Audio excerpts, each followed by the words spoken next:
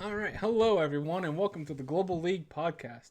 I'm your host, William, and today with me I have Ryan, Hello. and we are going to be talking a lot of spice this week because this is the final week for three of the this is three. This is six, William. Three of the major regions. Wow. We'll start over. No. But three of the major regions. We're going final week. We're going to see the playoff officially happen and all of that spiciness. So let's start off with Team Liquid being better than C9, right? We'll get to that. No. We'll talk with NA. All right, let's talk No. LCS. So Ryan did actually beat me this week. He went 9-1, and I went 7-3. He bet against his team, and Hey, it paid off big time. And imagine Dignitas, imagine if I bet completely against my team. you would have been 10-0. This was the only loss this week. That Who would have would been have our thought, first ever right? 10-0 in NA. Imagine picking C9. Yeah, I know. Imagine. Well, that was actually. I'm gonna bring that up. So basically, this is how the standings are now. We have Team Liquid in first at 13-3. It's Cloud9 and Team or TSM at 11-5 apiece. FlyQuest at 9-6. Golden Guardians at 9-7. Evil Geniuses at 7-8. 100 Thieves at 5-10. CLG at 5-11. Immortals at 5-11, 4-12. Sorry, and Dignitas at 4-12. Had to refresh the page because they lost before this. And but yeah, my issue being, Ryan, I brought this up earlier today. This is my little spice. I'm gonna bring it right away. So C9, as we know, is two and 5 since the start of this. What's the word I'm looking for? Started the second half of the split. This is the teams outside of here. Just a quick update on these. These are the teams, what they are at the halfway point. Do you notice any issue here in regards to C9's position on this graph? Uh, dude, It's not really a graph, it's more of a list. But the issue I have is that C9 is 2-5. They are tied for eighth with Evil Geniuses at 2-5. The only team worse than them in the second half of the split is CLG at CLG. 1-6. And they won the first game and have lost 6 games since. So that's an issue for one. That's already a terrible. You never want to be only one game away from CLG. I apologize, Raptor, for not reporting. I knew I forgot something. Blame Ryan. Blame Ryan for everything. I know I didn't get a notification too. I had to go find the stream to make sure you were actually coming through. If we didn't have a silent stream again. It happens. But my issue being here is that not only do you have being one game different than CLG since the beginning of July, you have Team Liquid, TSM, FlyQuest, and Golden Guardians. Now, FlyQuest is really hot right now, but for the sake of my argument here, to make it sound easier, let's just say who are your three biggest competitors to get to Worlds? Team Liquid, TSM, and Golden Guardians, in my opinion, at the Yep, moment. In the this is back true. half of the split, they have a combined 5 losses. You have 5 losses by yourself as a Yeah. Cloud9 fan. And, like, But to that be fair, is scary. one of those was not to FlyQuest. That is true. That is true. Genesis wants to know: are they unironically sandbagging? I They're don't not. think so. They're not. I really do not They're think they are. Yeah, they're yeah. Believe it or not, the Invent already did an interview with Niski after the TSM match. It basically was just shared with us. They just posted it. They're not. It, Even Niski even straight up admits that they feel like they have a very poor read on the meta right now. They feel like other teams are adapting well, and they have not. They're very slow to pick up how they should be playing in the current meta, and overall, just in general, they feel like their draft strategy has changed. He even straight up admits that they were just drafting how the picks that they like to play and actually countering the enemy picks, and they feel like they've gotten away from that, and enemy teams are just better at countering them in draft now, and just generally they're just playing bad right now. yeah, and the thing So that blows my mind is that this was a team that I said in full confidence, like 4, 5, 6 weeks ago, maybe back when they were 9-0, that if they didn't play in NA, they would be so much higher on my power rankings for the world's top 10. I believe like 7th or 6th or something like that. But I'm Yeah, like they were bordering on the top 5 for you yeah. for the longest time. Yeah, and they could have like I was like in my heart this team is top 5. You know, like it's just that they play in NA so I can't physically put them up there because they're not going against the same competition consistently and it's best of ones on top of that as well. But now I'm at the point where 4 weeks later I still believe Cloud9 will make Worlds, but the fact that I have to question it is something I never thought I would do this year. Like I'm the fact that it's bad that you're on a 3-game losing streak and 2-5, like I said. Look at the streaks on the top though. Liquid's on a 3-game winning streak, TSM's on a 4-game winning streak, FlyQuest is on a 4-game winning streak, and Golden Guardians on a 3-game winning streak. All of your top competition, like we can be honest, Evil Geniuses, 100 Thieves, CLG, garbage. You know, not gonna be an issue. But Golden Guardians, FlyQuest, TSM, and Team Liquid, all possible worlds threats, like to make worlds. Mm-hmm. So now we have a 5-team race for 3 all true. spots. Yeah, if we have a 5-team race for 3 spots, and you're the only team out of the 5 slumping, and all the other 4 are like, they're all performing way better than they were at the beginning of the split.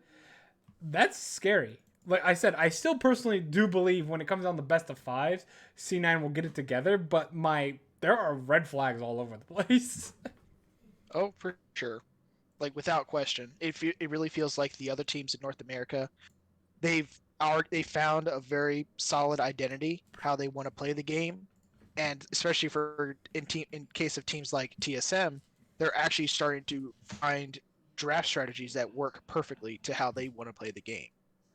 They've stopped They experimented in the beginning, but now they've settled into very standard picks that actually not that both flow together for how they like to play the game as players, but also flow together as picks between each other.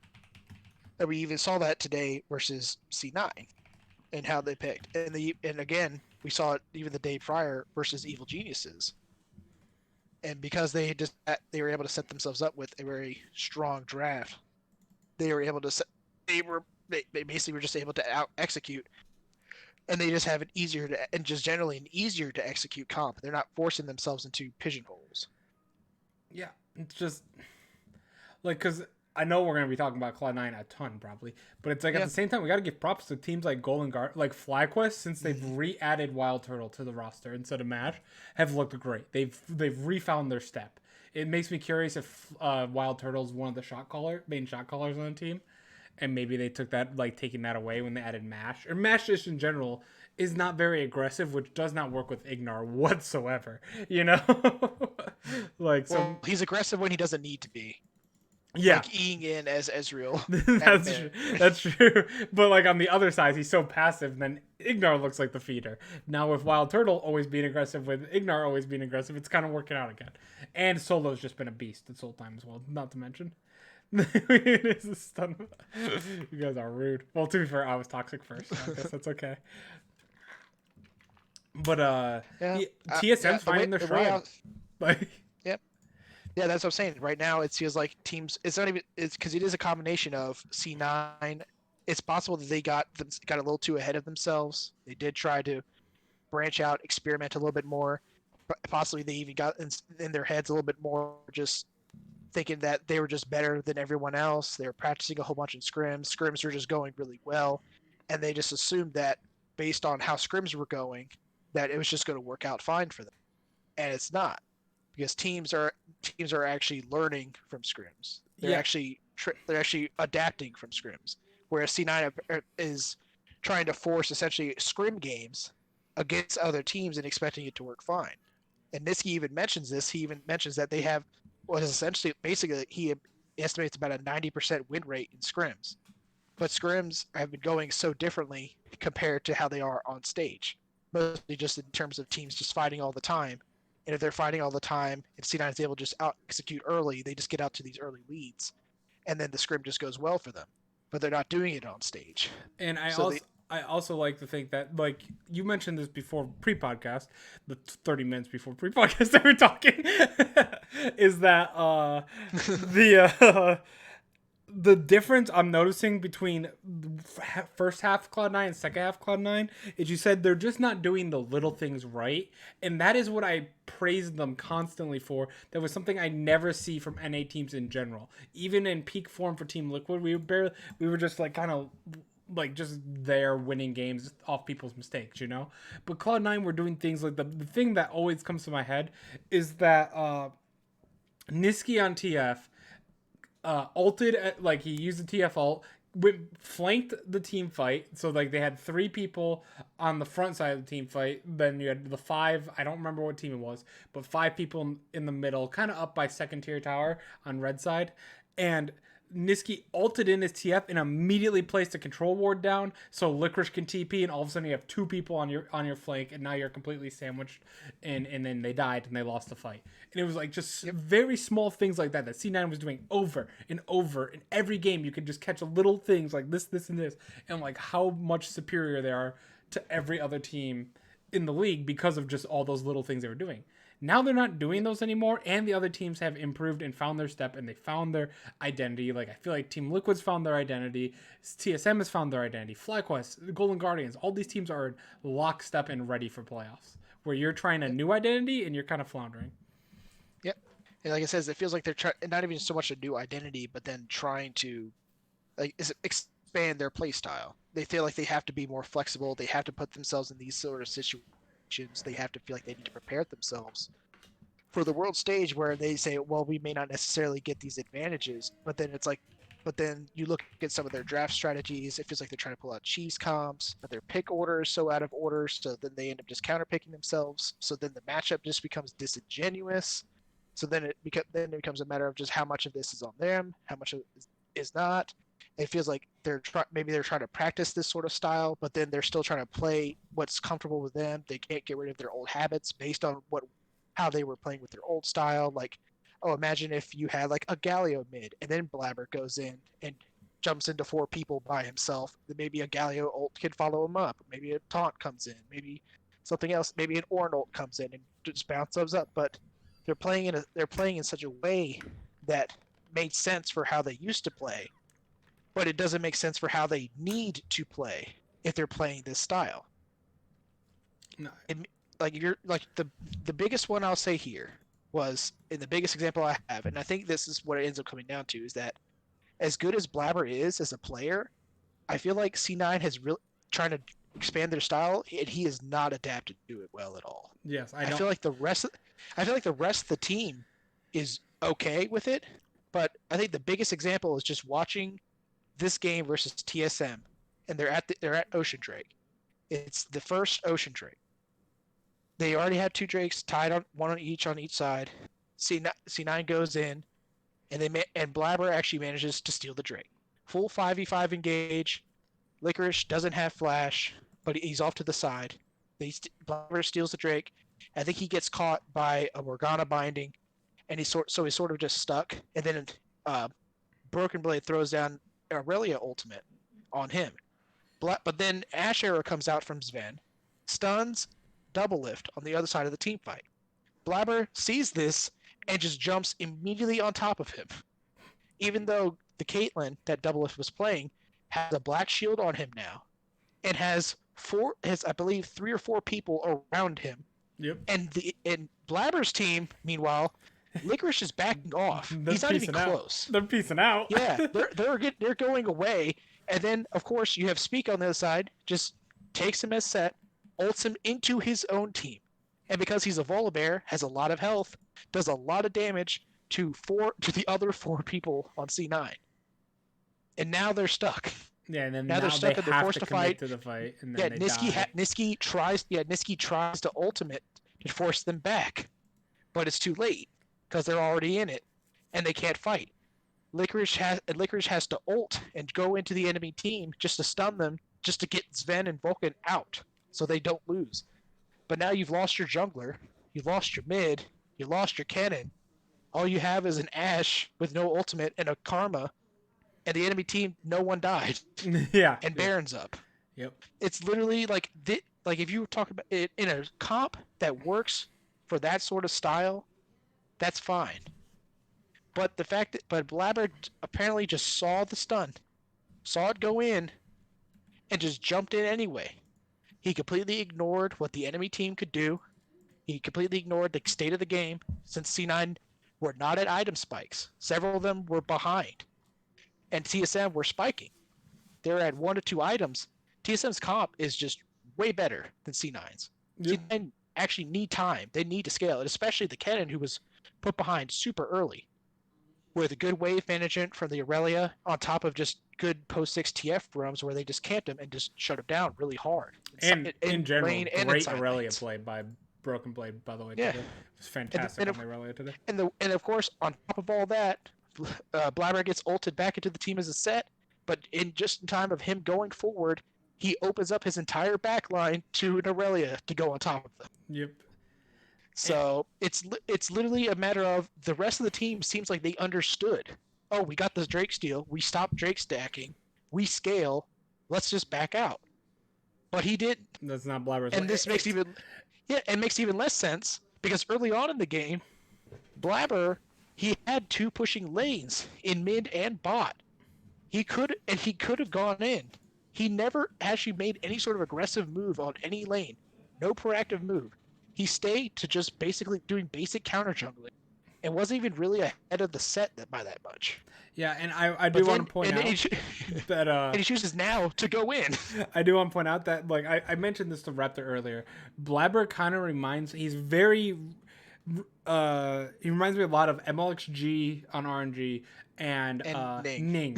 Yep, that's the exact 2 I said. Was that he plays exactly like those 2, where Ning right now, he's got his shit together again, and it looks terrifying. Like, he could be the best of the best, but he has to be with the team. The team has to be with him, or else he's just gonna look like what Blabber's looking right now, and or what Ning looked like all of 2019 of just running it down. He's gonna look like that top lane play where TSM just take the top tier 3. But even after C9 killed Broken Blade's Aurelia and get his shutdown, Blabber proceeds to just run forward and keep running, and then ult onto 4 people by himself while the rest of his team is a screen away. That was weird. That is like actual, like, I know this is a bit of a throwback to another C9 jungler. That is some rush level shit. Like, literally going in 1v4 for no reason when you have no way for any of your team to follow up. But in saying that, I'm curious on your opinion. Gut check doesn't even have to be your predictions. Just straight up gut check. Does C9 make top 2? Does C9 make top 2 for regular season?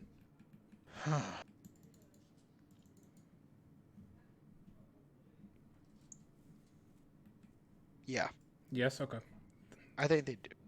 Okay. So like I said, I'll say right now, it's almost entirely just based on TSM's schedule. Gotcha. And who they have to face. So because even if TL, and we'll get to it, but because they do play TL and Golden Guardians, who are two of the last teams that C9 beat before today, who lost to before today. Mm-hmm. So and even if TL locks a spot for first, and you got to imagine, like, even just pride wise, they wouldn't just give a game to TSM. But even if they don't, Golden Guardians is going for that spot. They're they're going to be gunning to try to beat TSM. Agreed. I think that. And if C9 is not going to play C9 style, Golden Guardians will. They'll be ready, and they'll pick comps that could actually attack TSM and try to counter if TSM tries to pull that sort of stuff there. But that's mostly just execution based. I also think that C9's draft strategy, which can tie back to poor meta read right now, I feel like that has also been an issue. It has been a bad habit in the past as well. It's why, like, I always feel like Red Side at C9 is like one of the worst versions of C9 I've ever seen. I feel like they never use Red Side properly, but because I feel like half the time their pick order in prime personally is just it never feels right. It always feels like they pick things out of the order that they need to, and they don't utilize flex picks like they should. They'll make a pick that's a flex, and they'll try to threaten like they're going to flex it, but they always just play it where they expect it to go. They never pick a set. They almost never pick a set and just expect it. Oh well, we might play this mid or jungle. It's like only until and then even when you think they should go mid or jungle, they put it top lane anyway. Yeah, But even I think that, yeah, that's one of my biggest issues right now with C9 is like some of their drafting, like you said, for sure, has been very, very atrocious. But it's also like me and Raptor talked about this earlier as well. Is that for Worlds, like I understand because I fully believe you cannot win at Worlds unless you're playing a fast LPL high tempo game. So for C9, why are you practicing the slow style in the first place, for one? But even if you're a team like, say, Team Liquid or Rogue or something where you only have the slow style, I would rather Origin. Origin, yeah. Origin's not going to World, so. I know. They may not even make playoffs. Yeah. But if I would rather you have 100% effort into that style than 75% into slow, 25% into trying to be fast. Because at your 25% trying to be fast, you're still not going to be good enough to beat some of the top LPL teams or teams like Damwon in Korea and stuff like that. So at least put your full effort on the way you play. Yep. I've had several debates. I've had some long back and forths on basically both of those points. Because the tying back to like LPL talk, I've had talks with freaking like it was the V5 versus Suning series. And the draft, and I had so many issues with Suning's draft in that game one. I don't remember what it was offhand, but essentially they just picked super scaling. They picked they picked like 3 losing lanes with all priority in the early game to arguably the best early game team in the. Yep, second best. And they just expected to just weather that storm. And the debate was, do you pick picks that can try to challenge and contest the best early game team in the world to just not let them play their game, or do you just try to weather the storm against the best early team in the world because you can't contest them, and just try to hope to get to late where you can be stronger? Yeah, and Suning chose the latter because that is their style. Their style is super slow, drawn out pace, and even though Raptor's good, but yeah, Raptor. By the way, Raptor was the one I had several debates about this with.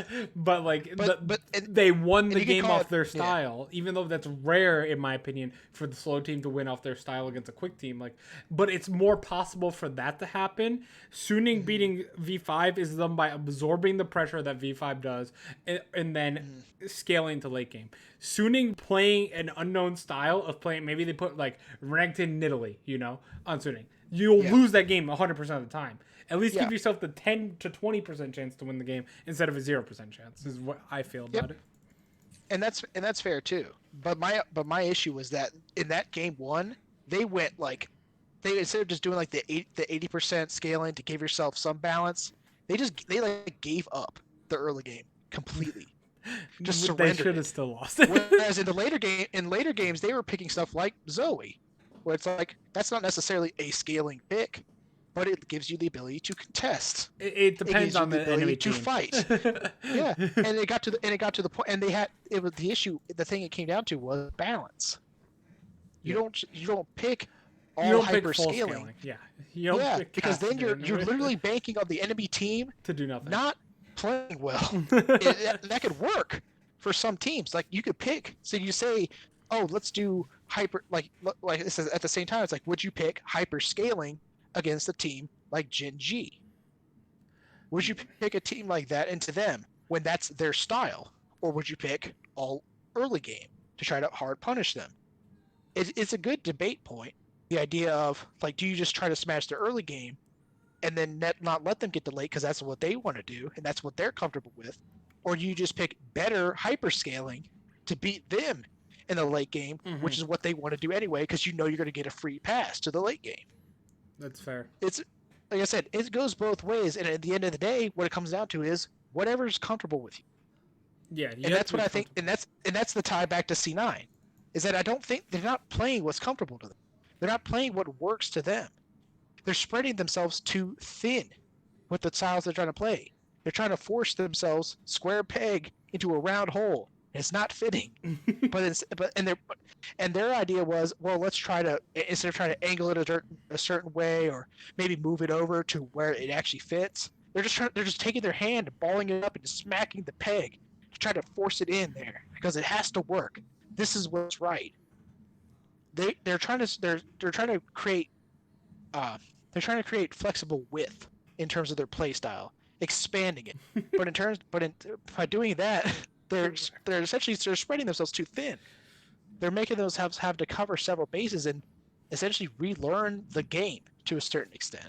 Relearn how to play a certain way that doesn't necessarily fit them, or fit their style, or fit their players, fit what they have to do. Whereas I feel like, and I've been saying it for a while, they needed to focus on depth. Take a style, refine it, focus it, sharpen it, and then find different ways to play that style with different champions and different comps. But you can't play that style if you're going to be picking these types of champions, these types of compositions. But you also just can't be asleep at the wheel and autopilot draft like they did versus Golden Guardians, where they pick Aphelios into a first pick Callista, where they pick Zoe into Volibear, Morgana, and Scion. Yeah, two big meaty boys in the front, and if you hit someone in the back behind them, you somehow miss the fatness of Scion and Volibear standing side by side. Yeah. You somehow get it through there to hit a squishy Black Shield. Doesn't matter. It's literally, and like I said, you could look at it. I know analysts have looked at it. Oh, C9 on their comfort picks, and they're losing. I'm like, yes, it's C9 on their comfort picks. Let's not lose the context here. Yeah, it's comfort picks, but it's a bad draft around it. Yeah, and again, it comes down to poor meta read. We're talking about picking essentially the patch where Ashe and Karma were both nerfed, giving over Caitlyn. Okay. I'm interrupting. Caitlyn. Go ahead. I do not understand. I talked with this with Raptor as well.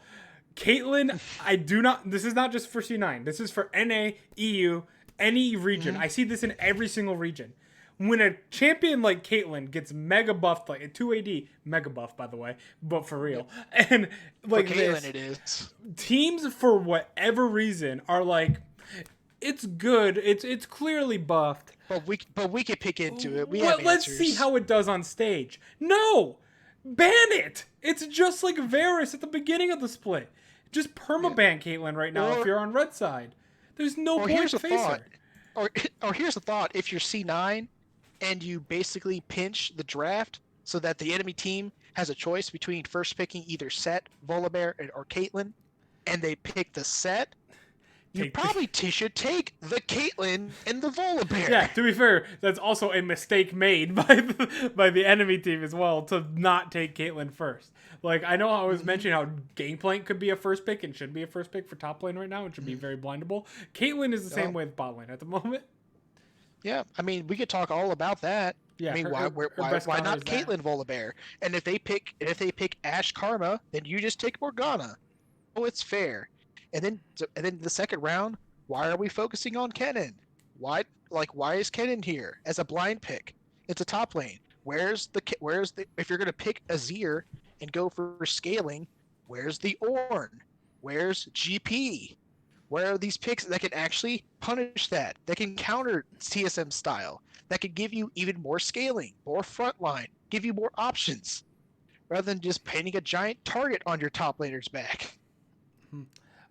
Or if they don't pick the Ashe Karma and they pick like Ashe Morg to keep you from getting Morgana, pick Caitlyn Karma. Yeah, and you just shove the lane. And it's just like what Raptor said with ADCs. If you, which since Ashe has been nerfed pretty hard by a pretty significant nerf coming in for her, with that was it 30% attack speed instead of 50% on the Q, something like that. Yep. But that leaves Senna, Ezreal, and Jhin. Ezreal's still fantastic in my opinion. But Jhin, I guess maybe I just suck. I've never liked facing Caitlyn as Jhin. I don't think he's a counter too hard because I feel like Jin's whole point is to get ahead early and steamroll the lane, because then if you especially if you're facing tanks, you're kind of completely useless. Or if you have any type of like what was it, Fnatic played Jin against G2 or something like with Camille, like was it Camille LeBlanc or something, and Volibear. I forgot. They have like 3 people that can jump on Reckless's Jin. And I'm like, why? Like, poor Jin here is just going to get slaughtered being the immobile Jin has no ADC chance. with only 4 bullets. Was that the Jin Pike game? Yeah. Oh, God. And they just had like, he's got 4 auto attacks he could do before he's got to reload. And he has 5, like, the whole team could just jump and kill him. But anyway, Jin has to get ahead early. Caitlyn bullies every single ADC out of lane. Right now, every single ADC loses to Caitlyn in lane. Maybe not Draven, because it's Draven, but I don't know. Well, actually no, because you can put the traps under his axes, so it's probably a counter. But Draven just does so soft much. Counter. Yeah, soft counter. But soft answer. It's doable. Yeah, it's a winnable lane. But Draven's not very viable at the moment in pro play. Well, so yep. Caitlyn has longer range too, so she doesn't have to worry about. He does Draven. peak harder at 2 items, but like it just doesn't feel like, to me personally. Whenever I play Jin, I feel like I lose to Caitlyn all the time because I lose my poking ability.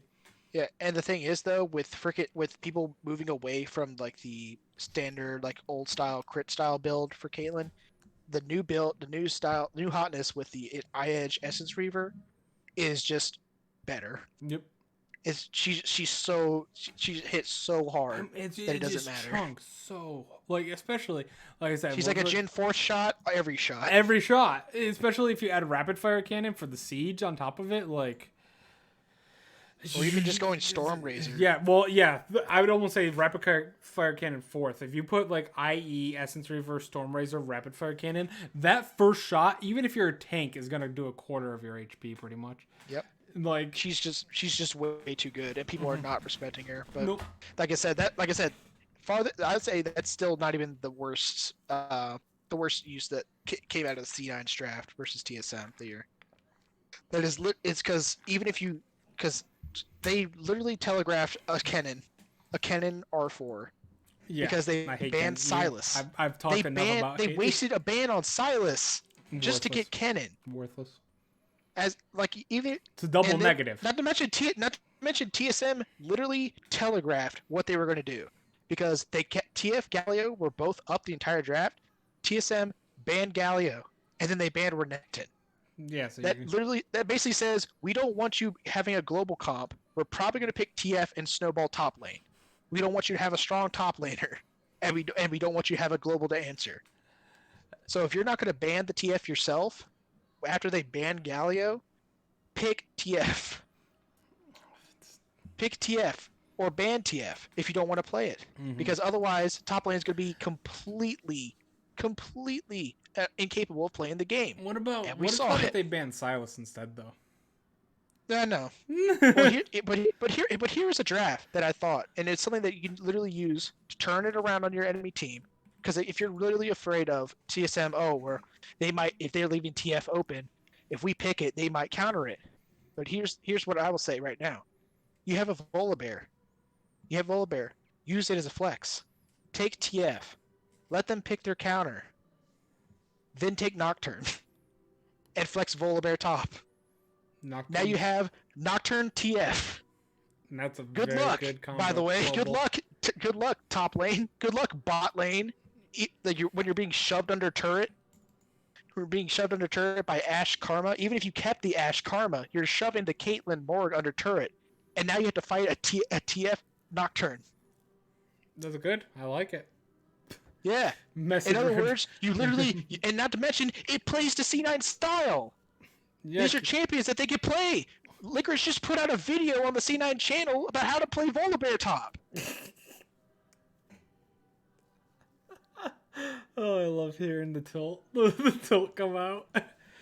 Oh. And that's the thing. And I'm just some nobody on the internet, man. I'm not getting paid to do this. I'm not getting paid to think.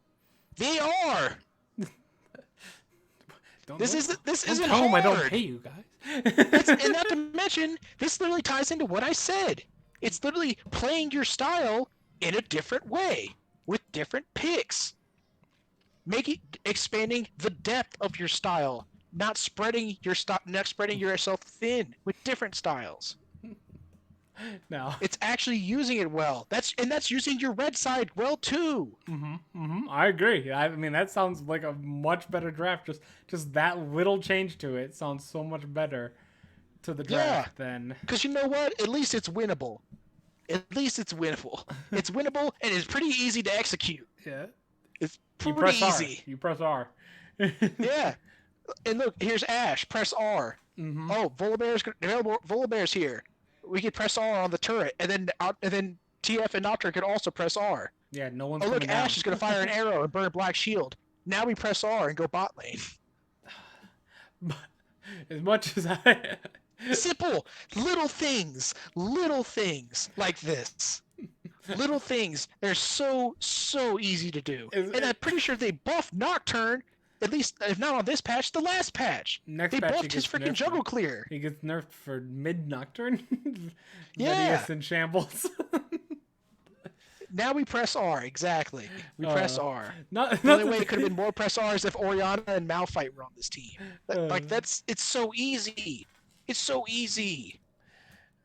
Not to take you away from your and rage. you're so ranged, so they can't just freaking Goomba stomp you in team fights the same way that they did in spring when they also beat you.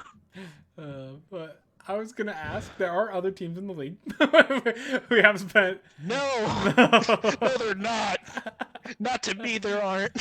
So we've discussed Golden Guardians, FlyQuest, TSM, and Team Liquid all going up and C9 going down. So the bottom of the table, there is still playoff spots available. Some people haven't locked it in coming into the final week.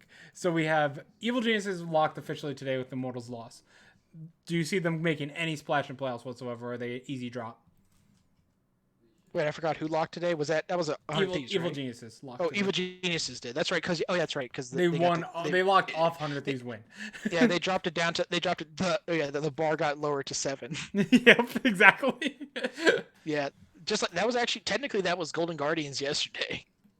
It was because the bar technically got dropped to 8 when Dignitas lost. Mm-hmm. That's interesting. But as for Evil Geniuses, they're dead. I mean, right?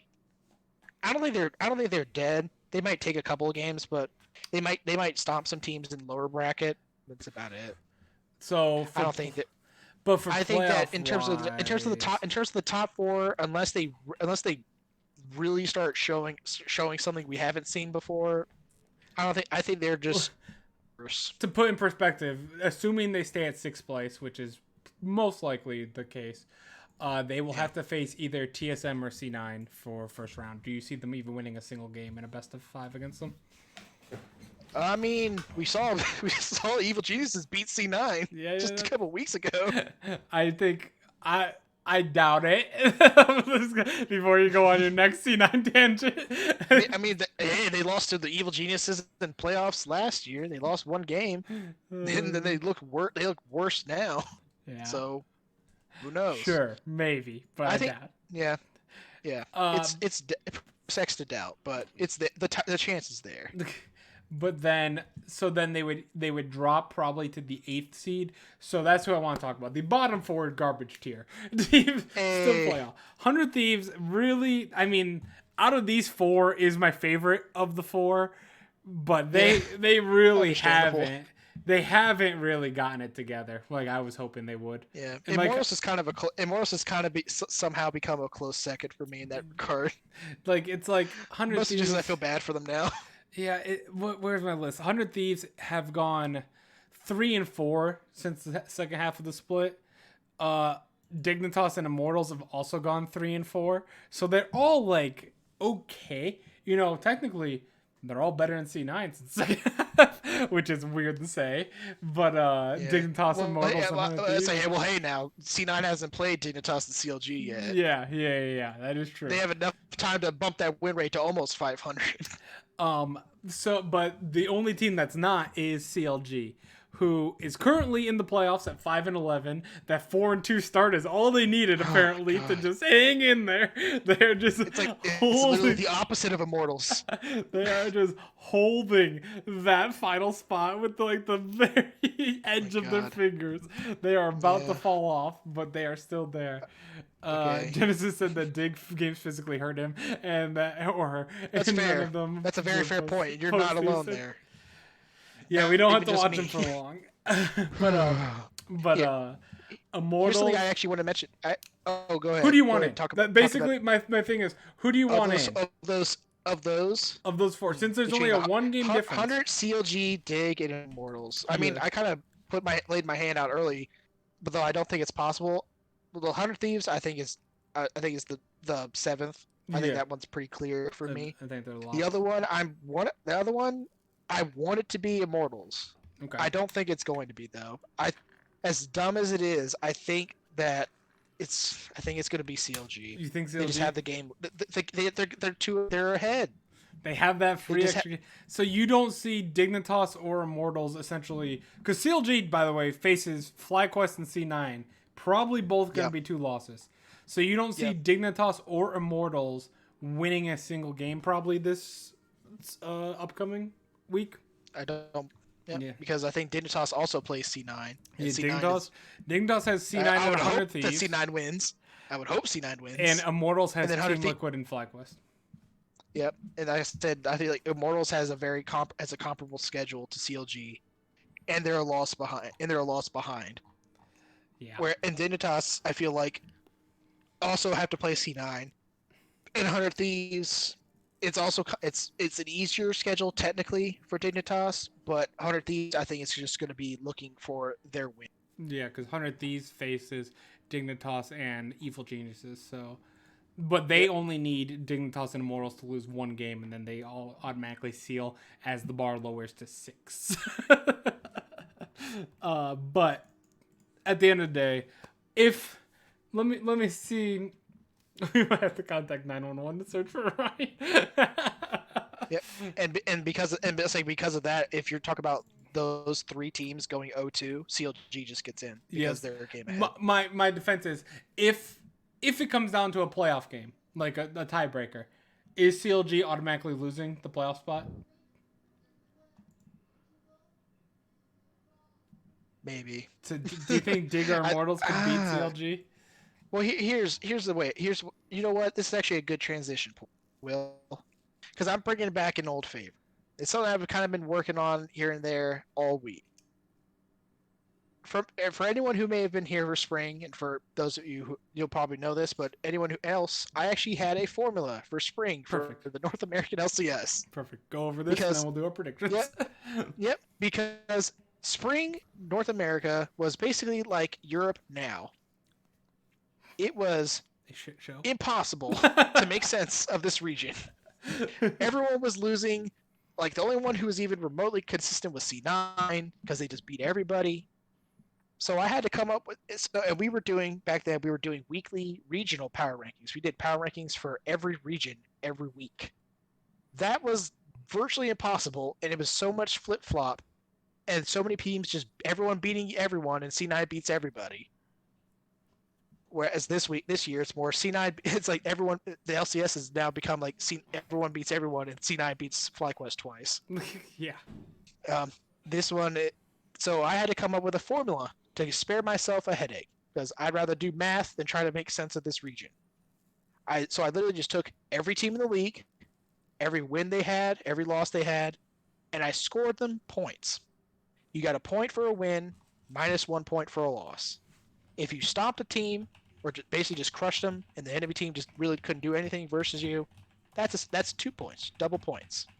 If you threw the game, or you were the recipient of a throw, you got half points, because I'm not going to count that against you. You were pretty much winning, unfortunate circumstance. You still lost, so you still lose points, etc. But if you had just a terrible loss, the enemy team just kind of played their game, and you were just kind of running it down into them, the enemy team still just got a point because they kind of got handed a win, but the enemy team gets minus 2 points for playing like shit. Now last split, I had to use special rules because CLG was a garbage fire somehow even more than they are now.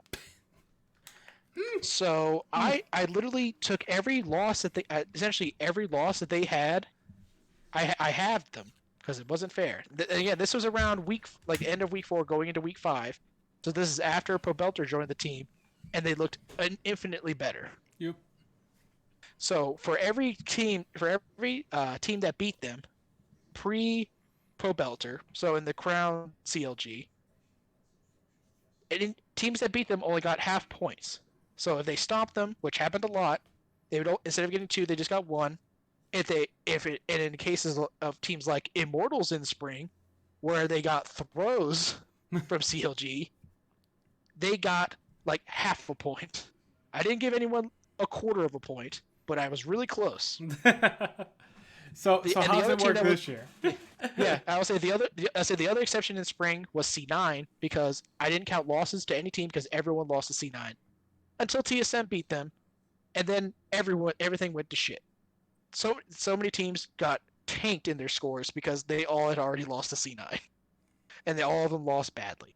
But this split is a little bit different, and this one was kind of what took me some time because we had 3 teams, unlike CLG in spring, who were dumpster fires at the beginning of the split, but made roster swaps and looked better, in quotes for some teams, better. Mm-hmm.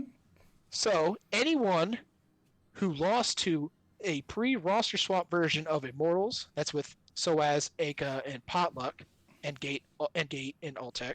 Did anyone lose to that roster? Yep. No. Pre-roster swap Dignitas, which is to say the one that had Viper along with Acadian and Froggen. Also no. Or a pre-roster swap 100 Thieves with Meteos and Stunt. Gotcha. If any team lost to those teams, they got double negative points. So there was the possibility that if someone somehow ran it down super hard versus Aka, Potluck, Immortals, they would have had -4 points. but no one did. So that was easy. that made it and simple. also you only got half points for winning against those teams because they were shit. That said, there was only one team. Oh, sorry. There were 2 teams, I believe, that actually did manage to beat those teams. It was CLG, and it was 100 Thieves with their pre-roster swap team. So it actually kind of made that calculation a little bit easier. Though I did also add the caveat that if you ever lost to Dignitas with Viper, you also got negative points because that roster still sucks. All right. What's your top 10? Let's do your top 10. All of that said, and many calculations later, I did my formula rankings to give everyone their conglomerate score. They all had a strength of wins, which is a positive number based on how their wins and how they won. So it's not just results based or who they beat. So it's not a strict strength of victory. I also took the eye test into play, just how the games played out, and same for strength of losses. Try to be a little bit more fair. Now, as of week 8, the number 1 team in North America with plus 11 points is Team Liquid. Hell yeah. Let's go. We got screwed by your thing last year. Yeah. And of course, and number two in North America with plus 8 is Cloud9. And just to show you how much of a huge swing that was between weeks, I also had week 7 done before I finished this week. Cloud9 was ahead. Cloud9 was up plus 12 over TL being plus 8 after week 7. What were Team Liquid and Cloud9's numbers again? Sorry. For this week, they were Team Liquid is a total of plus 11. C9 was plus 8. Gotcha. Okay. Yeah. Essentially, actually, it's funny because it's literally C9 and TL have the same win score record, in my opinion. They both had plus 16, but TL just has less losses, so they only are minus 5 in their loss score, but C9 are minus 8. Oof. That said, moving on. Let's just get some guesses here. Who is number 3 after week 8? Number 3 Accor- after week 8. according to my formula, who is number 3? FlyQuest, because they had a good 2 a week. Again, You're back to close. back. Yeah, you're close. You're close. Who do you think is number 4? TSM. Okay. And number 5? Golden Guardians. Ah, you were so close. Damn. If you swapped Golden Guardians and TSM, you would have been right. Damn. And just moved FlyQuest down to 4th. But the reason I had mentioned them all is that Golden Guardians was 3rd, FlyQuest 4th, TSM 5th. So I was the wrong. reason why- I was so close, but I was but the- wrong on all 3. Yeah. Yeah.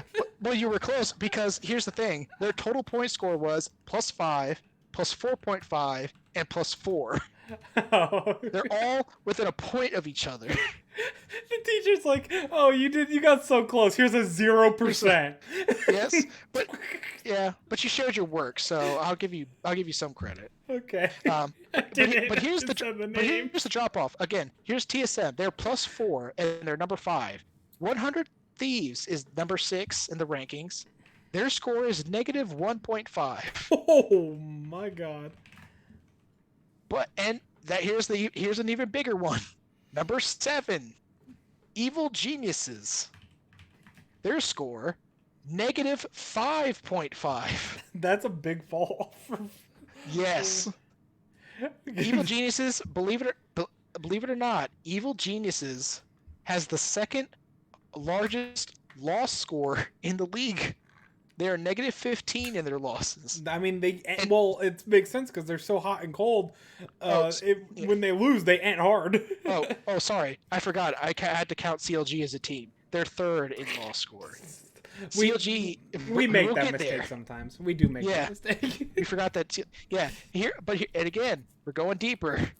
Number 8 is Dignitas with a -8.5.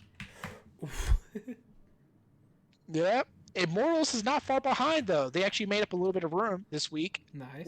They're at 9th with a -9. Okay, that's close. Yeah. That makes this was a sense. good They're about the Yeah. same team.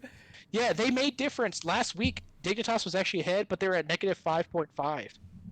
And Immortals was only at -8. So the win actually kind of helped them. Man, who could have guessed CLG would be 10th? And here it is, CLG, 10th place. Drum roll, their final score, -14. They had the worst loss score in the entire league with -19 in their loss score points. And they had the worst win score in the league, despite having more wins at only +5. Every win was Immortals is actually 2 points ahead of them. Dignitas is second to last. I love doing this formula because I think it actually paints a really good picture. I know of course, all of it is subjective. It's based on how I look at the game, but I want to think that even as a casual observer, you can literally look at this game beyond just score line, beyond just teams who beat who, and you can look at how the games actually play out, and you would come to the same conclusions as me. Like it's pretty safe to say that TSM gets a 2 for how they beat C9 today, and C9 would also get a -2 for a similar reason. They just got beat real bad. So my question is, do you happen to have? Yes. This is very, because I agree with pretty much most of this. I would probably have TSM a little higher, but it's really close. It's only a 1 point difference. Like I said, the thing that was holding TSM back in these scores, and I'll even say it right now, because I mean TL is up there almost entirely based on just their win-loss record. Yeah, they're 2 wins ahead of them, which means they all automatically have 2 less losses. But TSM also had a couple of shaky ones. They had like those last little ones where they got a freaking back. They had like 2 backdoor wins. Yep. So a little shaky. They only just now start. Like, if you wanted to get into like back half stuff, that I'd have to go through each team. But I want to say that like I said, the teams that you mentioned are definitely going to be higher, especially the versus C9, who only has 2 wins. I think it's funny too that teams like that, like the huge drop off, I can totally see 100 Thieves technically being a better team than Evil Geniuses just because of the amount of just ent we see on Evil Geniuses as well and the collapse that we're seeing off Oh of. yeah, And like I said, do you happen to have your their loss rankings? score is massive. Do you happen to have your rankings from the end of Spring Split so we could just compare it to the regular standings of Spring I Split got at the end? I gotta see if I do. If I you don't think don't, I that's actually fine. have them on hand. That's fine. That's fine. Yeah. But yeah, I might I'll actually, just you know tell you what? I they're might actually, very. I might actually have them in the document that I sent you back then. So The, I might, let me see if I actually have it. If you want to talk, I could try. While I'm Yeah, trying to find that. if you could find them, they ended up being insanely accurate. Which I mean, sure, we're doing it at the last week, so of course they're gonna look accurate now. but even though it was like week to week, it looked so weird. Like this was before we knew the official Team Liquid collapse. He had him like a ninth. He had CLG above them at one point, which then CLG obviously fell further down. But it was like I don't believe it because you have you have Team Liquid as like ninth, and then Team Liquid when they got the 2-0 week with Tactical instantly went up to like third, but then they collapsed again and it was immediately fell back down. It was kind of crazy, but for the most part, it was pretty cool in general. We don't do the whole power rankings anymore, except for pre-split, mid-split, and end of split. Which so next week we'll be having a lot of power rankings to talk about, and that will probably be a lot of it. We'll probably skip most of the bottom teams because they won't matter anymore. But Yeah. it will be a lot of playoffs more. Like the power rankings will be like this is how they look at the end of the year, and then it will be a case of this is how we think going into playoffs. Who are the hot teams and who are not. Any And luck? A will still be kind of rough because we're only kicking out 2 teams. Yeah, that's true. That is true. Any luck? Yikes. If not, that's fine. We could just move on to yeah. the. Here we go. Let me see. I believe I had. Yes, I actually had them right here. Okay, so I will 'Cause pull up he- spring season if and you then wanna we'll pull move it- on to yeah. predictions. Yeah, pull up spring season and see what the final rankings were after week 9. All right, so the final rankings for spring season was Cloud9, number 1, 17-1. Evil Geniuses, number 2, 10-8. FlyQuest and 100 Thieves also tied for number 2 at 10-8 apiece, which is very funny to think about nowadays. TSM at 9-9, only one game back. Golden Guardians 8-10, Dignitas 8-10, Immortals 8-10, Team Liquid 7-11, and CLG at 3-15. So they have more wins than they did last split, at least. I love how it's actually the thing is it was actually surprisingly close, but almost entirely for the top 6. Yeah. Because the rankings that I end up having, and actually it's a good thing I actually wrote the points down as well for their final point score. It was C9 at number 1 with plus 26. So a lot more like Evil so, Genius. So C9, I'll put them over here. Well, yeah. They 26. lost. But, I mean, they only lost one game. They lost one game, and they stomped basically everyone else in the league except for Team Liquid in the very last game. Yeah. Yeah. So, number 2 was Evil Geniuses with plus 4. So, bit of a drop. Kind of goes to show how bad NA was at the time. Yeah. Number 3, and this one was actually a tie. It was TSM and FlyQuest. TSM technically had the head-to-head, I believe. So No, I think what it came down to, I think they might have been tied, and I had to give it to the one with the highest win score. Gotcha. So, number 5 was 100 Thieves. What was their score, by the way? Oh, for TSM and Fly, it was plus 2. They were both plus 2. For 100 Thieves, it was negative 0.5. So a 5th place team in the league And then, was worse than your average team from your formula. Yep. And then you had number 6, Golden Guardians, and they were negative 5. Okay. And as weird as it sounds, Immortals was number 7 at negative 5.5.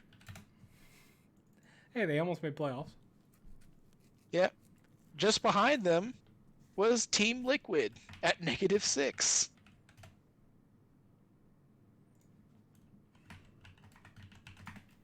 And then you had Next up, Dig. CLG was number 9 CLG at negative was 8. 9?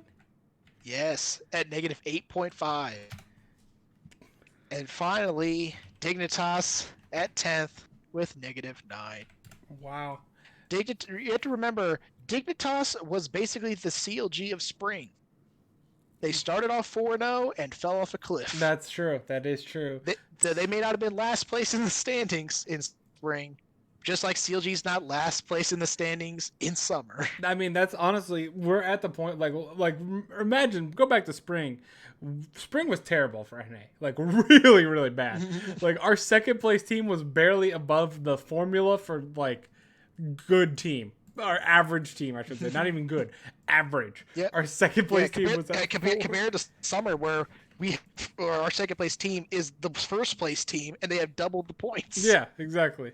I mean, we're still struggling. Your fifth place team has that many points. We're still struggling a bit, but it's not nearly as bad. It's definitely closer to, as C9 obviously at 26 last The time. parity is there. Mm-hmm. Man, it was kind of crazy, but I think it's cool. So it'll be curious to see if this is kind of how the standings play out. Is where I was trying the long way to explain how we think the standings might get out. So according to the formula, Dignitas will pass CLG for that final playoff spot, but Immortals can be able to get it as well. That's the thing though. I feel like at the end of the day, it's less so if they'll pass. It's more so just CLG is just worse. CLG is just worse. They'll probably still make it, but they're worse. Oh, I'm like absolutely going to put CLG as my 10th place team if they go 0-2 this week and they still make playoffs. They're still going to be 0-2. We're just going to have our top 6 and CLG is still going to be 10th. Yeah. Alrighty. With that, though, let's move on to our predictions. Top 8th and then 10th. Yeah.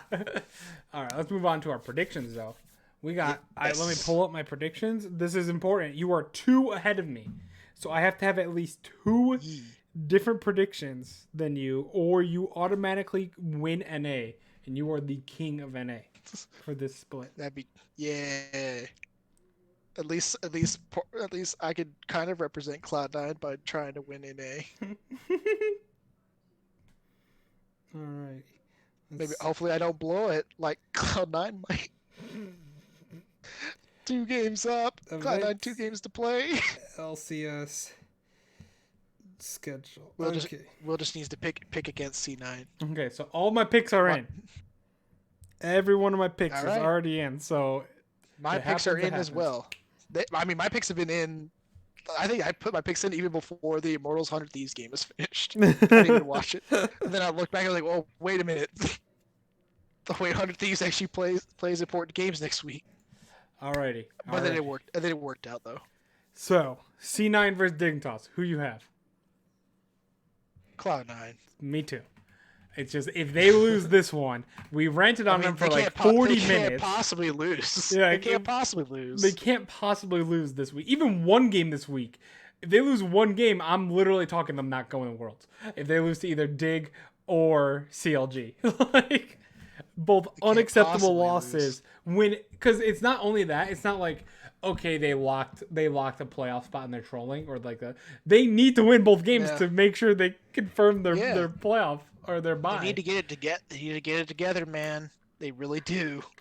They cannot. They need to channel more of like spring 2018 Team Liquid than spring 2018 Cloud9, where both teams just kind of slump hard in the second half, but then TL actually gets it together near the end and wins. All right. Game number 2. Big game between Golden Guardians and TSM. I picked TSM. I also picked TSM. Damn it. That's one of those 50-50s. There's a few 50-50s here. I think Golden Guardians is going to win because of the way they're playing right now. Yeah. But I thought you would think that as well. Here's the thing, Will. Like literally, as soon as I picked it, I put the Kevlar on strafe because that's how little faith I have in this prediction. But I was like, I feel like TSM is gonna pull it out. Yeah, I wouldn't be surprised, and I would love to see Golden Guardians win. As a C9 fan, I would love to see Golden Guardians win. Yeah, I think that our Golden Guardians right now is playing the old way C9 played a few weeks ago, so I think that Yep. might be able to beat, especially with closer in the jungle, just hyper carrying is how I think the game's gonna go. I picked TSM because I thought you would think that's how the game would go. So all right, that's one of them that I thought I would have on you. That's not good. I did pick more than two. That's all right. Here's one. Here's one where you make up room. Oh yeah. I know you believe in Immortals. Yeah, for sure. I picked Team Liquid. Yes, I also picked Team Liquid. Yeah, that one's a no-brainer. Team Liquid, literally, they don't like, you know how we say like this is a trap game. They have to prep for TSM. They don't have to prep for TSM. They can put all of the prep into Immortals, win that game, and not even We're show just gonna up. stop them. We're gonna smurf. Yeah, and not even show up for the TSM game. They don't have to connect because that game doesn't matter. The academy team comes in. Yeah, exactly. That game will be a first place. Like Team Liquid's already first, sealed it. Game doesn't matter to them. So Yep. Team Liquid will probably win this game. I don't think it's going to be a trap in that sense. Yep. Next up, Golden Guardians versus Evil Geniuses. I picked Golden Guardians. I also picked Golden Damn Guardians. it! Why would I pick Evil Geniuses? I know, but like it was too much for me to not pick it. Hoonie Gangplank. Oh man. Hoonie Gangplank too strong. All right, there's only 6 games left, and 2 of them have to be different at minimum. I wanted at least 3. You can't stop the Hoonie Gangplank. It's inevitable, Will. Like 66%. I actually am curious if I'm at 66% because I'm at 75% combined in Korea and China right now. I'm at 80% in Korea at the moment. It's so easy at the moment. So easy. But just too easy, man. All right, I say that as someone who keeps believing in freaking dynamics. FlyQuest versus CLG. I got FlyQuest. There's no way in hell I'm not risking anything on CLG. If FlyQuest don't win this game, I'm very concerned. Even me 2 behind, I'm like, even if I was 6 behind, like you in the LPL, I still wouldn't pick CLG. Yeah. Well, I mean, we'll get to that when we get to the LPL. There are teams where I'm like, well, there's no way I can even pick against this team. Pick this team. Mm-hmm. Yeah, FlyQuest could probably just run it down early game and still have the late game ability to beat CLG. Yeah, totally agree. All right, 100 Thieves versus Dignitas. I have Dignitas. I have 100 Thieves. Yes, that was one of them. I had a feeling you might pick that. You know, I almost picked Dignitas just because of that, and because I know sometimes 100 Thieves is prone to inting themselves. But I feel like Sunday versus Viper could carry me. No, I totally put you at CLG instead of FlyQuest for that fight, just because we were talking CLG as I was typing. You son of a bitch.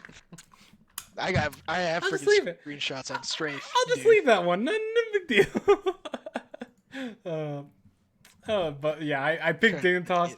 I literally had 100 Thieves here until 100 Thieves beat Immortals, and then I'm like, oh, he's gonna pick 100 Thieves, so I really switched to Dignitas. Which is hilarious because this is the game I was talking about where I picked it without even watching the game. That's funny because I was like, I was like, oh shit, hold on, they play Dignitas and they're playing Immortals right now. If they lose this, they might lose the Dignitas. Yeah, if Immortals would have won, I would have been screwed then. That means. Thank you, Immortals. I mean, it worked out for me, I guess. But next. Okay, so I just need a minimum 1, hopefully 2 more, so then we have a winner and we don't have a tie. Okay. Though, to be fair, we still have playoffs and stuff, but this is for regulars. Or tiebreakers. I mean, there's definitely a couple that are coming up that I have a feeling you could easily take. All right. So, C9 versus CLG. This is not one Here's of them. one. No, I don't think this is one of them. Dude, CLG always plays C9 tight. It's classic. It's a classic C9 game. will always randomly into the CLG. It's just tradition. Do I think Dig will turn up to play? No. But it's close enough. I mean, they'll try. They'll try, and like with the playoff spot on the line, this is their best chance to actually make at this point, they might have to just bring Lorlo in. Why not? I do not I would not trust Viper versus Sunday. No, not at all. Oh, God, I have Viper versus I would at least trust. Sunday. I would at least kind of trust Lorlo to just lose gracefully Yeah, just attempt and not run it down. Oh man. So I mean, it's possible. Out of all the upsets, it's not the worst one to pick. Oh so. yeah. All right, 100 Thieves versus Evil Geniuses. I picked 100 Thieves. I picked Evil Geniuses. Oh, really? I did. I'm happy about that one. I'm sorry for screaming so loud. I'm just. Remember what I said? Yeah, remember what I said about sometimes 100 Thieves will just randomly int themselves. That's kind of what. It's kind of what. That's kind of what drove me to this one. Nice. Okay. Plus, I think Evil Geniuses really. Yeah, I think Evil Geniuses also want to try to bolster themselves for playoffs. I don't think they can. I think it's the same scenario as Someday versus Hooney now instead of Someday versus Viper. Oh, yeah. Well, I trust as dumb weird as it is, I trust Hooney way more versus Sunday than I do Viper. That's fair. That's very fair. But okay, that's two different. It's like I also trust their bot lane. With I'm totally blanking right now. Yep. Yeah. And then you have Golden Glue versus Ryoma. That'll be fine. Yeah, especially because Cody-san, man, he's been so depressing this year. Did you see that? Did you see yeah, that? I saw that. Did you see Mark Z's trading card for Cody-san? No, I didn't see the trading card, but I saw the power rankings. Yeah, well, I mean that's what he did. He did like a tier list, but he did them in like old football style trading cards. Gotcha. They gave him like they score you like on a 1 to 10 based on your attack and defense, and they gave Cody a 3 and a 4. Oof. I think for the ADCs he did early and late instead of attack and defense, which was like the top lane. Yeah. So he got a 3 and 4. Comparatively, I love Cody. Comparatively, FBI got a 9 and a 7. Yeah, FBI's been popping off lately. By the way, we didn't talk about that. We didn't talk about FBI and Huhi. I mean, let's just throw it in. Like FBI popping off. I mean, it's part of what. Finally, it's what I wanted. It's what I wanted for so long. I've been going on for. There is 2 years worth of podcasts of me just being like, guys, FBI is amazing. Just give him a support. Who's stepping up finally? He's really. It took 2 years, but he's coming into his own. He's finding his place as a support. I think the support role as well is actually kind of fits how he can play. Yeah, and it's become less about like support defining the bot lane and more about like just enabling the ADC. Yeah, I think I'm just so glad because I'm like, don't give up on this guy. Don't give up on this guy. He's so good. I promise. He was on the Bombers. He has potential. MSI. His potential blew me away at MSI when he was on the Bombers. Yeah. You know what this is? Like I said, it is like a C9 scenario where you have just like you have a top lane who's not like inting and running it down like he was in spring. He's actually playing a decent amount of carry and weak side. You have a jungler who's a beast, especially when played around.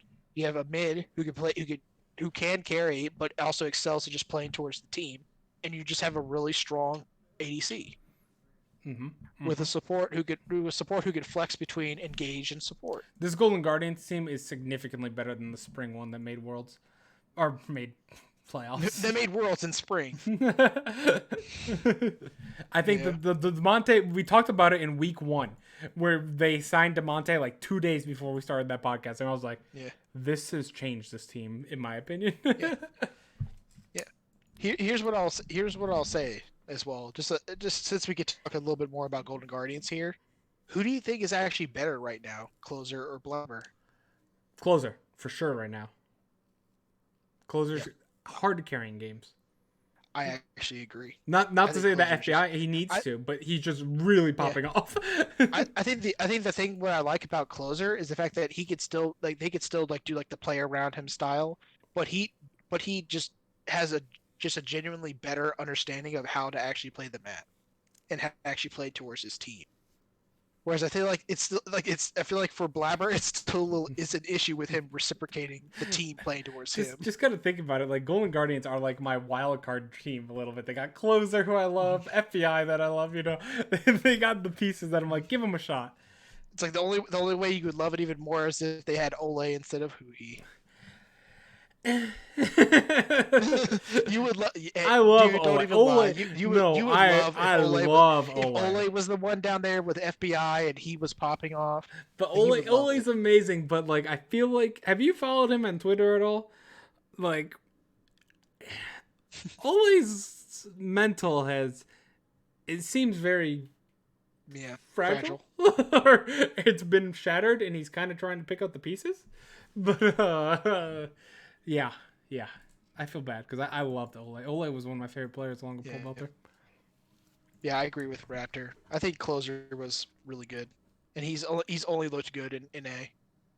Yeah, Like I said, he's like you said, talk about like within one split, he was a top two jungler, and within like the next split, he's in conversation for being the best jungler. oh, Loco flamed it, man. No, man. It's, When I dude, saw a closer, I was like, oh my god, that is the biggest steal I've seen from an NA team in a long time. yeah, that's what I'm saying too. Like it's getting down to the point where it's like To be fair, between he a choked team. at Worlds. He did choke at Worlds. Yeah, I was. It's one of those weird things where if you're the more and more we get into it, especially with C9 slumping, it's becoming more and more about who is the MVP of the league. Because I think Core it's pretty safe JJ. to say no, I would say it's either Core, Closer, or Bjergsen. It's one of those three That's for fair. sure. That's fair. It's Bjergsen's one of also those been three. In really fact, popping off I this would, year. yeah, because and especially with the way it's been playing, anyone with a like people might still look at like C9 and just put C9 players there, but I don't think any of them like the closest ones you might be able to say is Blabber, but he hasn't been playing like an MVP for like the past half of the split. That's, I mean, that's fair. That's fair. Like, and like, I think Yeah, Licorice has struggled a lot this past half. Niski, kind of the whole team in general. yeah, And like, I mean, Vulcan and Sven have been the better half in my opinion, but at the same time, yeah.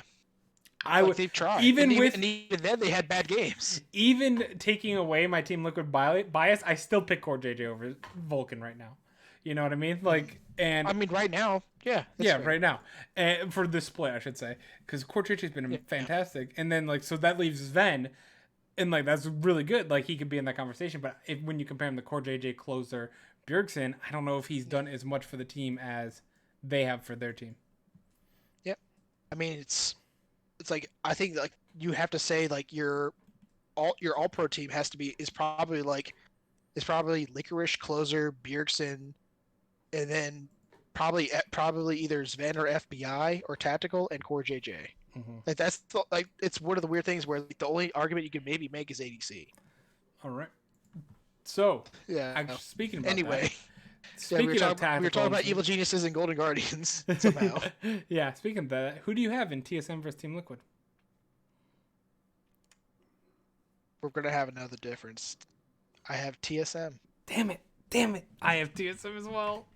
Really? Yes. You actually picked against Team Liquid? Yes, I did. Raptor knows too. Raptor knows my picks. I went over them with him. Like I was like, "What will Ryan do?" Yeah, I literally picked TSM not because I thought that you were gonna pick Team Liquid, and I was trying to give you a free difference. I actually picked TSM because I think TSM is gonna be gunning for a second place. And they're That, tied right now. and on top of They're gonna that, be Team gunning Liquid's gonna be for done, that second place. and Team Liquid's gonna be tied Yeah. in first by themselves. Comparatively, the motivation is just not gonna be there. Yep, that's exactly why I picked it. That's I was hoping maybe Yeah. you wouldn't catch on So to that we part, you know. So Or we like so we both are essentially predicting that it's gonna come down to a a tiebreaker for tiebreaker, second. which means we will have another prediction to make, depending on Yep. how the scenario goes. So, Yep. Because I mean it won't be there if C9 loses one of those games or if mhm. TSM loses to Golden Guardians. so there was 4 50-50 games for me: TSM Golden Guardians, 100 Thieves Dig, Yep. 100 Thieves Evil Geniuses, and Team Liquid TSM.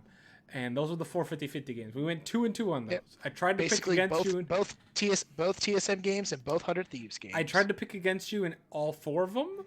I think that I got the You got one 3, I think. I got 2. I got 2. Dig Toss 100 Oh. Thieves. So both the 100 Thieves games are the only differences at the moment. However, Oh, that's right. Because I just assumed that you and I picked different on Team Liquid. Even Yep. though you just said that you didn't. unfortunately, It's both 100 Thieves games. That's funny. unfortunately for myself, we made the 2, but I put a hedge in my bet. I said getting 2 of 4 is a 50% chance. Getting 3 of 4 or getting 1 of 4 is only 25% chance, so that's much more likely to happen. So I picked Immortals to beat FlyQuest. Because I have FlyQuest. Yep. This was I know for a fact he's picking FlyQuest. You know what I mean? Where the other 4, I was like... Well, I mean, why didn't you pick CLG to beat C9 then? Because I think... I was going to pick C9. Well, because it's CLG. I'm never going to pick CLG to win a game. That's just an auto loss. However, Immortals... Why did you pick C9 to lose the Dignitas then? No. See, because it's C9, and C9's still going to be gunning. Let me explain it. At least there was some logic here. C9 is going to be gunning for second place, the same as TSM. C9 is facing Dignitas and CLG. They should smash both of them. Should. TSM, I picked them over Team Liquid because Team Liquid's going to go in that game with literally nothing to do because they've already sealed first place. And TSM's going to be going in there trying to get second. So there's a huge motivational difference there for teams that are very, close enough in skill level that it should be fine. If Immortals loses to Team Liquid, which they probably will, they are at 4-13.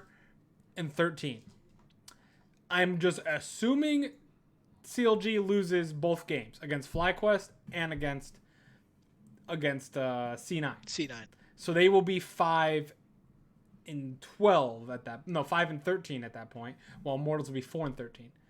Immortals will still hypothetically on the last game of the season still have a shot for the playoffs because if they win. They would enter a tiebreaker with CLG because they went 1-1 against them. So they'll enter a tiebreaker with CLG and have to play that out. FlyQuest, on the other hand, in this scenario, TSM goes 2-0, Cloud9 go 2-0. They're both 13 wins. FlyQuest cannot get the 13 wins. They'd be at 11 wins. So they are locked in at 11. And in this scenario, Golden Guardians will have lost to Team TSM, so the max Golden Guardians can get is 10. So FlyQuest is locked at 4th no matter what they do. They can't win or loss, they're 4th place team. The game won't matter to them. It will matter a ton to Immortals. I'm hoping that puts Immortals ahead. Just off motivational issues. On the miracle that they have to try and win to make playoffs. And I mean, that's fair. And I knew... that's definitely a fair. That's why I said it. That's why I was like, this is the only game I know for a fact I can take off Ryan for sure. 100% chance. And I can make some logic behind it. Taking CLG in any of these scenarios, there's no logic behind it. Well, I mean, that's counter logic. Yeah, exactly. So that was my goal. So there's 3 differences. So you could go a 5-game lead. I can win NA. Like this would be 4 power ranking. Oh, sorry, this is supposed to be week 9, by the way, not week 8. But I can win NA before tiebreakers because we also have to deal with tiebreakers as well. But it could be close. Even if I go 2-1, I still have a shot because I'll only be 1 game back. And if there's a tiebreaker, I can at least tie it. Or if there's 2 tiebreakers, we can get real spicy. Oh, yeah. But I know for a fact neither of us are picking CLG in that sense. So it's really going to come down to the C9 TSM game. But here's the thing, though, dude. This could actually work out for you. Because if your predictions go right, that would put Dignitas at 1-1. CLG would be 0-2. Immortals would be 1-1. So it's a 3-way. You know what that means? 3-way tie. 3-way tiebreaker because they're all 1-1 with each other. Yep. 3-way tiebreaker. I honestly kind of forgot about the Dignitas part as well. IMT for real? Yeah. I just went over it, man. I don't know if you missed it. He didn't pick him versus his team because he's a homer, but he would also because Team Liquid beats them, they lock first, so they're gonna try as hard as they can. You don't believe in the ocean, man. They're gonna play for the ocean. Hey, they're gonna be playing for that win to save the sea turtles and the coral reefs. I hope they do. Well, they are. Well, you don't hope they do because then you'll lose. I know, but I still just whole body recoiled. I don't think it's that insane. I thought I explained it properly, that it makes a little sense. It's obviously an underdog pick. It's definitely it's a Hail Mary, but it's not a 100-yard Hail Mary. It's like he's throwing it deep. It's like a 50. It's second and 4, and he's throwing it for the end zone. It's like a 50-yard Hail Mary. It's a Hail Mary from the 1-yard line. I needed to hedge my bet. I didn't think me and Ryan would have. I wasn't sure. It was a 50% chance because there was four, like I said, there was 4 games that were toss-ups, and it was only a 50% chance. I would rather take the 75% chance. I didn't have to because we did end up with 2 differences, but you know what? Well, here's an interesting thing though. It's a FlyQuest, good default field. FlyQuest. The last time FlyQuest played Immortals, they still had the Aka potluck roster. Wow, really? It's been a long time. They did not play them when Insanity was in. Interesting. You say Insanity's gonna smurf? I hope so. I hope for my sake. Smithy's gonna out jungle Santorin. They're just gonna blind pick mode. They're both gonna pick jungle. This is gonna sound insane. I'm more confident that TSM beats Team Liquid in this scenario. This is dependent. If Team Liquid gets upset to Immortals or something like that, or TSM loses to Golden Guardians, then it's different. You know, because the motivation is different there. Then everything's falling apart. Yeah, this is a specific. Predictions have to go 10-0. But your Machiavellian scheme has fallen. It has to go exactly how it is for the motivational levels. But if it does, I have more confidence in TSM beating Team Liquid than I do in FlyQuest beating Immortals. Yeah, well, here's the thing. Demean in the chat, he mentioned should have taken TL over TSM. Well, the problem was he was actively trying to pick against me so he could take the lead in the predictions. He basically guaranteed that. But then I also picked TSM. Mad scientist shit. Yeah, dude. Like, I'm the mathematician and he's the chemist. He's trying to just mix everything together and create something that won't explode. All right. That won't blow up in his face. With that being said, though, I think we can move on to the LEC. An hour 25. We'd like to keep it within an hour 15. 10 minutes over the max amount isn't that bad for what I've expected. And me being live for this, like, the fact it only went over 10 minutes is surprising. I told Raptor before this, I'm like, get ready for the 4-hour NA version where Ryan does not stop ranting about C9. Yeah. Raptor's right. I did kind of say it. I was like, at this point, I'm kind of ranted out. I'm tired. Glad. I'm just tired and salty. I think I said something like, I'm hoping Ryan ranting in Discord and then just typing it all as well is just burning it out before the podcast so it doesn't go 4 hours. The funny thing is, like, you haven't even seen. I've typed like freaking like summer essay projects on Reddit. It's amazing. By the way, I'm that guy. If you're for anyone on the Cloud9 subreddit, the guy who posts these things, that's me.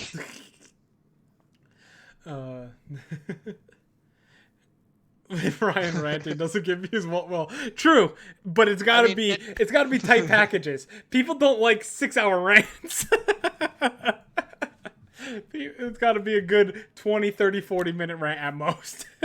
I'm surprised with how much I can talk about this game that I haven't just lost my voice, especially with how C9's been playing. Oh, I agree. Yeah, gotta keep it tight. It tight, just like try to put that square peg in the round hole, right? Yep. All right. So we're moving on from the NA shit show, and we're moving forward to the EU shit show. And that's the thing. Freaking apparently C9 was like they're talking with Mad Lions, and they were like, "Oh man, you guys they just copied way too much. Let's just lose to everybody." Yeah. So let's see. How did our predictions go? I went 5-5. You went 4-6. So our predictions are brutal the last 2 weeks. I'm 9-11, and you are 6-14 in the last 2 weeks. Yeah. It's been a mess. I don't even know personally. Like, let's see. I'm 1 even, 2 on or even. Yeah, I am 1 game above 500. And we are tied in EU now, I believe, or am I 1 ahead in EU? I think we're tied. No, we're tied in EU. So we're both only 1 game above 500 in EU going into the final week. That's awful. I have never once been anywhere remotely close to 50%. 66% is a meme that I'm at least proud of, that I can predict 2 out of every 3 games correctly. The thing, man. North America and EU are dragging that freaking LCK and LPL win rate down like, to 66. Seriously. Like it was perfectly a meme. Balanced. It was a meme that I can only predict at a 66% win rate. That's way better than 50%. Oh, it's terrible. Yeah, So it's actually bad, especially comparatively, we were smurfing in Europe last yep, split. Europe last split was We my were crushing it. Europe last split. Let's pull it up real quick. Spring 2020. Oh, I didn't have. I had it. I forgot we did it the other way. We didn't use the spreadsheet. Never mind. I lied. We did it the other way with this style. But No, I just remember like the last couple of weeks, like we were just going like repeatedly. Like I think we both had perfect weeks yeah, we in did. LEC. Yeah, we did And we were like until 10 and the 0. until We were the like 10 and final 0, week. 9-1, 8-2, 8-2, I think 7-3, we were 6-4, 7-3. 75% in EU. We had a 75% pick rate until the final week, which dropped us to like 70% because it was just a bunch of trolling because all the playoff spots were pretty much sealed. Well, I'll say right now, we're probably not going to get that this week. No, I don't think we are either. But it's not going to be trolling, at least for this week, because every game matters pretty much because not a single team is eliminated yet. Just like in A. Technically true, yeah. But there's still only 6 teams. Hashtag. 6 teams in EU that make playoffs, and they still don't have anyone eliminated. But yeah, so basically the week went. Schalke took down Excel. Misfits took down SK. So Schalke again, God Gilius, man, hell yeah. Misfits bringing in Denik to a game they probably shouldn't have won. It was a pretty big choke by SK. Mad beat Origin. Origin is in full collapse mode with Jack Troll. Your boy. G2 gets it together to beat Vitality. Rogue beats Fnatic. SO4 takes down Origin. So SO4 not only has taken down Origin, but they're on a 4-game win streak. The hottest win streak. Tied for the hottest win streak in the West with FlyQuest and Golden Guardians. I believe it's FlyQuest and TSM. FlyQuest, TSM, and SO4 are the hottest 2 teams in the West at the moment. Excel took down Misfits. SK upset Rogue. Vitality upsets Mad, and then G2 stomps Fnatic like they always do. So, on that note, how are you feeling about EU? Check Discord. Yeah. Let's see. Let's pull it over here. That's what Raptor just sent in the Discord. Oh man. That's like what's scarier, that picture of God Gilius or that one picture of Bjergsen Zillion? Yeah, exactly. That picture is terrifying, by the way. So my question is, how is EU as good as we thought they were, or are they're all beating up on each other, or are they significantly worse than we thought they were at the beginning of the split? Yes. Good answer. My thing is, I think I talked to Raptor about this one as well. My issue with EU right now is I don't see many. The floor has risen, but G2 and Fnatic crashing. Yes, G2 and Fnatic crashing reminds me of Spring Split NA with Team Liquid and TSM crashing a bit. And then, but there's no team like C9 anymore. I used to consider Mad that team that was like C9. Thought it was Mad Lion. But they're just falling apart now. They're what is up with this, by the way? Like we'll get to China in a little bit, but what the hell is happening to these teams that we thought were god killers in these regions? I know, like it was. Mad is 2-2, but they really should be 1-3. They really got lucky that Fnatic threw super hard to them. Ironically, Fnatic threw. Yeah, outside of Fnatic usually being the team that benefits the most poetic justice. And like, it just doesn't make sense to me that they keep losing like this. I don't know. They were so good, just like C9 was so good and so clean in every way that they could be. And even Top is another one in LPL. They were so dominant and now they're not. Did they get solved? Like, what has happened? I don't even know how to explain it. I mean, they even broke. It's funny because they right after C9 breaks out the Sen of Wukong that Mad breaks out. Mad breaks out the Soda Lux that C9 brought out, and they realistically could have lost that game too. Yeah. United in rivalry. Oh Jesus. But it's odd. The BMW curse. Man. And it's not only Mad, it's Rogue as well. Every time Mad loses, Rogue decides to lose as well. Yeah. They Well, I can't mean, shake each other they off. gotta they gotta stay tied. Like literally, look at this. Rogue beat Misfits. We can't have an actual first place team. Yeah, Mad beats Fnatic, then Mad loses, so Rogue loses. Mad wins, Rogue loses, Mad has to lose. The last 4 days of like competitive play, so the last 2 weeks, they've tied each other. If one team loses, the other has to every day. It's not even like they're losing on the off day or anything. So they're losing on the same day as each other. Actual win trading. Yeah, Shaking my head. apparently it's it's frustrating. It's all hell. Whoa, what was that? Hello, hello. I think we just lost connection with the Discord call there. That scared the crap out of me. You still there, Ryan? I think that was Ryan losing connection, and that's the important thing. But I will move on without Hamford right now. TL should show 9 the courtesy that Mad shows Rogue. No respect. Oh, that's perfect. That's perfect. While we wait for Ryan to get back, while we're talking about the two teams faltering at the top, the team that's rising, G2, Raptors boys. They're on the rise finally. Finally. It's what we've been waiting for, G2. Ryan, are you back now? Yeah. There. I don't know what happened. That was weird. It made a really all of a sudden everything. Yeah, all of a sudden everything disconnected. Yep. I'm back. Yep. That was it made a really weird noise in Discord. I'm like, I'm assuming Ryan lost connection there.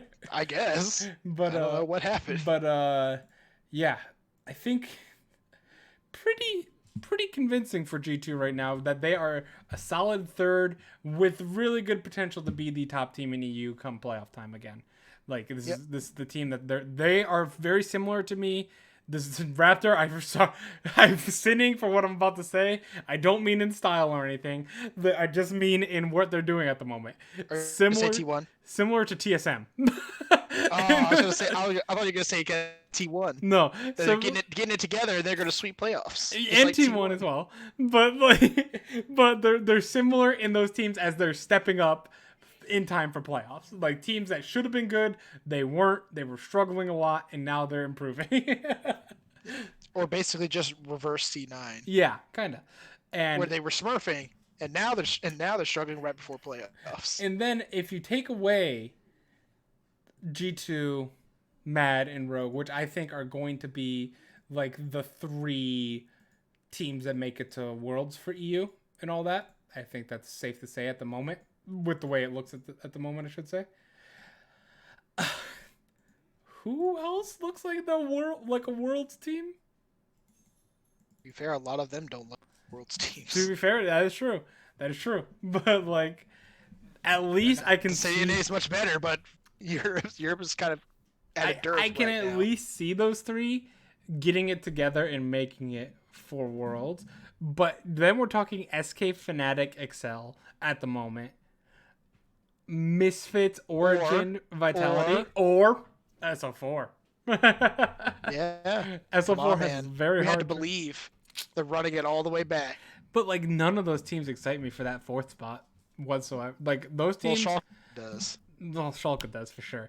But outside of Schalke, the only thing that excites me out of it is that we might have a wildcard upset if they have Unicorns of Love in their same thing. Because I think Unicorns of Love is better than pretty much any of these teams in EU that are below the top 3. Unicorns almost won last year. Yeah, they did. They played against, was it Clutch? Yeah, Clutch. Well, they had their yeah. And I think that's about the same level that we're seeing from SK, Excel. Maybe not Fnatic. Maybe Fnatic can finally get it together, like at some point we're just like begging them to get it together.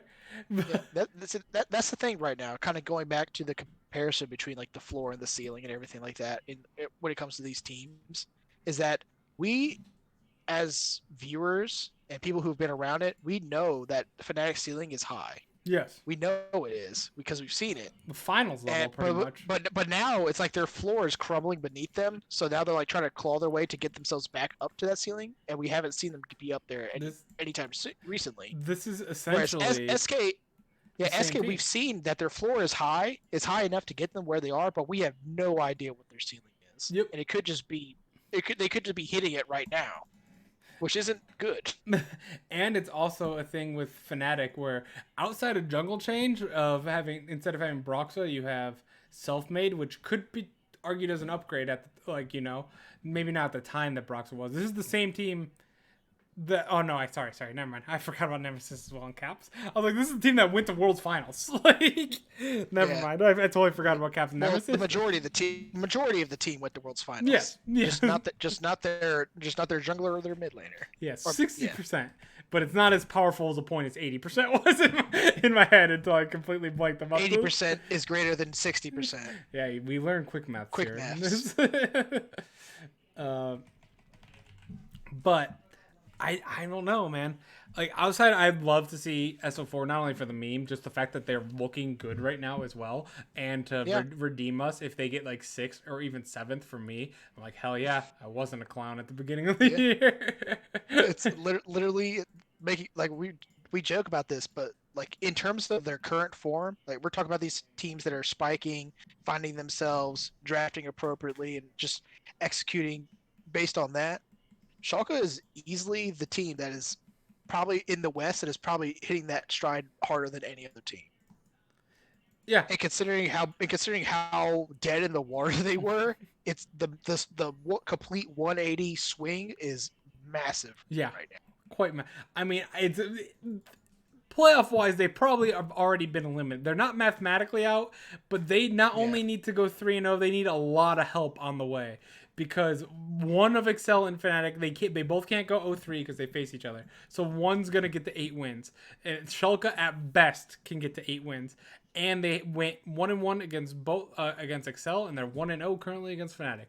So they actually, if Fnatic gets the 8 wins, that's actually better for Schalke, because if Schalke ends up beating Fnatic this week, then all of a sudden we're sitting here looking at them as they win the tiebreaker.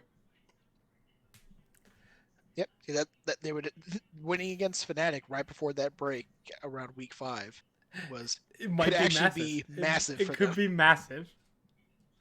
But I don't know when we went through right what I called the original playoffs. Yep, you absolutely did.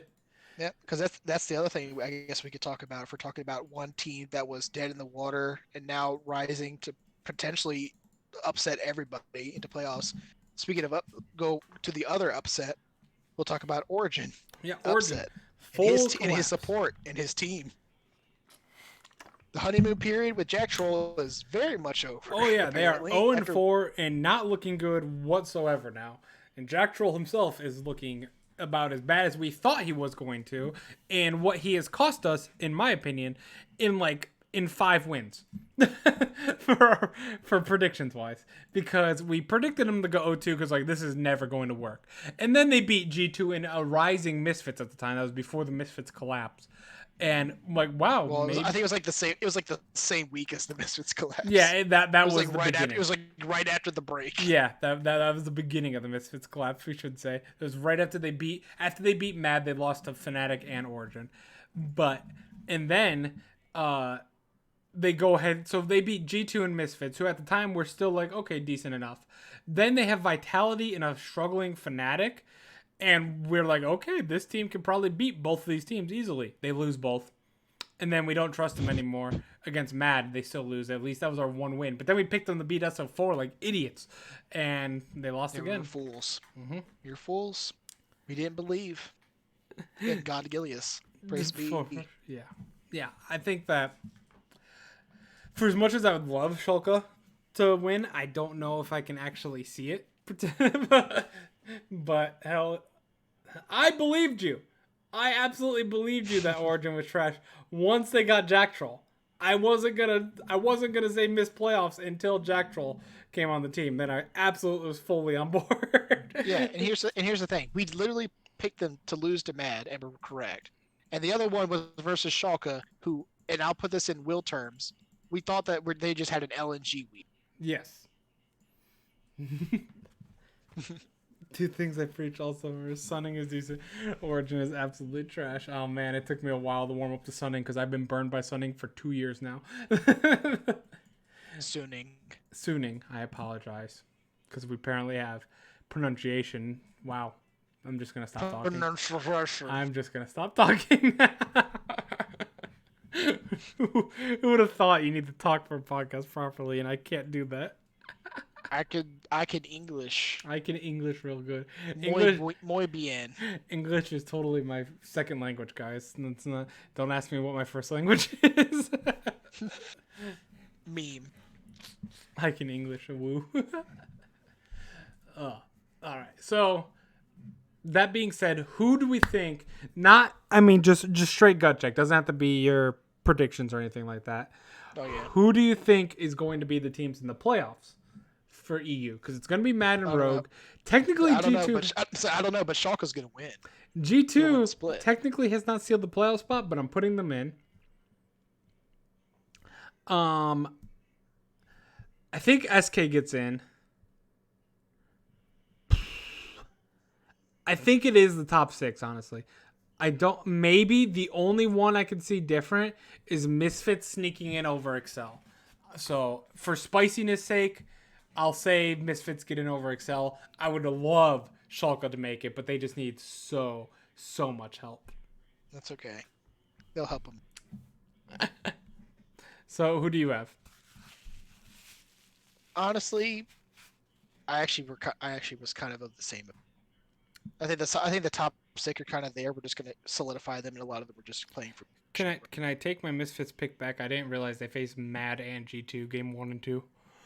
Yeah. Yeah. Oops. Whoops. Like the only thing I can imagine happening is if like Vitality just like pops off this week. That's the only thing I can imagine happening. Because it's a doable week for Will just casually walking on a landmine. Whoopsies. Yeah, that was pure gut. Because I don't even know with my predictions what I know my predictions are somewhat, but I don't know what I have, like exactly who's winning or what tiebreakers go. But I was just looking at it. I'm like, okay, maybe Excel drops. Wait. It's like, wait a minute. Yeah. Wait. I'm pretty sure. I'm pretty sure we have an easy lock. Top 3 I think is easy lock for Mag Road G2 for sure, in my opinion. Yeah. After that, I think Fnatic just kind of gets in because it's Fnatic. They'll find a way to weasel their way in, just like they weasel their way into wins. Over under 4 tiebreakers. And I think the SK do have a somewhat rough schedule. They do play G2 and Fnatic and Origin. They actually play like literally all the old guard teams. But again, if they play up to standard, which to be fair, they've had moments where they haven't, and they've screwed us out of our predictions, me specifically. So they can make it. But I think like the dark horse for me is actually Vitality. Who you think Vitality? Yeah, because it's actually kind of funny that SK and Excel have the exact same schedule. Interesting. They play Fnatic. They play Fnatic, Origin, and G2. That is interesting. But Vitality play Schalke, Rogue, and Misfits. And the thing is, if Schalke loses, that's actually doable. That's doable. If Schalke loses, all their momentum dies and they go hard stop because you're going from the miracle, like let's pumped up, and we have nothing to play for anymore. So who cares? And funny thing is, that's the first game. If they lose that, the miracle's over. Yeah. They have to beat Fnatic in the first game. Yeah. I don't know why Strafe hasn't updated this thing. It still has Vitality Schalke as game 1. But for real, they have to. It's gonna be tough. So with that though, do you want to? I guess it's a little short for EU, but it's just chaos. But do you have any other points you want to bring up? That's what I'll say. I guess we talked a little bit about G2, about them kind of on the up and up on the quote TSM on the TSM trend in their strength right now, and Mad Lions kind of being at more of the C9 end. I would say right now, since unfortunately I didn't have the time to actually do my little formula for EU because I would have probably taken almost a full week to do that because of just trying to, because I would have had to probably actually just give you homework? I would have literally had to watch like some of these games just to make sense of some of them. because I can I would have give had you to know homework whether they were throws or not. if it's too much to ask, can I give you homework for your power rankings for next week? Your final power rankings to be the math for EU. If you can do it. If you can't do it, I could that's try. totally fine. I'll definitely try. If you can't, that's fine. I'll say NA. I say I'll definitely say NA will be easier because I already have like most of the work already done, so I could definitely do that. Plus, it should be pretty clear cut. A lot of it's just kind of just doing addition for one more week of games. The math adjusts for that, Raptor. The math adjusts. It'll be very interesting to see. I'd love to see it if you can, though, because that's a lot of work. I will say the one thing about EU that'll probably be easier is that I won't have to make a lot of adjustments in terms of point calculation. Yeah, it's everyone because everyone. because it wasn't like huge roster swaps that like completely changed the aspect of the team. Like the closest thing you had was like if you like if we're gonna are we gonna like, I would do like Schalke pre and post God Gilius. Yeah, like that would be like the only thing. Yeah, Origin pre and post Jack Jack Troll. Yeah, but that would be kind of weird because then he had like 1 week where they smurfed and that was it. Winning versus them is 0 points. See, this is kind of also the reason why I didn't want to do EU because it's a mess, and I might actually be just genuinely biased, despite me not having a team in EU specifically. All right. But I'll actually definitely try to get that done. That would be kind of fun. I just want to see how it works because like it kind of works out perfectly in my opinion. Like to see the strong team. So I just want to see. I want you to give me the light of what is EU. Yeah. Because outside the top 3, any of these teams can make playoffs, and then one of them has to make Worlds. Like, and I don't know which one I want for a competitive standpoint. I have no idea. Outside of Schalke. All right. With that being said, let's move on to the predictions. God, this actually might be hard because I'm going to have to jump between the LoL esports schedule and the Strafe schedule. Yep, that's fine. Make sure I get these in order. So, by the way, before we do these predictions, I want to say that me and Ryan dead even. Any changes in these predictions Can switch it. is the winner. like, yes. like unless we have two differences and then we tie. And then we just go 1 and 1. We never answered the question. Over or under 4 tiebreakers. Over or under 4 tiebreakers. That's a lot because there could be tiebreakers for first as well. You know what? I'll say under. You're gonna say I'll go over in the sense that I want pure chaos.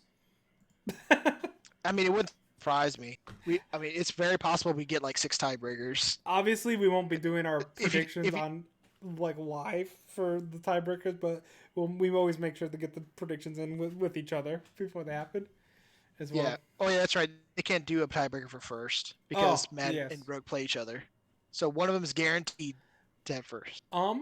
No, that's not necessarily true. No, that's not true. Because if Rogue goes 2-1, and then Mad loses to everyone but Rogue, Rogue can actually still be first. Yeah. They'll be first despite having an 0-2 tiebreaker. And if Rogue beats Mad, then you're 1-1, and then if there's a loss or a win other way, it's like Rogue drops to Vitality or something like that. Yeah, but it's 3 games though. And they're tied in the standings. So one of them will have to be ahead in record. No, not necessarily true. Because what are they? 11-3 and 11-3, right? Yeah.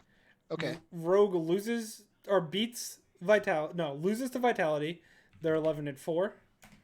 Mad beats Misfits. They're 12-3. Then when it comes to Mad and Rogue wins, so it's a split 1-1 overall. Okay. Rogue is 12-4, Mad is 12-4. And then they both win. And then they both win or both lose. It can happen. It's possible. It's possible, I suppose. You're like Schalke right now. You're counting on a lot of things to work out. Oh, for sure. But it's possible. Alrighty, let's get to it. Game number 1. Rogue versus Vitality. Do you have Vitality upsetting Rogue in game number 1? No, they're gatekeepers. Yep. Rogue is gatekeepers. Not only are they gatekeepers, but they stomp teams like this. And I think that will be a GG to Vitality season pretty much from that point. Not yet. Technically wouldn't be mathematically out yet. But they would be in Shulka's shoes at that point. All right. Next game. I have to find it on Strafe because, like you said, it's different. It's the next game is Excel versus Origin. Excel versus Origin. I have Excel winning this one. I do not trust Jack Troll in Origin whatsoever. I do not think they will be making playoffs. Okay. I actually have Origin in this one. Woo! Because I feel like the game is going to come down to Patrick 1v9, and I don't think that's strong enough to get over Origin's bullshit. I'm gonna do a quick little spoiler. A lot of my predictions are gonna come down to I don't think they're gonna get over this team's bullshit. But Alfari does seem very mental boomed, by the way. Like he just like Raptor said. Alfari, that tweet that he's like he wants to go to Worlds or something like that. He's just like sick of all this stuff. I'm sick of disappointment. Sick of disappointment, yeah. And waiting for next year. Yeah. Discord tweet, yep. Let me pull it up. Yeah. Here. This is tired of having myself having to tell myself next year will be better. One more chance next weekend. I just is not completely dismissed, but he does. So my guess is that he will be trying. He will be tryharding. I already said it. Alfari to NA confirmed. I mean, there's a lot of teams that could use him in NA for sure. Oh no. Could you imagine Alfari on CLG? Don't put him on CLG. Don't. You want to talk about some ELO hell? Lots of teams could use him in EU. Raptor, let's not talk about the teams that would use him in EU. We can still talk about Fnatic later. And their delusional ass fans. All right. Game number 3, SO4 versus Fnatic. I know who you picked. Because you said you want to believe, and the only way Ryan can believe in a team is if he does not pick them. If I don't believe in them. If I int them in my predictions, they apparently just win despite me. To be fair, I don't feel like Ryan. So I actually think SO4 is the better team, and I think at the moment, and I think Fnatic is in the same situation as Origin, where they are a complete mess at the moment. Their communication is so wrong on every scenario. Like, go back and watch that game against G2 and against Rogue, and the amount of throws and stuff that they do in those games, and they just don't do anything correctly together. It's the thing. They are in solo queue mentality where I have told my buddy multiple times where he will in not in voice chat because he's not like that, but in voice comms with me, or not in chat but text chat, but in voice comms with me, he will be flaming our jungler for this is like a terrible dragon, like there's no point to take dragon. He is 100% correct. There is no point to take that dragon at the moment. There is no vision of the enemy jungler, blah blah blah blah blah.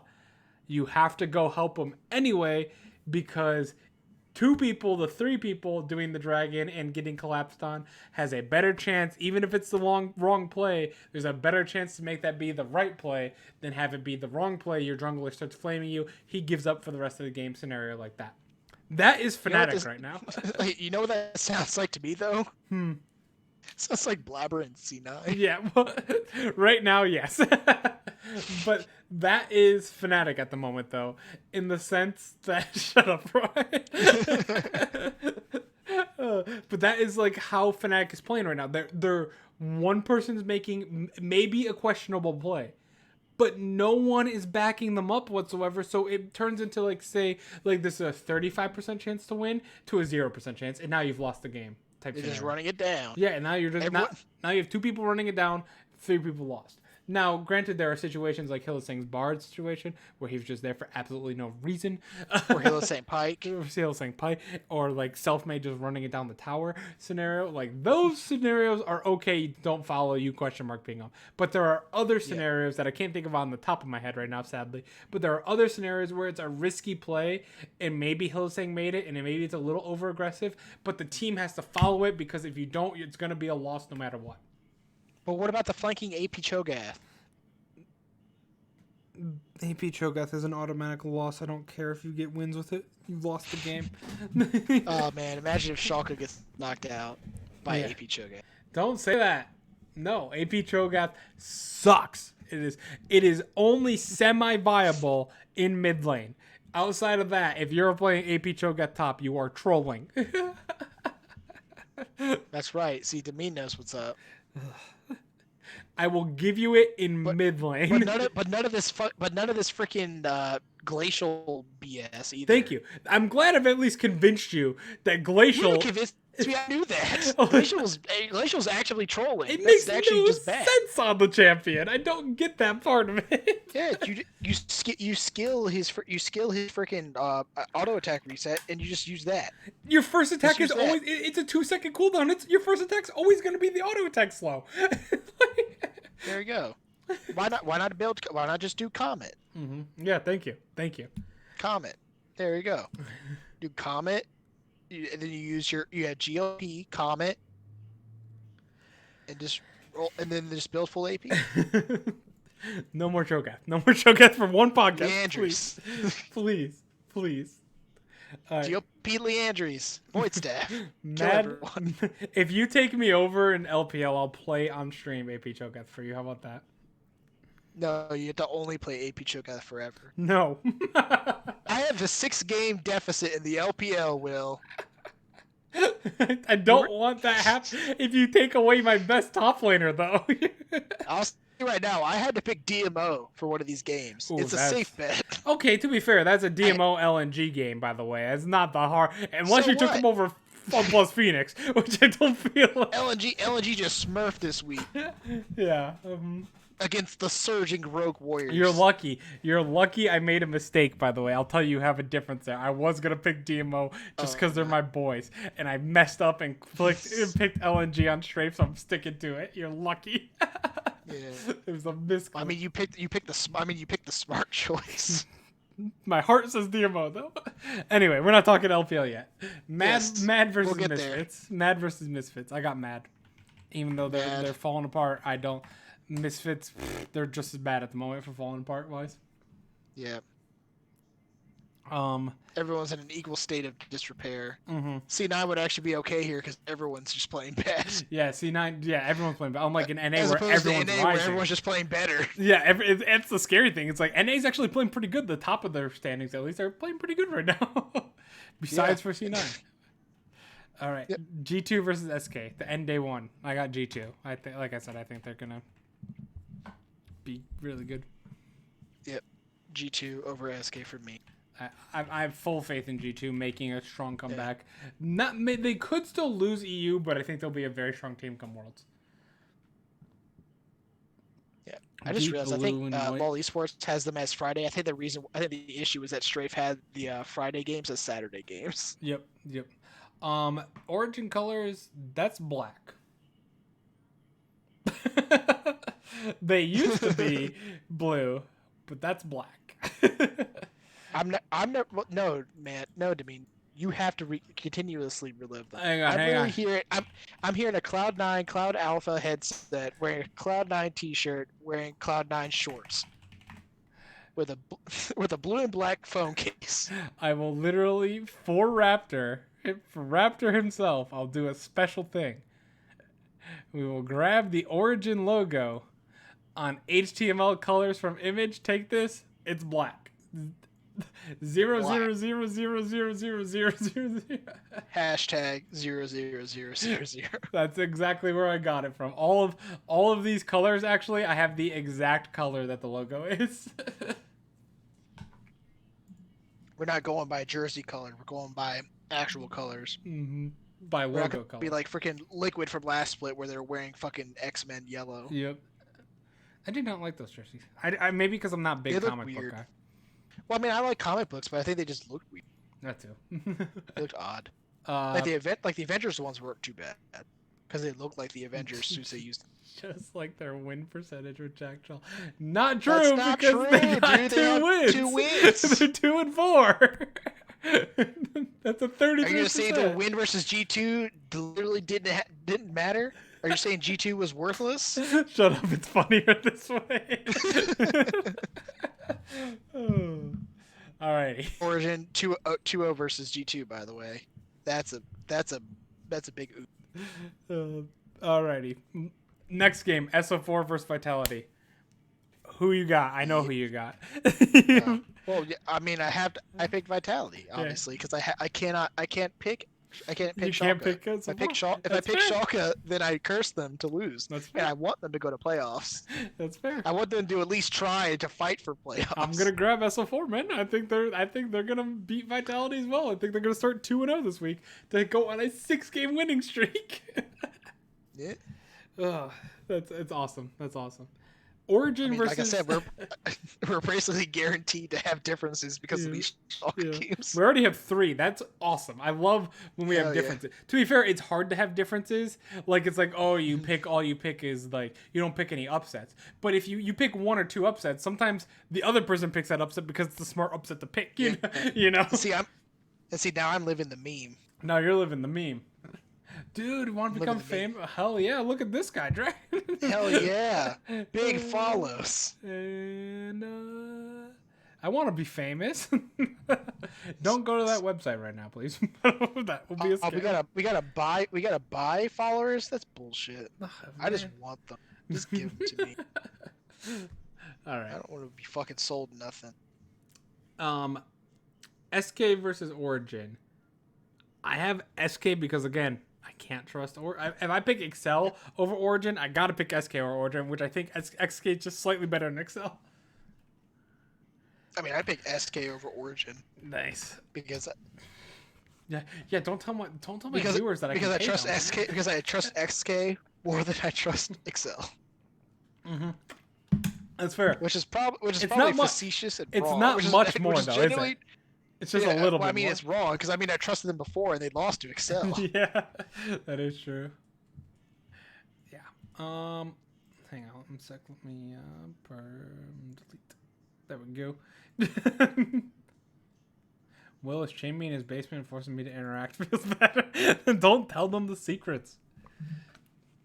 Oh no, battery 15% on my phone. Uh-oh. I know. Mine was doing that earlier and I had to plug it in.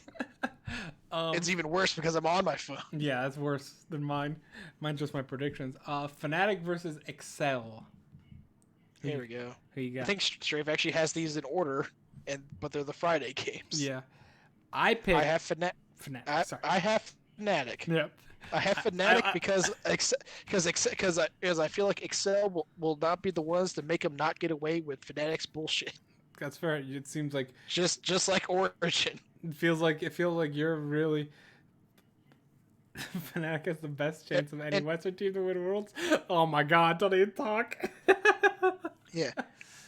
And by the way, this is coming from a guy who had Excel higher than you did in his last LEC power rankings. In the midseason, I had Excel 8th. You had 5th. 5th. Yeah. So let's just go over that real quick before we. I had Fnatic, Excel, Vitality, and SO4 missing playoffs. Sadly, I had Origin. These power rankings were before Jack Troll. They were before Jack Troll. They were PJ, pre-Jack Troll. Pre-Jack Troll. They would absolutely be 7th, and I would have SK and Fnatic up here at 5th and 6th if that was the case. Oh, Fnatic does have the best chance of any Western team. We also both had Misfits 4th. Because this was before the fall of Misfits. Because it was literally during the break after they beat Mad Lions. Yeah, exactly. They just beat Mad Lions and they were way up there. We're like, hell yeah, they got it together. We're like, oh hey, they beat Mad Lions. They probably should have beat Fnatic. Like this is great. EU's a mess. It is. That's why we got to bring the formula back. is gonna be the premiere, the EU The formula. Fall of Misfits could be a nice poem. You know, the poem is just why didn't they start Denick? Why didn't they start Denick? Why didn't they start Denick? The Why fall, didn't they the start fall of Denick? Misfits just sounds like the autobiography of the Misfits organization Also true. ever since 2017. Because I know Denick did not look good this first week, but it's his first week back. You know, Because he had like, I guess he had like what, like 3 days of practice yeah, with his team. exactly. If you would have had him, maybe don't start him, but after the first 2 weeks, you start playing him a little bit more. You're like, oh, terrible. All right. Speaking of Misfits versus G2. Who you got? I'm assuming G2. Misfits versus G2. Yeah, G2. G2 all the way. Alrighty. This is the big one. What is this? Oops, that's Task Manager. The big one, Mad versus Rogue. Yeah, this is the big one. Do you give G2 the chance? Do you think that Rogue had? Well, I guess you didn't because you already picked Rogue to win a game. I was gonna say, do you give G2 the chance to tie for second? Do you give G2 the chance? No, I picked Mad to win. Yeah. No. I mean, I also picked Mad to win as well. I guess that does technically. We already picked Rogue. Never mind. No, that's all I was saying. I was saying more so like, oh, because you already picked Rogue for day one.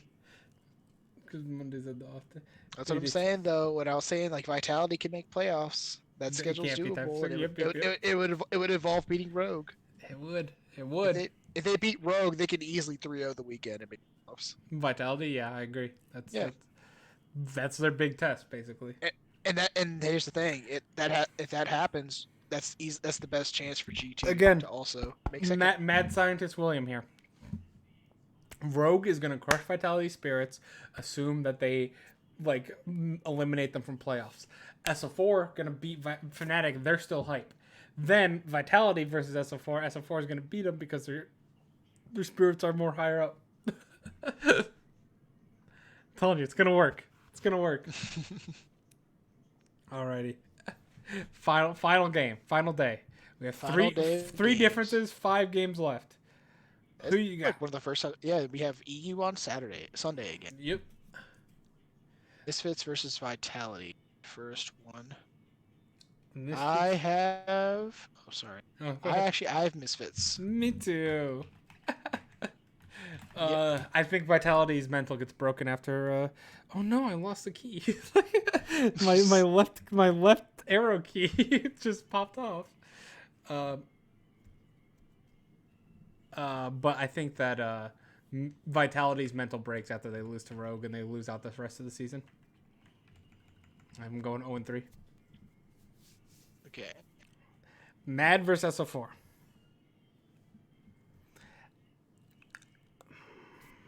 I had to pick against Schalke. Uh-huh. So I picked Mad. Okay. I have to believe in them to sweep. And I have to do that by not believing.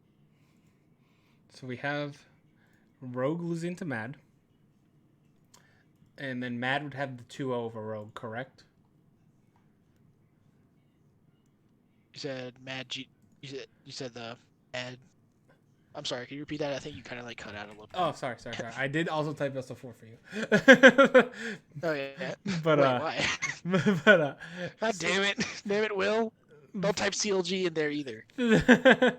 For Mad losing to Rogue, or Mad beat Rogue the first time, correct? Yeah. Okay. So Mad beating Rogue seals first place for them, right? As long as they beat Misfits. Well, yeah, they have to win at least 2 games to seal it because otherwise Rogue could just take them over in the standings. So as long as they beat Misfits and then they beat Rogue, they're sealed into first place. So when they face SO4, they will already be in first place.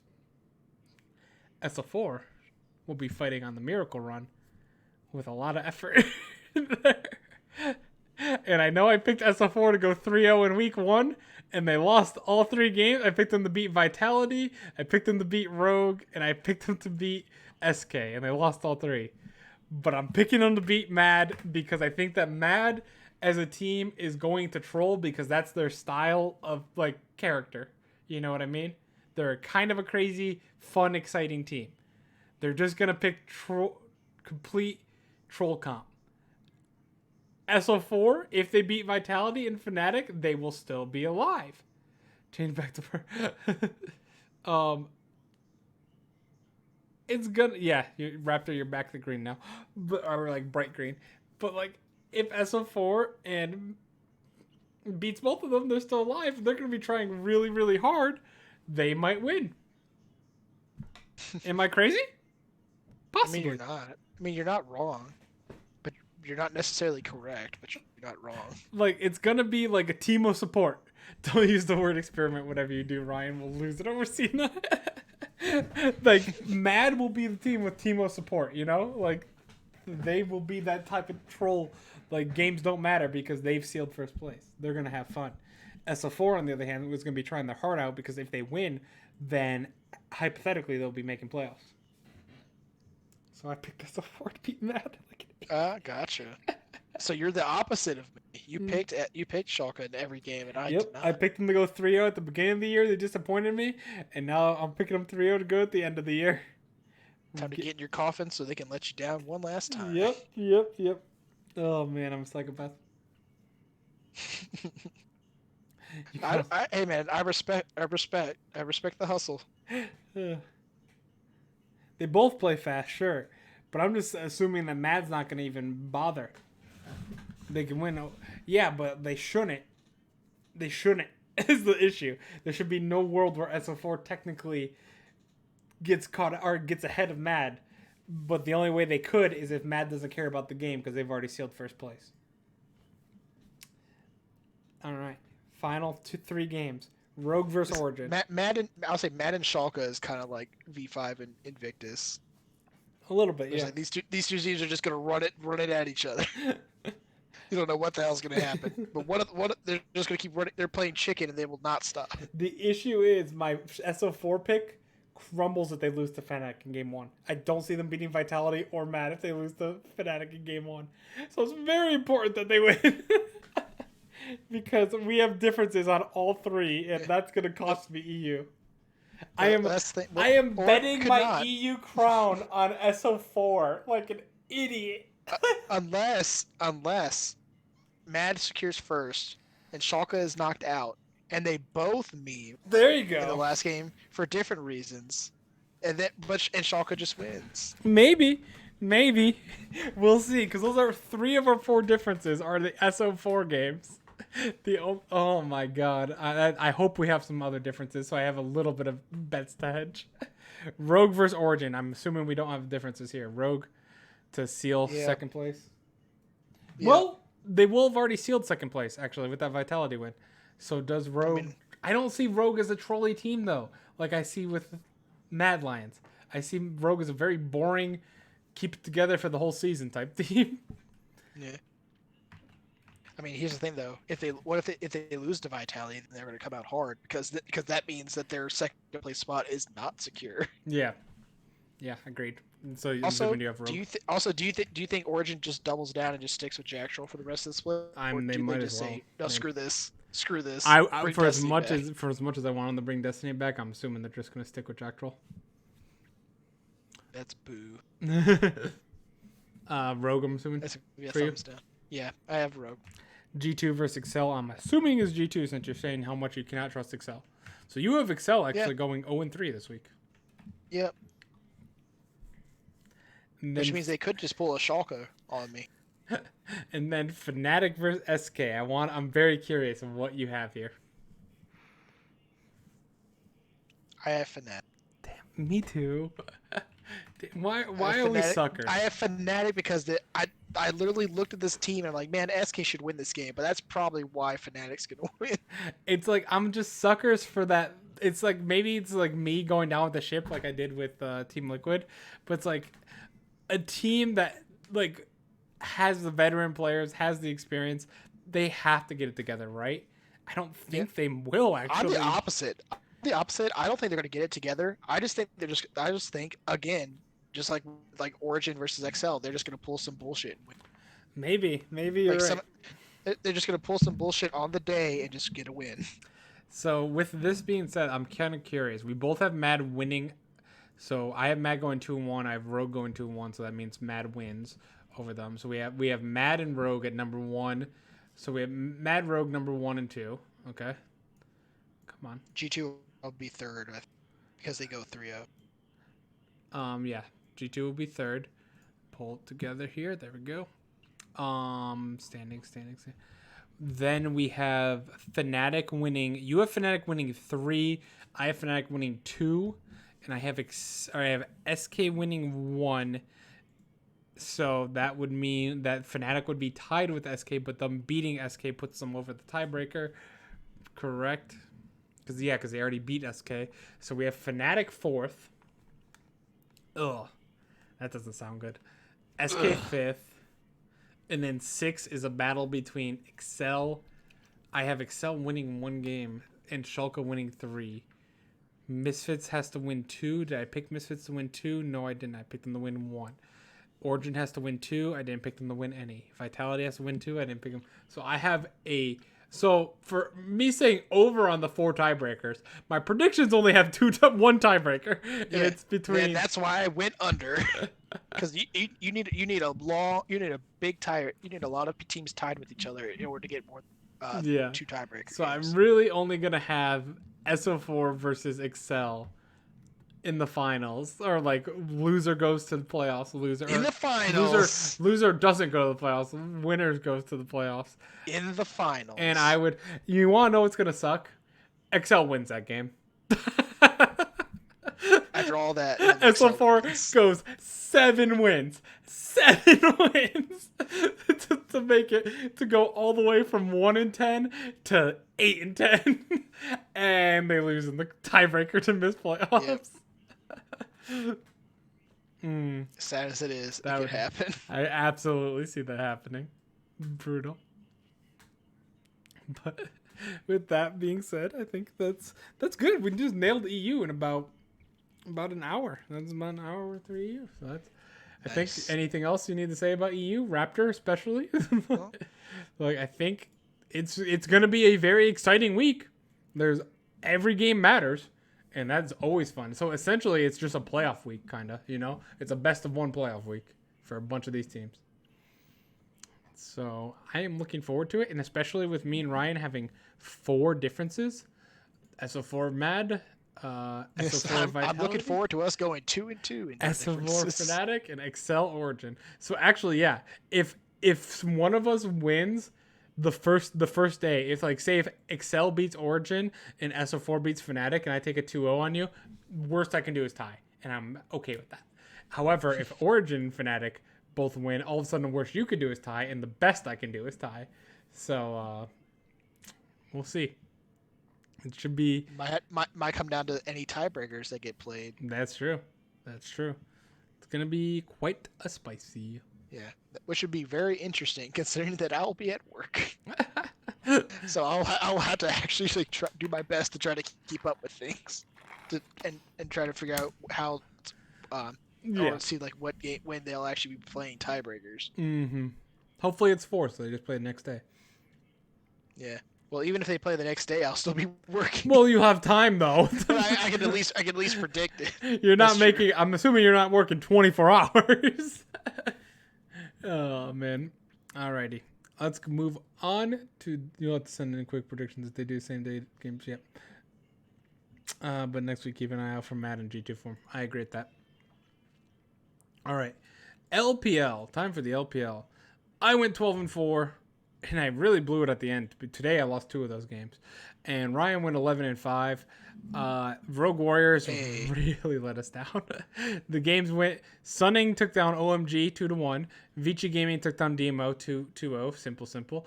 Billy Meteor stepped up and took down Rogue Warriors 2-0. Followed by EDG taking down LNG 2-0. JDG took down E-Star 2-0. Fun Plus Phoenix versus LGD, pretty much one of the games of the week. That was good for Fun Plus Phoenix to win. That was very important for them. Top taking down Sunning 2-0, which Sunning should have won both games. Yeah, it legitimately could have been a 2-0 for Sunning. Yep, Sunning, sorry. V5 took down WE 2-1 in a close series. RNG 2-0 against DMO. LGD 2-0 against Vici Gaming. The absolute heartbreaker for Vici Gaming to lose this, by the way. Like this was the game that they absolutely needed to show up to win, and unfortunately they did not do that. LNG took down Rogue Warriors for their first win since week 2. Since I memed and said, "Don't worry, they're not that good," even though they're 2-1 in their rankings, and I believe at the time like third or second place in the LPL because of this. When they took down Fun Plus Phoenix and RNG, I was like, "No, that was Guardian Angels miracles." They did not win a single game in week 3. Week 4, week 5, week 6, week 7, week 8, took all the way until week 9, Saturday, August 1st, for LNG to finally win a series again. And they took down Rogue Warriors, which pisses me off from the Rogue Warriors standpoint. But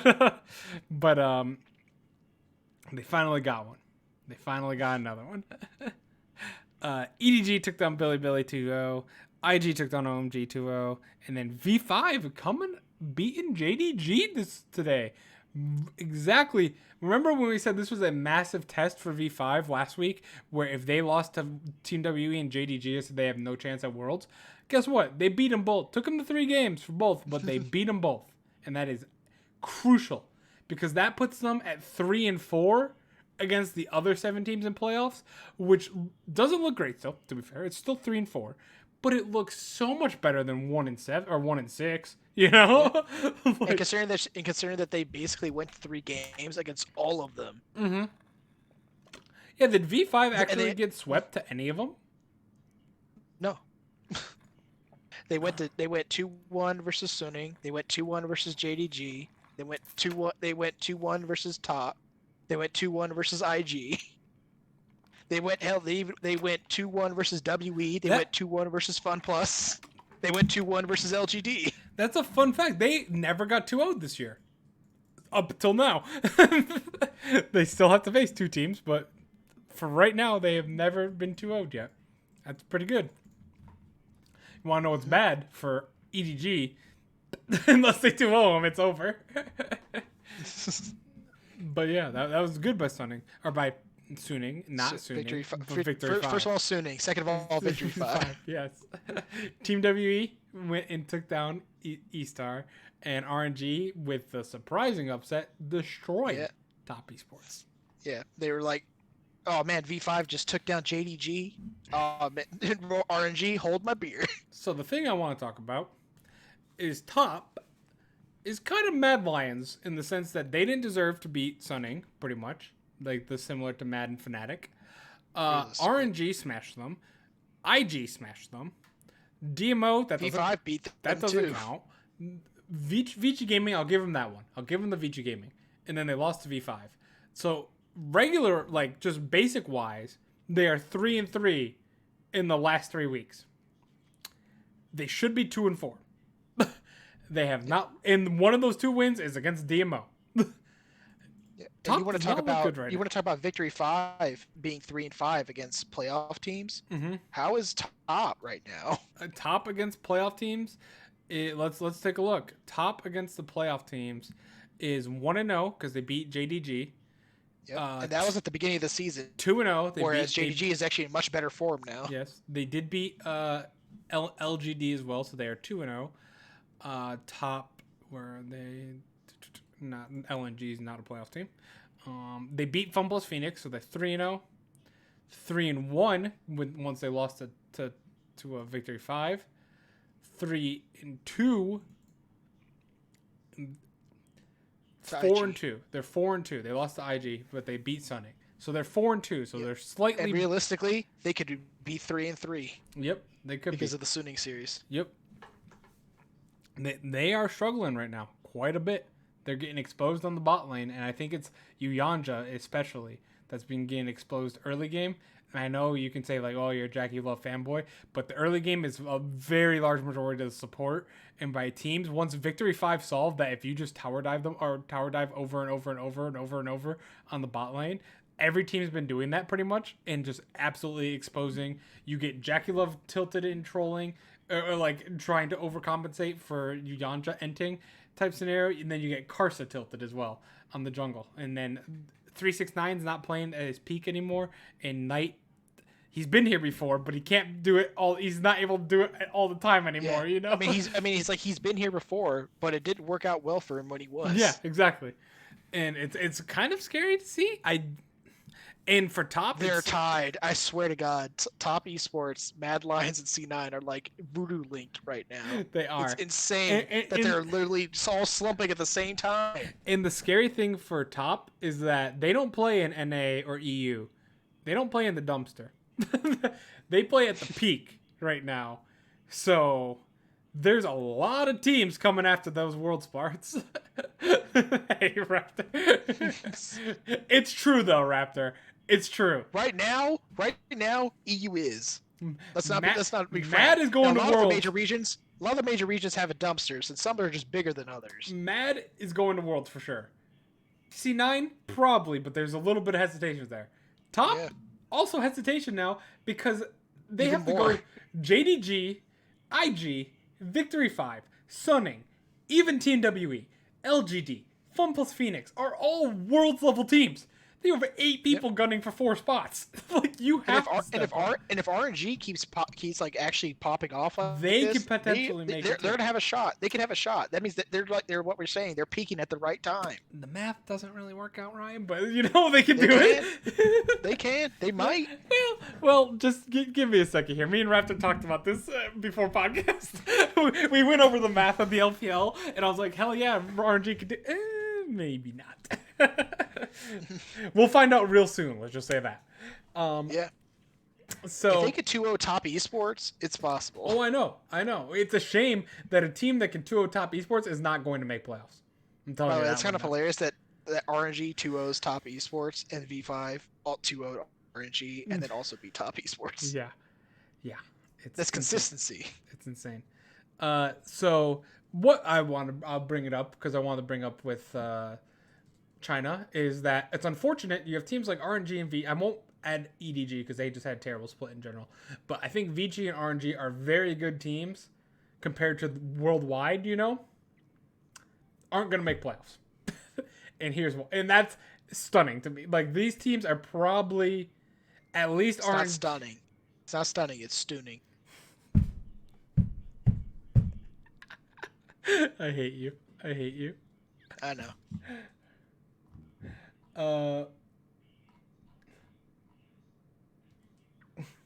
You're talking about Vici and RNG. Yes. And making you completely threw me off. Okay. So unfortunately for RNG here, they lost to Fun Plus Phoenix. In China you only play each other once, so unfortunately they lost the tiebreaker there. Okay. Fun Plus Phoenix places DMO in game 1. Game 1. Literally 6 hours from now. Like, it's not like it's coming up in 6 hours. DMO will be facing Fun Plus Phoenix. If Fun Plus Phoenix beats DMO, they will be 9-6, and the best RNG can do is 9 wins. Like, the very best they can do. That unfortunately means they will lose the tiebreaker over Fun Plus Phoenix in that scenario. However, wait. No. I'm wrong. I forgot. I totally forgot. This makes me and Raptor's 1 hour conversation irrelevant. The main issue is game differential, not head-to-head. Head-to-head is only if you're tied. And right now, RNG has 1 less loss than Fun Plus Phoenix. So Fun Plus Phoenix needs a 2-0 DMO, but then they also face Suning. They face Suning. And assume that's possible now. Okay, Ryan. RNG has a shot. It needs some pieces to fall into place. They need a few pieces to fall into place. But assuming Fun Plus 2-0's DMO, like, let's be honest, that's not that big of a stretch. Just go for it. So what you're saying is that people just need to tie IG, and then they'll automatically win the tiebreaker. Yes, we talked about that as well. That was at the end. That was after we did the playoffs. We were like, just what go about first? Forehead. Fun Plus Phoenix in Suning. If Suning takes that 2-1, RNG, if they go 2-0, even if they lose 2 games, they go to game 3 both times, If Fun Plus Phoenix loses to Suning, RNG gets in and Fun Plus Phoenix would be eliminated. Holy shit. Holy shit. Suning can carry RNG to That's completely playoffs. different because Or your boys can do it though. they're not. DMO can do it. Right, my boys. DMO can carry your boys on DMO can carry your boy Gala and Betty to playoffs. Ryan, it's just not gonna happen. I'm sorry, but okay. So like to prove the math, Fun Plus Phoenix say they go 2-1 against Suning. Damn it, Suning. So they win 3 full games. They go 3-2 game wise this week. Okay, that puts them at 22-19. RNG goes 4-2 this week. They win both, but they lose. They lose a game on each of them. That puts them at 23-18. That's a better record. They would get in.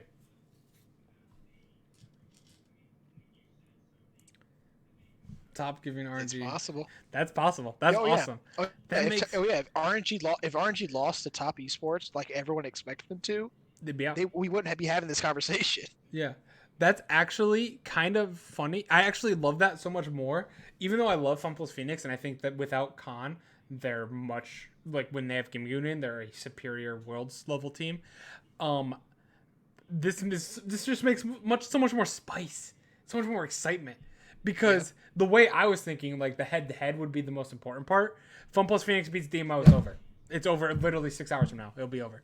But with RNG, with that scenario, as long as RNG wins against Billy and Rogue Warriors, Fun Plus Phoenix has to beat Suning.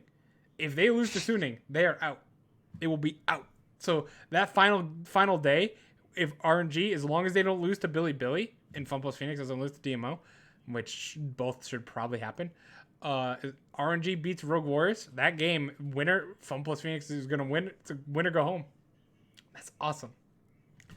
The two other teams that are possibilities in here are Team WE and LGD, but they're not as easy because Team WE has OMG and LGD has Billy Monday and Tuesday. So assuming hypothetically those two win, they seal playoffs at that. 10 wins moves on playoffs. I love that. I'm so glad we broke that down. I'm so excited. You're welcome. No, on the contrary, this is going to sound a little surprising maybe. But because of the game differential, IG faces Vici Gaming. If they 2-0 them, they still have 13 losses. JDG, they face OMG. They 2-0 them, they still have 11 losses. If Top, who has to face 2 opponents, E-Star and Team WE, if they go 2-1 against both of them, they have 10 losses. Top goes 2 games, they automatically seal first place. It sounds crazy to me after having them struggle this hard. They can literally, everything is still in Top's court, like on their side of the court.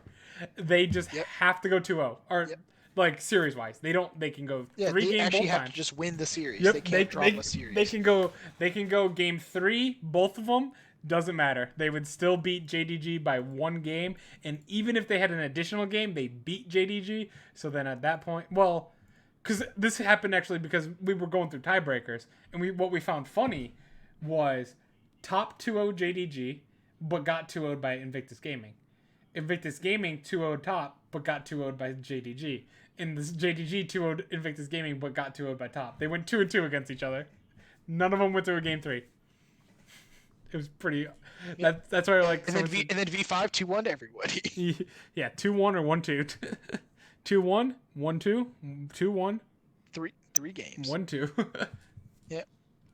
Top Esports letting those all those 2-0s at the beginning of the split carry them. Yeah, for sure.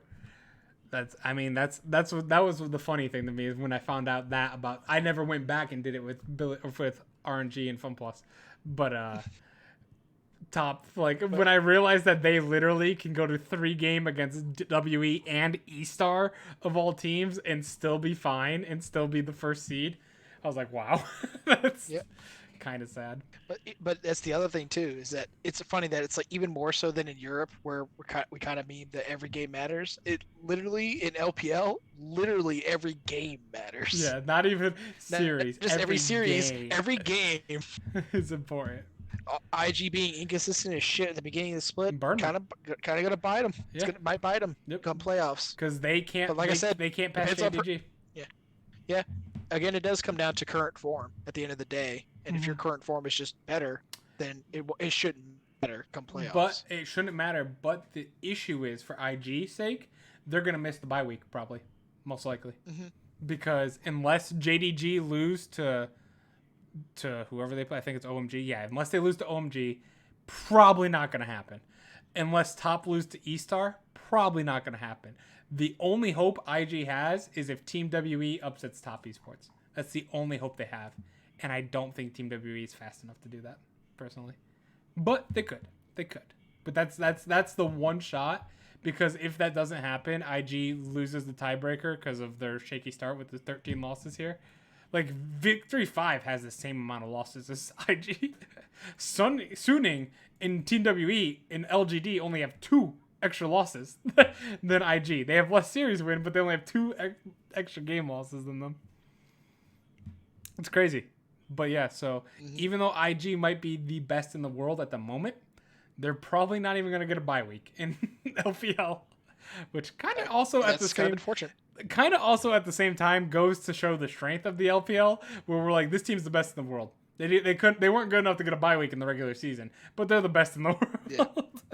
I mean, it's kind of a similar thing to it's like the reverse of CLG in North America, where it's like this team would probably make playoffs, but they're also probably the worst team in the league. Yeah, yeah. Whereas in this case, it's like, hey, IG is probably the best team in the world, but they won't get a bye in playoffs. Don't go to so many game threes. That's. I mean, like we said, just win 2-0 every game. IG, this new form of IG, the last month or so, is much different than what they started the split at. Yeah, they were terrible. Except for that except for the V5 series, it was just funny. Yeah, yeah. Where it's literally just like one team gets smashed one game, one team gets smashed, the other team gets smashed the second game, and the third team is just them running into each other repeatedly until someone wins. I mean, that's IG games in a nutshell. They're either gonna get smashed or smashed. It's also Rogue Warrior games. Yeah, but when they don't play like last week, where I was just actually crying and I was sad. It looked like I was watching Dignitas. They literally just did nothing and then lost. Because we believed. It's because we believed that we picked them. It is. It's because we believed. If there's any greater truth than this, it's literally because we both picked them, and me specifically, picking Rogue Warriors 2-0, and then Rogue Warriors comes out, not only doesn't play like Rogue Warriors, but just comes out and just doesn't do anything. They just look like they're just dead. They look like they somehow tilted themselves after being on a win streak. Yep. It's like, well, I get the second loss, to be fair, because it's very similar to the Schalke situation, where their win streak was propelling them all the way possibly to the playoffs, but they had to keep winning. In the second they lost to Billy. But that didn't even make sense, because then the first series, they looked dead. They looked dead even playing as BLG. That's true. They looked really bad. That is true. We could talk about Meteor carrying that game. Rogue Warriors did nothing. That's fair. They didn't even run it down. They just played. They just did nothing and lost. Listen, it's like I can defend the LNG. That's how I defend the LNG. Even that's why I believe Schalke. If LNG can win off a demoralized team, on the other hand, Schalke can win. Yeah. Well, the other thing I was just mentioning is you solved your puzzle finally. All your puzzle pieces came together, and we were all so excited. And then they flipped the table. We finally finished it, and not even just flipped the table. It turns out it was just a pick. It wasn't that, because that just makes you excited. It makes you sad and mad at the same time. This one was just sad because it turns out the pitcher was just a middle finger, and then you're just stuck. Now you're just stuck with that instead. Oh, that's hilarious. Oh man, I think.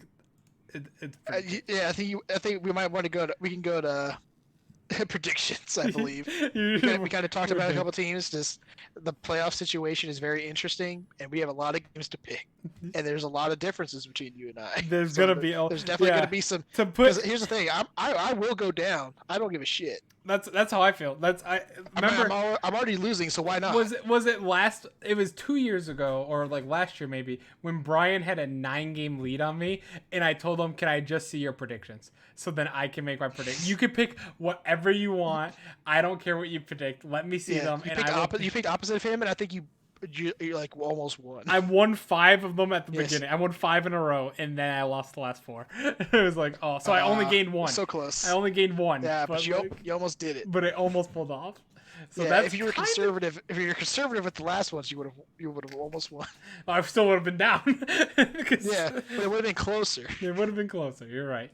So I appreciate you going down with the ship. You're taking your rankings to try and take the crown, and that is how you should. I mean, that's kind of what I did in EU too. Yeah, that's how you should. Dude, I picked Schalke 3 times. You think you're the one taking your crown? I picked against Schalke, even though I actually believe in them. I actually think they'll win. I picked Schalke to beat Mad, man. I picked Schalke to beat Mad. They probably can. Okay, we'll see. They honestly can. If Mad is playing like shit, like they have been, and Schalke's been smurfing, they could win. All right, we'll see. We'll see. I hope so. Shadow was getting out juggled by Skeens. You think freaking God Gilius can't work him? Oh man! All right. Anyway, game number 1: Fun plus Phoenix versus DMO. I'll do my prediction first, and we'll see if you have a difference. Fun plus Phoenix.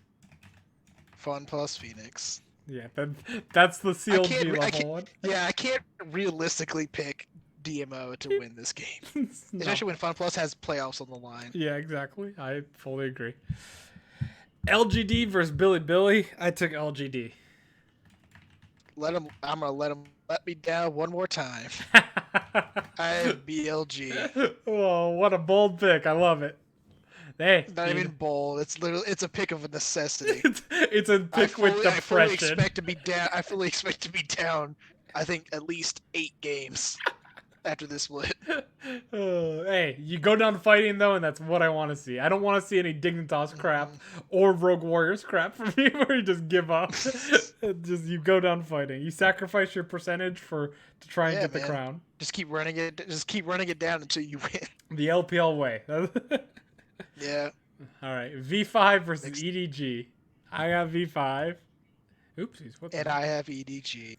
Ooh, you gotta hope they 2-0. The first V5 2-0. Oh man, that's rough. That's rough, buddy. Yeah, I know Zuko memes. That's rough, buddy. Oh man.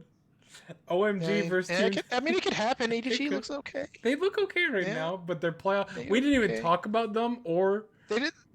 We didn't talk about them or Vici Gaming. Vici Gaming. What were they? They're 16 and 19. Oh, they're basically out of it. They have so many extra losses that they would have to 2-0 everyone, and they would need fun. I don't even know if EDG is in the playoff race anymore. EDG still technically is mathematically in it. Yeah. They actually have a better chance, funny enough, than Vici because they have less losses than Vici. Yeah. How does that even work? Oh, I guess yeah. Vici's just gone to more game 3s. Yeah, I was like, wait a minute, but yeah. So that makes sense. It's Vici. Yeah, that does make sense. But damn, OMG versus WE. I will say the one last thing about this V5. This one is even worse than the Billy Billy one because I picked against V5. Yeah, and when I pick against V5, they win. Yep, they do. They absolutely do. Thank you for the free win. All right, so I got Team WE. I also have Team WE. You can't even trust OMG. That's fair. They are on a 7-game losing streak. The only team that's on a bigger Team WE is Team WE is like the team that can actually like take advantage of OMG. Yeah. The only team on such a bad winning streak is DMO, since LNG's on a winning streak now, by the way. Speaking of LNG, they're facing LGD. Yeah. Do you got them? I got LGD, obviously. I have LNG. Oh man. Oh, I am so sorry for you. Here it goes.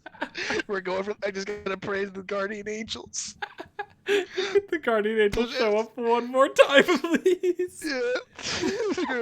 They're gonna come by and kick me in the nuts. I'm gonna have a 12-game lead in the LPL after this one. Yeah. Go down swinging. I love it. I appreciate it. Top versus E-Star? Top esports. Okay, yeah, you're never gonna pick Come E-Star. on now. Yeah. Come on, dude. The only time I'll pick E-Star is when they let me down again. Top esports. There's no possible way they lose to E-Star. Right. Kappa. All Victory right. 5 versus my puzzle pieces that gave Dude, you a don't you middle say? Don't you finger. put that evil on me?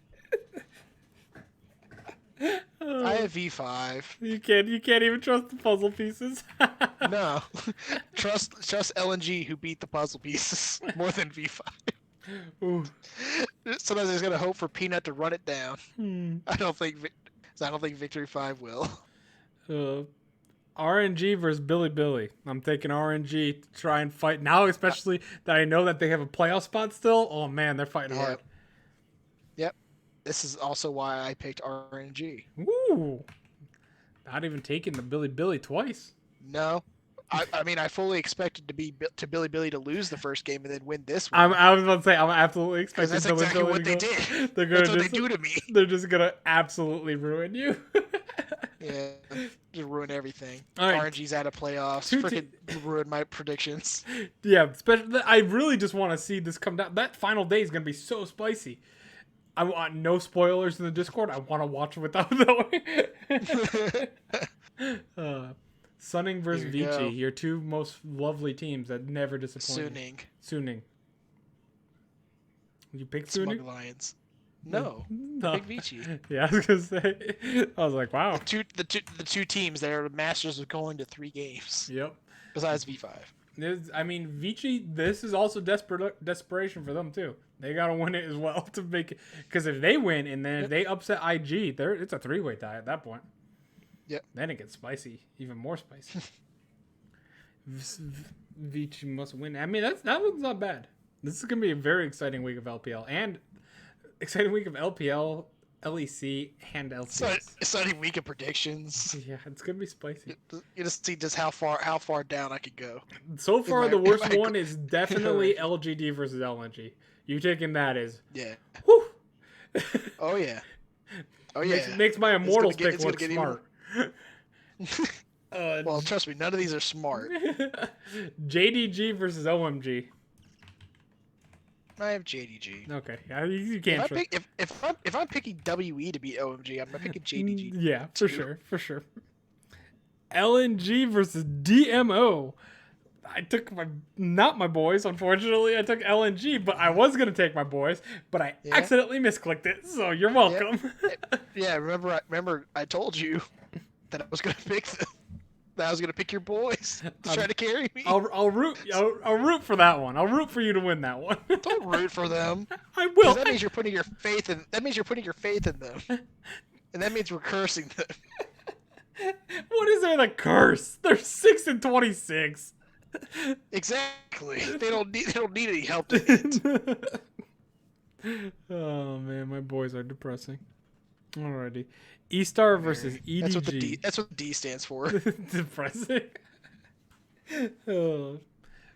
I have EDG because I think E-Star is. We predicted at the beginning of the year. Where did we predict them again? You had them. I had them 12th. You had them 11th, and they ended up 15th. So even worse than. To be fair, they're only a game out of 13, so it's still possible. Yeah, the bottom of the standings just becomes like a big muck. Mm-hmm. And remember, I actually had them 17th, not 17th, 16th in my last power ranking. Yeah, and it's looking pretty good. They're tied right now for 14th with E-Star and LNG, so they're technically tied for 16th as well. Hey, I do have EDG here as well. You fighting for that playoff. You refuse to go down with E-Star. No, why? So we have 1, 2, 3. That's a really hard one to tell the difference. LNG and LGD. 4, 5 differences so far, Ryan. There are 4 games left. Do you think you have at least one difference in me? Maybe. Then you better hope. That will be depressing if you win all 5 and you still lose. Because you didn't get 6. Yeah. Hey man, at that point I'm calling it a win. That would be pretty good. I literally went from 6 games down to 1 in your region. Yep. That'd be insane. That would be nice. All right, top versus WE. I got top. I got them. Top. Cleaning out I the have top season. esports. Cleaning out the season in first place, totally clean. It's exactly how they wanted it. You know, top number one team in China. Exactly. Exactly how we all expected. Yes, totally. uh, Losing to Victory 5, no way. Top They had losing, no wins in I spring. will just say, top losing the RNG and JDG losing the Victory 5 really pissed me off because it ruined most of my spice that I had. I'm very disappointed at that. RNG versus Rogue Warriors. I got RNG. RNG. They got to fight for playoffs. Oh, yeah. All right. FunPlus versus Suning. I got FunPlus, unfortunately, taking down RNG's hopes for playoffs. Ah, damn it. I have Fun Plus. Uh-oh. Yeah. This is actually the one I was banking on a difference. Oh, no. I thought you were gonna go with your boys Suning. No, not since FunPlus. I've been really excited with FunPlus with Gimgoon. I think Yeah. they've returned to peak form. Not You know what? necessarily peak form. You know but... what? I'm gonna call an audible. I haven't done it all. I haven't Hell done it yeah. all split. Cause I'm calling audible. Fuck it. Let's do this, Raptor. I'm going in on Suning. Yeah, you're going all in Going in on Suning. Suning. My strafe will not reflect this, but I'm doing it since I can be here and I'm on. I have audio recording to prove it. There we go. I am choosing Suning to beat FunPlus Phoenix, Hell yeah. and they will carry RNG into playoffs. Dwayne B missing playoffs? Nah, Dwayne B, I don't think so. Well, I know you don't think because you picked them. Yep. IG versus VG? By the way, I debated that so long. I'm like, oh, would he pick Suning? No, he probably would pick FunPlus because he loves Gimgoon. Yeah, I do. I do love Gimgoon. He loves it. Yeah. I love my Gimgoon. I do have Invictus for this last one. Me too.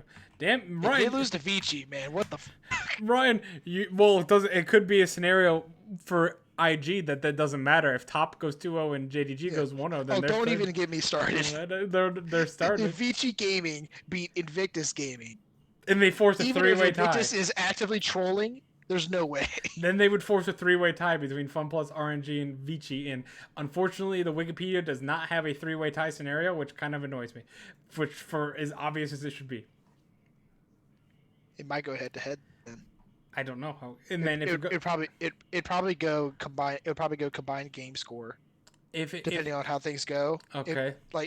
And then if that's equal somehow, then it would go to head-to-head. RNG Vici RNG went 2-0 against Vici, but then lost to FunPlus. But FunPlus lost to Vici and beat RNG. So it's the same scenario. Yeah. It's 1-1-1. Yeah, well, I mean like overall game score. Oh, like the same way you do head-to-head tiebreakers. Okay, so hypothetically, Vici goes 2-0 in both games, so they have to go to 21. FunPlus has to win. Say they go 2-0, so they go to 21 at 9. No, RNG would go in then, because RNG would be the only. So Vici also only goes to 20. By the way, Vici's out. Vici's basically out. Yeah, so RNG would go in if it's game score still. Damn. There you go. Hell yeah. Well, we got 6 predictions different. Exactly 6. That's exactly what that's exactly how I planned it. I was like, I can't hit the gimmies. I can't afford to be down just anymore. So you know, if LGD beats Billy game 1 tonight, you're done. You've already lost. Oh, that's fine. That's fine. You gave it your all.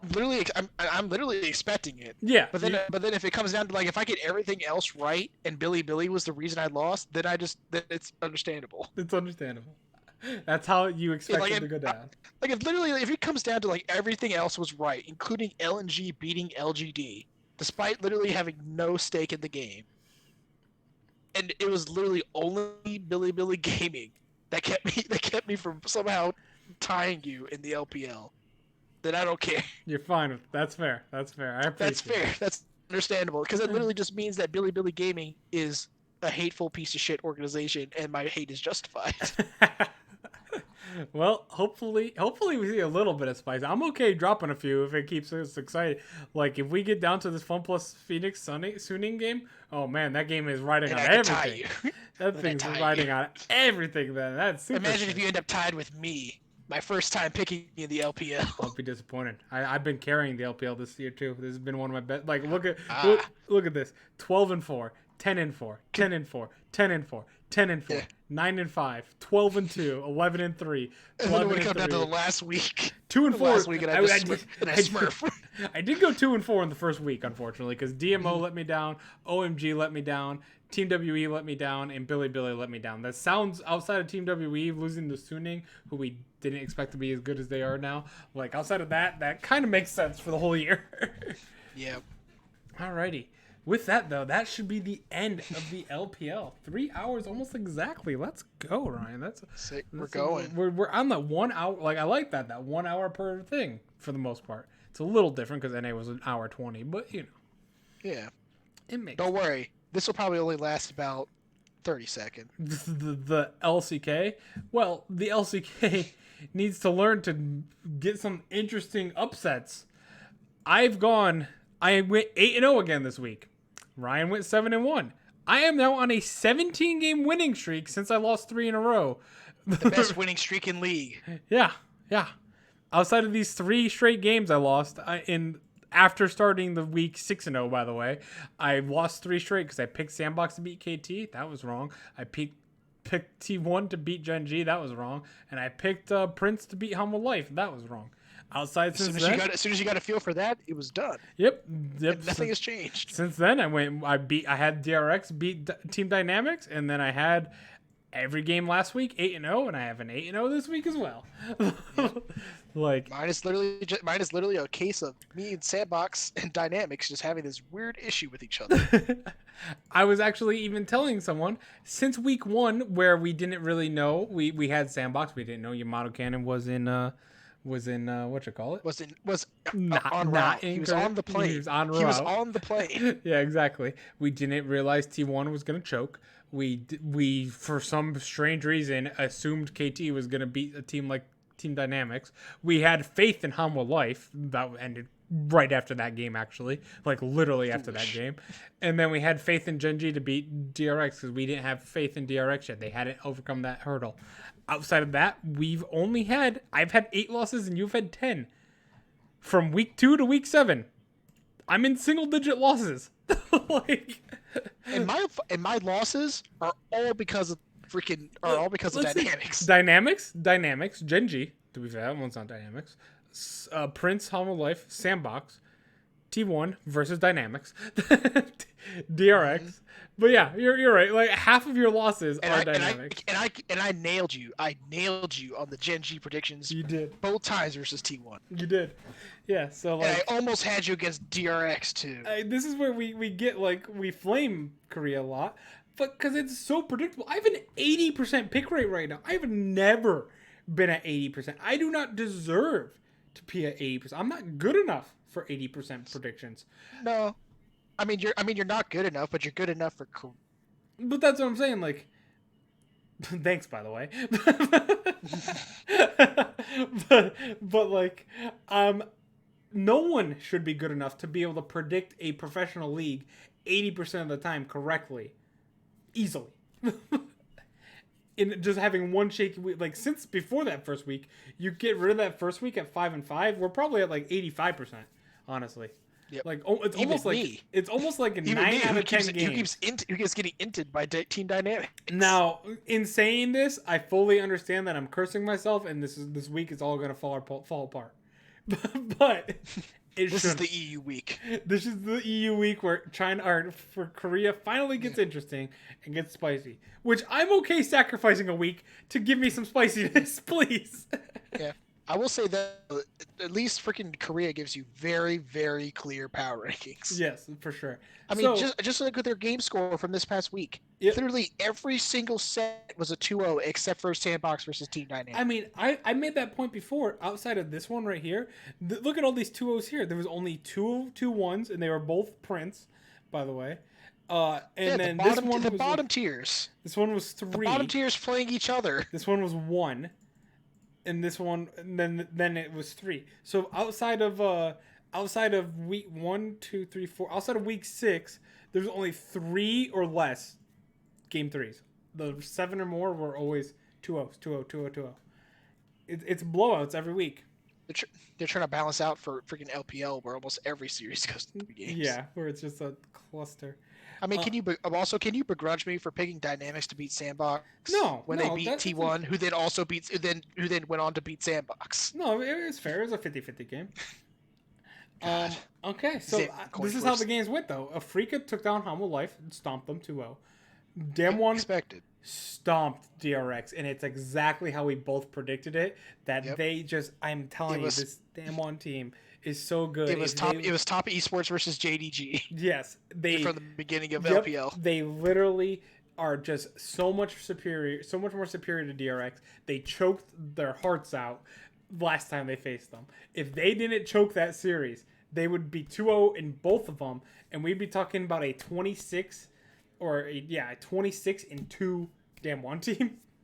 Like it'd be Yikes. completely different. Like you're probably saying like arguably 25. possibly the most dominant team in Korea, one of the most dominant regional teams of any. Yeah, and now that could be one of the most dominant teams in Korea ever. No, that's what I mean. That's what I mean. Ever. Yeah, like Not obviously in Korea now, because yeah, they are. but But like ever. and it's 26 not 2 is unheard of. Mhm. Even And like Griffin would drop games. and that's the thing. They're not dropping games and they're not close games. These are blowouts every game. Like we could look right here. Yeah. Here's a let's just look at Damwon. Just their average win time or average game time is 28 minutes. They've lowered it all the way to 28-14, guys. In 28 games. That's a lot of games. I want to say they're probably the fastest team of any major region. They are. It's like them or V5. It's like literally one of those two All right, are the fastest. let's just check real quick. Game duration. The fastest team in the world is Unicorns of Love, and they're really 100% winner. That's what I told that team. We'll talk about the WildCards is the biggest threat for the EU 4 seed and the NA 3 seed by far to upset Oh, for them. sure. The CIS almost always seems to put out one really good team. And they have two this year. Albus Nox is like Albus Nox was always the biggest, most prolific one. And Gambit's really good as well this year, but they have two losses, and they're both against Unicorns of Love. Unfortunately for them, Russia's only bringing one, and Russia only deserves to bring one, to be fair. Royal Youth is at 27, but they have an 11% win rate. 20%. Damwon right here, number 4. Two of them are 11% win rate and 20% win rate, by the way. So they just get their ass kicked. I'll just say that.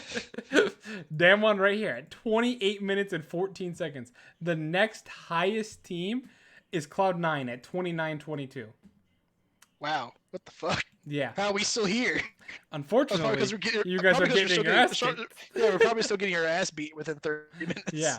The game ends in 30 minutes. We got to get our Postmates. The next highest team in a multiple game setting is Victory 5 at 29-51. Damwon is almost 2 minutes faster on average than Victory 5. And Victory 5 is balls to the wall, just psychopath, just go in. Like that's actually really impressive. IG. To be fair, though, I feel like they have actually played. They played a lot more games than Damwon has. They've played 9 extra games. Yeah. Okay, so and they also play teams like Sunni. Mm-hmm. That is true. Well, to be fair, Damwon plays every slow team in the world. Yeah, but they naturally match up well against them. And then also to point out the slowest region in the world and the fastest team. It's a match made in heaven for Damwon. This might not surprise anyone. The top 4 fastest teams are Damwon, Cloud9, Victory 5, IG. And then number 5 is That's Mad. Amazing. Number 5 is Mad. Outside of all these, I love how none of these are even remotely surprising. Number 6. Oh, I'll just go down the list. Let's see if we find a surprising one. Number 6 is Prince. For the batteries. Yeah. Number 7, Hanwha. Well, to be fair, it's like, wait, has Damwon played Prince twice? Because that would make a lot of sense. Yeah. Let's find a winner. Number 8, the true number 6, Afrika. They are the Damwon of the lower tier. They're the Damwon gatekeepers. Yeah. So then it's Afrika and then G2. Must be this tall to play against Damwon. G2's number 7, JDG's number 8, FunPlus is number 9, and I'm not counting LNG, not counting Dominius, no, we don't count that. Gen G's number 10. Wow, so Gen G's the top 10 fastest team, like a good team. They're really coming together. I actually knew that Gen G was a lot faster than Perception. Yeah. They've been getting a lot faster. That's actually kind of like the reason why I had them. I started ranking them and favoring them even more above DRX. Mm-hmm. Because I feel like they're becoming more. DRX is number more, 11, by the way. They're both. Yeah, that's what I'm saying. Yeah, that's hilarious, isn't it? Yeah. That Gen G on average is faster. Yeah, Gen G's faster by 3 seconds. But not much. But that's the thing. You're talking about Gen G, and you're comparing them to DRX. Yeah, exactly. And in terms of average game time. It's pretty cool. I appreciate being able to change styles like that and doing it the whole split. C9. Okay. Don't get you started. Sorry, hold on. Let me just drink some of this tea real quick. Clearly I need to clear my throat. Okay, so that being said, we went over the games here. I think we did at least. But there's not much to say. A lot of it was very expected. A lot of blowouts. Oh no, we ended at Dam 1. T1 2-0'd KT. I think we saw that coming. Sandbox 2-1'd Dynamics. That was a close one. And I was the winner of the 50-50. Yeah. Gen G 2-0'd Prince. Come on. DRX 2-0'd Afrika. We talked about Afrika. The Afrika's the Sandbox, but are the Dam 1, but they only beat up on the teams below them. Yep. Then Dam 1 just obliterated Hanwha, and T1 obliterated Sandbox. It's kind of how Korea I will goes. say, going through on that though, interesting story coming out of T1, a roster swap. Yeah, I'm pretty sure no one was expecting. Closer he's teleported from America to Korea, and he plays mid lane now, right? Yeah. It's Closer with a Z for anyone who doesn't get the joke. Yeah, he's actually rank 1, I believe, in Korean solo queue. And he's 17, right? Like he just hit 17. That's why he's. Yeah, I think he was 16 when he reached rank 1, and then I think he might have just turned 17. So cool. For as much as we flame, most of my flame goes towards the Korean coaching staff and like team dynamics. I think the player wise, they're still absolutely insane, like monsters. I think it's a lot of the coaching staff letting down Korea as a region down. But yeah, it was kind of exciting to see, like, because Faker has been okay. He hasn't been as good as Trophy. He hasn't been as good as Showmaker, and he hasn't been as good as BDD. He's definitely fourth because he's better than Fly. He's better than Fate. He's better than UCal/Kuro. He's better. So it's one of those things where it's like Faker is as weird as it is, and it's almost blasphemous as it is. He's basically the gatekeeper of LCK mids. Yeah, it's very weird to say that, but he's just above an average mid laner in LCK at the moment. So I'm saying that's that's legitimate balls from the T1 roster. I mean, it's obviously not the first time they've done it before with like Easy Hoon in the past, just based on champion percentage. But even doing it with like Period, I actually I respect that purely because it's Period, but I do respect this one as well because it is legitimately a rookie, a guy who just turned 17. Player. And clearly talented 10 years old because of his solo queue ranking. Did you see? So you're talking about you're talking about essentially trying to make take a chance on a guy who may just have a higher ceiling right now to actually give you that little extra bump to the top tier again. Did you see the tweet by Fionn or whatever I think his name is, the ESPN esports guy? Yeah. Oh man, he said that Closer was 9 years old when Faker made his debut in League of Legends. I mean, that's fair. That hurts, right? Dude, I mean, think about it, dude. If he's 16, it's only 7 years ago. 7 years ago. That was 2013. That's when Faker debuted. I know, but it hurts. It hurts to think about. Yeah. He was 9, and he was just a baby. We're at that point in league history. Yeah, we've gotten there now. We've gotten we're there. At that point in league history where we're all children. boomers. Where children could look up to see a person playing a video game for the first time in a professional setting like this, and then grow up and play. We've hit that point. Yeah. For all we can say about the state of the world right now, it's the little things like that that are actually kind of awesome Yeah, to someday think soon about. we'll hear about kids hitting Challenger who weren't alive when League was released. Yeah. Yeah, I mean, that's close. Isn't Viper's brother like it's 12 or 13 and he's in something Challenger? like that. Like, Yeah, that's something really like that. close. Like, he was like 3 when League like he came was a out. he wasn't a twink. He's what we call not even a twinkle in his daddy's eye. Yeah, he was 2. When League was an alpha, he was when 2. TF had his global on his E. Oh, man. All right. That was exciting. Thank you. I almost forgot about that. I don't know how, but I almost forgot that closer Yeah, start. yeah. Outside of And that, I'll say if you're gonna ever start him at a game, good warm up. Two good teams for warm up for him oh yeah, against Sandbox and KT. Isn't that pretty depressing? experienced players. Isn't that I mean, he depressing played that against. KT's a warm up game? I mean, just in general. I mean, considering it's T1 versus KT, Yeah, but it's Bono it's and not. It is. Malaran. Bono, how did you Yeah, get the 2 worst junglers on the same team when yeah. Tarzan is a free agent? Yeah, I don't know, but I was to say, like, especially for like a player like Closer, being say like, oh hey, here now you have to lane against Yukao / Kuro, Mm-hmm. which is like good, and then the other one is like, oh now you have to play against Fate. That makes sense. Because now you're getting a mix of playing against a veteran player versus playing against another an up and coming mid laner, Mm-hmm.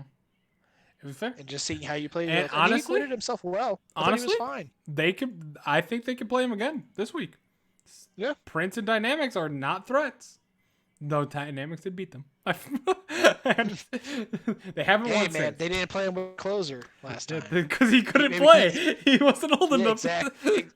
exactly. But now he's now he's the edge. I think the you secret can weapon. literally play Closer into week 10, and week 10 is brutal for T1. It is Damwon and then DRX. That's Oh, dude, that's trial by fire. That's Put a Closer in. Are you gonna put? Do they put Closer in for that scenario? I don't know. I think you maybe put him in game 1. Game 1 of Damwon against Showmaker. Game 1. Let's see. Let's okay, but Showmaker, man. And worst comes to worst. And worst comes to worst. Can we you have talk Baker about sitting Showmaker? there watching, Talk about watching on Showmaker? the backside. Is this guy possible? This guy's at Knight's level right now, in my opinion. And that's Showmaker, about as yeah. high of a compliment as I've ever given someone on this podcast. That son of a bitch. He cost me my Gen G prediction. Forget that one taunt. They all ran at him like it's just like a rolling death ball directly into a freaking 4-man flash taunt flash That was or flash. Well, it was a flash taunt. He can't taunt flash anymore, but he flashed taunt and then just wins the war and killed like 2 people. I mean, Showmaker's been phenomenal. Like this, like look, I guess I haven't checked. Yeah, so BDD right now is technically MVP point wise because that's Korea Yeah. just does it purely off Yeah. player of the week or player of the game. Showmaker deserves it more, in my opinion. Chovy, I mean that's the issue. Like we're flaming Faker, but like the top 3 players in Yeah. Korea right now are all 3 mid mid-laners. laners. like Faker's down here in 17th at the moment for this reason. I mean, Kana, Barrel, Canyon's also been performing fantastically. Kyria, it's just, I mean, you got good. That's what, for as much as we flame Korea, I am very excited to see Korea at Worlds. If T1 strictly based on these players. on these like DRX, Damwon is going to be Worlds contenders for sure. DRX can be Worlds contenders. Gen G can be Worlds contenders. Like those are 3 teams that you're sending to Worlds. Yeah. I'm fine. They can win Worlds. All 3. Oh, by the way, speaking of more teams that were number 1 in the beginning and have started to slump, DRX. Yep, DRX. Yeah. DRX, Top, C9, Mad Lions. Let's see, DRX. Yeah, 1 in every region, and they're all kind of just slumping at the same time. I mean, and DRX seemingly don't know how to play the game anymore. In DRX's defense, compared to the other ones, they are 5-1. However, they 2-1 KT, 2-1 Gen G, like all of their And realistically, could have lost that game. Could have lost that series to Gen G. Yeah. They were Just very like top versus Suning. Yeah, it's they're better than those ones at the moment, likewise, but Yeah. they're not in the sense they have 10. Like, just look at it. They have an extra game played than Damwon, and Damwon has 6 less losses than them. Mm-hmm. That's a massive. And that's kind of that's kind of what I'm coming down to is the fact that sure you'll have like Top is better than DRX, who's I would say is at least equal to or greater than Mad, who's greater than C9 right now in terms of current form. Mm-hmm. But considering where they were and where they were at the beginning of the split and going into the middle of the split, they're a lot worse than Perception, and so many other teams have now caught up to them. The only difference is like Mad Lions is that the rest of the region is just in turmoil. Yeah, so they can kind of get away with it. And the good news for DRX as well is the rest of the region's really bad. So like they built such a high lead at the beginning that it actually doesn't matter. Like they've already sealed playoffs, same with Damwon. But the only difference is like they're just like one step above Europe because they actually have a team like Damwon who stepped up huge. The difference no one's really done that in the EU yet. Yeah, and the difference for DRX is regular season in Korea is more important than all the other regions combined. I feel like in my opinion. Oh yeah, because it's only top 5 for playoffs. Not only is it only top 5, you get first. You only play one series. Like you get essentially get 3 buys. Hey, it's like, hey, to be fair, it's burned them. That didn't mean too much for Genji. It didn't mean much at all. But you get 3 bye weeks essentially. Like how like NA gives you 1 bye week, EU gives you a bye week, China gives you a bye week. You get 3 in Korea. It's a little much in my opinion, but hey, it gets you there. Yeah. Yes, sometimes you gotta take your wins. Mm-hmm. All right. With that being said, I think we can move to predictions. See, Korea was quick. 20 minutes. Usually quick. It is. I'm sure these predictions will also go pretty quick. Once we get upsets, we will talk more about said upsets. Yeah, I mean, we actually we had like interesting matches, and then they end up just being exactly what we predicted. The Damwon DRX, if that would have gone close, it just look at last week's podcast. We said Damwon's gonna blow them out. Yeah. Yeah, we can't have any more spicy predictions anymore because I've already picked. We already did Genji T1 twice. Yeah, and I got them both. Both times. Take them both. Alrighty, let's move on. All right, so Damwon versus Genji. Genji won last time. Genji might be a bigger threat than DRX. I'm still picking Damwon right now. Oh, Damwon for sure. Damwon's just. I can't pick against this team. This is Damwon is better than they were at the beginning. I said my friendship with Top. Better. My friendship with Top is over. My new best friend is Damwon right now. Nah, Damwon would be like your team forever if Jackie Love joined. If it was Jackie Love Barrel. I mean that's what it is. It's literally like I love IG so much. I love that style. Damwon's the same way. Except they're just crushing people with it right now. Except they're Korean. Yeah, except they're Korean. But they're literally just crushing people at the moment with it. Pretty nice. Theirs is the style. They have a firm grasp on how to play the game. Do you think Damwon 2 a lot of these other, and this is the exact reason why like watching get teams like Damwon play. This is the exact reason why I think like a lot of these teams, especially like the Western teams, that are still trying to branch out to these control style and whatever. And just late game shit. This is why they're going to get smashed. Mm-hmm. They're just going to lose their worlds because they're wasting their time. Yeah, like C9. And I understand you because you're not because this style, the way that they play, will just beat them. Yep, just beat them no matter what. So does this go 2-0 or 2-1? Do you think Genji can take a game out Damwon, or is this going to be another blowout like the DRX series? I genuinely think it's going to be 2-0. 2-0. Is it going to be as bad of a blowout as DRX, or will it be closer? I think Genji will probably keep it close, but Damwon is just too good right now. Okay, fair enough. I agree. Yeah, I think Genji and DRX are probably really close right now in terms of their power level, and Damwon is just way above. I think Genji and DRX are on an equal level at the moment, and we just saw what Damwon did to DRX, so they're just a level above. And if anything, Genji is an even worse matchup into Damwon. Damwon just naturally beats them by their just how they're. I know it's perceived style with Genji, but it is their style. Mm-hmm. And a lot of times they do rely on like late game carry with. Mm-hmm. Whereas Damwon is very much like everyone will smash everybody. Yeah. T1 versus Prince. T1. T1 easy. Yeah, T1 gonna be on 3-game win streak, by the way. Yep. Closer versus Mickey. 3-game win streak right now with a 4, possibly 5-game win streak coming on up. Afrika versus Dynamics. Afrika. Yep, Afrika stomps every team below them. Gatekeep. They are the old Rogue. We're back before Rogue. Well, Rogue still does it, but they're on number 1. Fifth place Rogue. The 5th place Rogue, where they beat all the non-playoff teams, but they make it to... Like, Afrika's going to make playoffs, and Afrika's going to get smashed in playoffs. But they're going to make playoffs, probably. To be fair, though, Sandbox is 6-8. They're only a game out of playoffs right now, so good for them. Good for Yamato. Hey, that's where we predicted them. Yeah. Wait a minute. What is that? I picked them 7th and you picked them 6th. Like that's about where we predicted. Just ignore the Hama Life here at 6 and 5, and ignore Damwon at 7 and me at 5th. Yeah. To be fair, swap, in our defense, I was like, hey, just swap Hanwha and Damwon for me, and it's better. Just in our defense. That was right after MSC where Damwon got their ass kicked. Like yeah, they got Giga Stomp. And to be fair, it's almost like they like woke up and like, oh, that's how the Chinese team play. Even though they've already played against IG before in Worlds. I was in that group as a Team Liquid fan. This is how the Chinese teams play. Got it. Do you want to know how much that hurt me? Like, you know how much I love IG and Damwon, and I get them both in Team Liquid's group? Like, thanks. Yeah, thanks, by the way. This is actually what makes me even more and more sad about not having MSI. Because I'm like, man, if Cloud9 just played these teams and got the chance to scrim them, I feel like they wouldn't even be bothering with all this other shit. They would just be better. Damn Corona. Like, they would actually understand that. Oh, this is how you play the game. This is what we need. This is what we need to expect to play. This is where we are.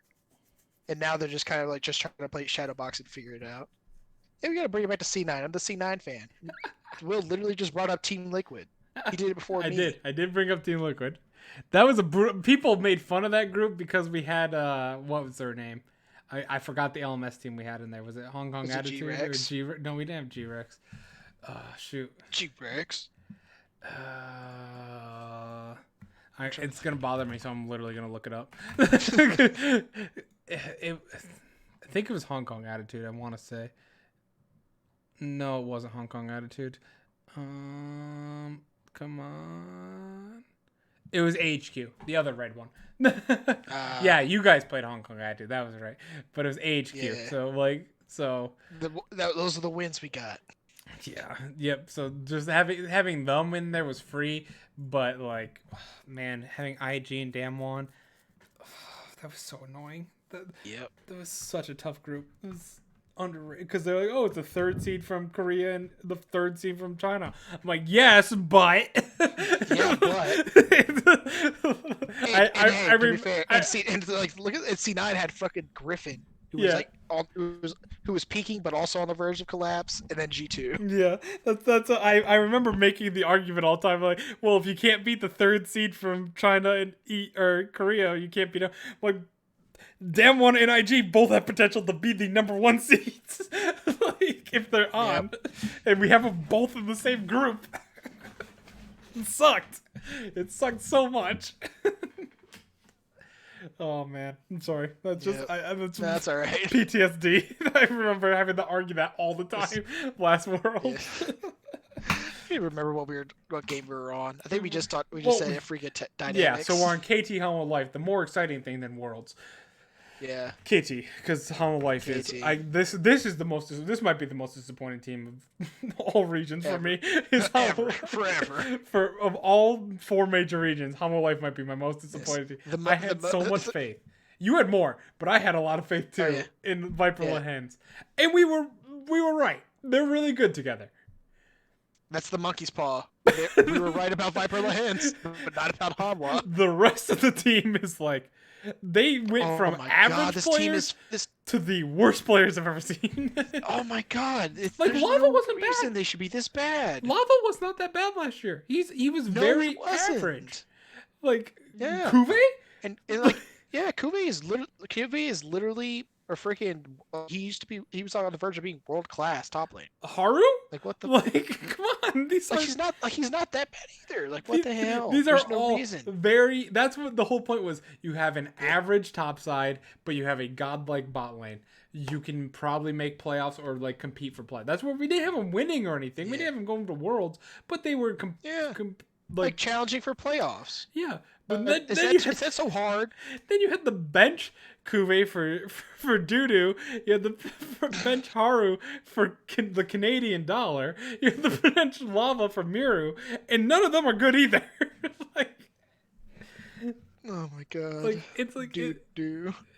literally they're 5-25, Ryan. They're Fucking- 5-25. At least they're keeping it even. they're not Well, I Jin know it's Air technically bad. odd numbers, but Yeah, it's but five very is uniform. always the like complimentary Oh my even number. they're like on the verge of being reverse damn one with that game score. Yeah, it is, and it's insane to me because they were. When I looked at that preseason, I was like, okay. I mean, you got like 5th to 7th level talent at your whole top side, which isn't great, but you got like a top 3, top 4 bot lane right there, so you can make Like you can at playoffs least with it. challenge for something. Yeah. Turns Like, out you they're can one of imagine, the worst teams in like- the entire world. They are about as bad as Immortals and Dignitas. They might be worse than Immortals and Dignitas. But what about CLG? They're not as bad as CLG. CLG, I've told you before, is literally my 47th team out of 47 teams at the moment. But Hanwha and Prince are probably 46th and 45th. Like, they're probably right there. I might actually take Damwon or Dignitas. And of course, I might take Damwon over them, by the way. No, I might take Dignitas or Immortals over Hanwha and Prince. It's kind of sad to say. Yeah, it is sad to say considering that there are games where Dignitas literally do nothing. But I But think there are they times can. where if They by can doing win. nothing, Doing nothing, you can win that top side. because they will lend it to you. They'll just let you have it. It's crazy. It's really crazy how bad they've been. That's why I think they might be my most. I would have to look at every team, but that might damn well be my most disappointing team. Oh, all right. Anyway, DRX versus Sandbox. do you believe in Yamato? I don't. Not I love for this you. game. I don't. I love Yamato. I really would. I hope that maybe they overcome Afrika. I don't even see that happening, but at least I'm glad we were proven right that Yamato can bring them to the best of the worst. They can bring them to gatekeep the rest. They The be almost make co-gatekeepers. playoffs. Co-gatekeepers with Afrika. Except Afrika gets in and they don't. They're locked out. They're on the outside. They're gatekeeping the outside. Afrika's gatekeeping the inside. Yeah, they're like it's like Sandbox is the guy on the outside letting people into the club, and Afrika is the bouncer. Yeah, exactly. Damwon But versus yeah, Prince. I have DRX. DRX this game. Do by the you way. want to pick Prince, by the way? No, do one. you think Mickey will be able to beat Showmaker? In his dreams. I don't even know if Mickey beats Showmaker in his dreams. Showmaker defies reality and beats in his dreams. He will not allow himself to lose lane. Let's be honest here. That might be tough. Oh. Yikes. And Sunday. Just exactly. Probably just goes even history. I don't even know if he does that. Come on. Yeah, I think that's asking too much for Mickey. That's asking a lot. T1 versus Dynamics. Does Dynamics run it back? They haven't won, and we're assuming Freaka beats Dynamics. They will not won a single series since they beat T1. No. No, they don't. They don't. That was one of. I think this is all. And I think this is also a closer game. I think again that was the one series that even though we rag on T1 because we have higher expectations for T1. That's why we rag on them a lot. We expect more. we We literally expect had more. them second. Yeah, exactly. Literally in second in the world to start the split, and they're barely Based on nothing, top apparently. 20. They're barely top 20, and like, it's like. It's a fluke. You ever It's a have one of fluke those days against where you're like, Dynamics. oh, I'm a C9 fan. Oh, man, I really wish that we could be as good as T1. And it's like, oh, your wish is granted. And now here we are. Yep, and it's like. Damn it. It's like CLG. It's like, can we finish below, just below Team Liquid? in spring. Just one spot below Team Liquid. That's all we ask. Okay. Yep. All right. There's 10th place. What? Oh my god! If CLG finishes 10th, 2 splits in. I mean, they're the new my Golden God. Guardians. Man, that's what they are. They're terrible. I think there's like a rule if you There is a finish rule. like bottom 3, if you finish like bottom 3 like 6 out of 8 splits. For 6 out of or, You no, can it's get- for you 5 get out of kicked. 6. You It's get kicked 5 from out the of league. 6. It's 5 out of 6. 5 out of splits. 6. So Well, they're getting close. I'm just gonna. I know Because like summer was their off split last year. 2000. They were still bottom feeding. Summer, spring, CLG. Oh, they finished 7th. To be fair, in spring 2019. Optic. They pulled it past Optic. Ah, damn it! Damn it, Optic! Damn it, Zabuteen! Let me just do Running it down one again. more check of summer 2018. They were 8th there. I'm in a loop here. Sorry. Yeah, but summer 2019 they were like 3rd or 2nd or something like. So outside of that, they finished 7th again. Okay, so they're good. They've been finishing a solid 7th place out of the playoffs. Solid 7th, except for this year where they're apparently going to finish freaking 10th and 10th. Oh man, 10th place. I hope so. I hope so. All right, let's wrap it up. Let's Gen G versus KT. Somewhat more exciting, but still definitely going to be a Gen G. Yep. I mean, come on. Now you're really gonna. They really. We literally have Klid versus Bono and Mount Ryan, man. This is the time. No, it's not. There's never a time where they win. There's never a time for Bono. Well, to be fair, there's like 1 out of every 20 games that Bono has a good game. There's 0 out of 20 that Malrang has a good game. Oh, come on, man. No. This is his time then. No. He's got to get his 1 in. No, he doesn't get a 1. Malrang doesn't get to play as many games as Bono. He's got to get his 1 There's a reason for that. There's a reason he can't even beat Bono for beating the spot.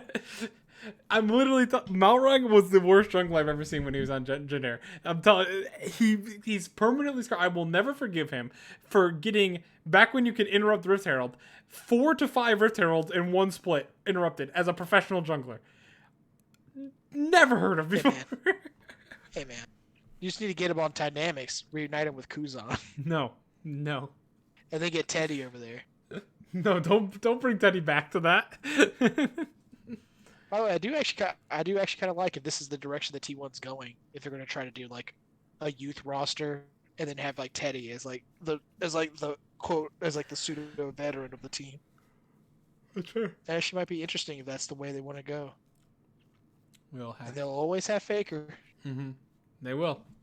He basically owns the team. Alrighty. So with that being said, I think we're done with Korea. Which means we have a new guest. Once he the time has come. He's been in this chat this whole time. Once he unmutes the mic. And also in the text chat. In the text chat. But is that as big of an intro as I get? That's all you get. Yeah, right now it's your first time here. Yeah. Welcome. I know. I literally got an intro that was like, hey, there's this guy who was typing in the YouTube comments, and we decided to let him on. Hey. I mean, same story, right? It's kind of same story, yeah. But we are talking our wildcard regions, and we have a possible new format if you guys like it. This is the beta test of it. It's still not fully done, but I think Bill brought out the wallet and hired an expert. Yeah, for $0. But it's pretty awesome. We're working on it. We're working on it. It's a WIP. All right. So this is the new format that we might be going with the teams down the line. But this is for Brazil. We have the wins and losses right here. And we have all the teams up here with the colors. And, of course, that's the most important part. We all know. And then you have the top, mid, jungle, mid, bot, and support. You have the substitutes for each position. And then down here, you have more specific, where you have the players, the main starting players for each position, their role, their age. Some of them are Unfortunately, not question mark like I thought they should be. Not applicable. And their nationality. And this isn't in yet because it's wild cards and we don't fully watch the wild card. We just pay attention to them. But down the line, once we get into playoffs and get the worlds ready, then we're gonna start implementing style. Like, so if they're a carry type player, a like weak side player, only tanks, control mages, etc. So then to bring info to people who don't follow it. Yes, and then we'll also have highlights. Like I know we can highlight like we can highlight on Pain Gaming. Robo is one of their best players, and or we can always talk about BRTT here in Brazil, and BRTT also top player in Pain. But one thing you might want to do, Will, it's a lot of information we've got on this page. You might want to use that zoom feature just to give a better look at that. Gotcha. So zoom, let's see. You can see 100% right there in that toolbar at the top. Yeah, so if we go to 150 here, this might be a little bit easier. Just because there's a bit of info on the screen there. Yes. So down the line, this could be we would do this for all regions as well. So if you're new to a region, especially the wildcards, obviously the wildcards not many people follow, which makes sense. I don't blame you for most of the time. Like it's a lot of league, and if you only have time for certain regions that you want to watch, you'd probably rather watch LPL, LCK, or something like that. But even for those regions, if you don't have time to watch the LPL and LCK, you just hear us talk. We'll also have little highlights here for like say this is top. We'll highlight Knight. Like he's the top carry on top esports, or Jackie Love, or the Shy, and stuff like that. And we talked about possibly doing a rating system at some point, which I actually really like that as well. The idea is to give you guys essentially an idea of who to be looking out for when those major international tournaments roll around. Yep. And not only that, after those international tournaments, you're like, wow, that guy Closer on Royal Youth, he looked okay. Unfortunately, Closer's a bad op because he choked really hard at Worlds. But before that, he looked amazing. So we're just gonna say he looked amazing. And what team can he go to a team? And you're like, well, here he is. This is his style. This is how he plays the game. This is what we think his rating should be out of like 10 or so. Like. Then you'll have you can look for a really carry-oriented jungler to go ahead and bring into your system. Works really well. Mm-hmm. Yeah. So I'm super excited for this. Like I said, this is just like the very basic first part of it, of just getting the players down. So with that being said, let's talk about CBLOL. Is there the number one? Talk about Brazil. Yeah, let's talk about Brazil. We had some interesting ones going on this week. Yeah, we had Pain. So right now we have Pain and I'll call them INTZ, but I love to call them Ents just because it's funny. Tactical Ents, my favorite team. Tactical Ents. And the fact that they entered super hard at MSI after upsetting Flamingo when Flamingo had their best year of all time. And then they just go like 0-6. Oh, that was brutal. But we have Pain Gaming, Ents, and Kaboom. Probably the top three teams right now, would you say? Like, with Kaboom coming in on a 4-game winning streak as well? I would say so. The thing with Pain is they played an actually serious comp today and somehow managed to lose to Viva, who's been eliminated for the last week. So that is concerning. I did notice that. Like, I mean, that's quite the NA mentality, and they are technically in the Americas, albeit South. So we'll give them a pass. They got the SA mentality. Free game. Yeah, free game. Yeah, that is kind of surprising because Vivo coming in last split should have won, but Kaboom pulled a miracle, and then Vivo kind of lost most of their players. So that's why they're down here and already eliminated from playoffs, like you mentioned. Now, the reason it's a bit odd for me, at least specifically, this one in particular, is just because seeding is still up for grabs, and obviously, if you want to make sure you're grabbing that first, I think Vivo would be the team you can easily take a win off of. You take a win off Vivo, and then you have 3 games with a 2-game lead. That's almost sealed. Like you're facing, and you have tough game. You have Kaboom, and you have Faria and Prodigy. So those are teams that are fighting for spots, especially Faria, who's 2 games out of playoffs at the moment. And they were my team when they were for Uppercut, when they had the kangaroo. I just love the logo, man. I'm sorry. I'm a sucker for good logos. Yeah, Furia is one of those organizations I knew even before I paid attention to the CBLOL just from other esports. And I expected more of a team that had really talked a big game coming into the split. Yeah, and Uppercut was actually a good team. like 2 splits ago. But since they've changed to Faria, they've been not as spicy, not as good. But we also have the newest team, Santos Esports. They just joined the league this split, and they're currently in the playoffs. While you have, funny enough, you have Flamingo, who has some names like Bavoy. If you're an EU fan, you should know Bavoy. And you have Isn't it B-Boy? Bavoy. I don't know. Bavoy. To be fair, I don't actually. To be fair, I'm not the person you should come to with proper pronunciation of things. Fair enough. But you have him, you have Goku, and you have Ranger. Those are all names that are pretty well known in the Brazilian league, and Sure. that they're out of the playoffs at the moment. So like, sure, Flamingo did lose BRTT, and they lost Robo, which they lost Robo 2 splits ago. But I think that Flamingo probably. I mean, I think they'll make it personally. I really do. Because Santos is kind of struggling as of late. They're kind of having that E-Star moment where they started out super hot to start the split. Yeah, they've dropped a few. I don't know if you remember, but Santos started the split. Was it 4? They started 5-1 after the first few weeks, and then it, 1-1 for a couple weeks, and then 1-1 week, 1-1 week, 0-2 week. So like they haven't another 0-2 week. They haven't necessarily been good. Last week they actually beat Pain Gaming, which was very important, and Vivo Keyed with that one. It's supposed to be a gimme. But absolutely. Another 0-2 week this week. They're struggling at the moment. So I think that Flamingo should be okay especially with Goku coming in, but I would expect them to be able to go ahead and recover. They do have a couple interesting matchups coming up. Yes. Obviously, keep an eye. They have Vivo, which, unlike Pain, they should be able to pull out. Yes. However, the one game that you really want to keep an eye out for is the fact that they play Kaboom, and Kaboom is on the longest game winning streak. They've won every game for the last 2 weeks. Mm-hmm. And the most important one. Kaboom looks really good, and they might be able to gatekeep Flamengo out of the playoffs if anyone was going to. Yeah, and the most important one we talked Santos about themselves. Yep, Santos themselves. So if Santos loses, they have Furia and Prodigy, 2 teams that they should hypothetically win, but also 2 teams that are going to be really gunning for beating them so they can make really want to beat them. Yeah, it's a perfect situation for Prodigy and Furia because they want to win that game because it also gives the person they're chasing a loss automatically. Yeah, so absolutely. It's kind of a mess in Korea, in Brazil. Still have Korea on the brain, but in Brazil because, like you said, seeding still up for grabs. It's only a 1 game difference or 3 games. Even technically, I don't know off of tiebreakers and stuff like that. But if Santos goes 3-0, they could technically still get the first seed.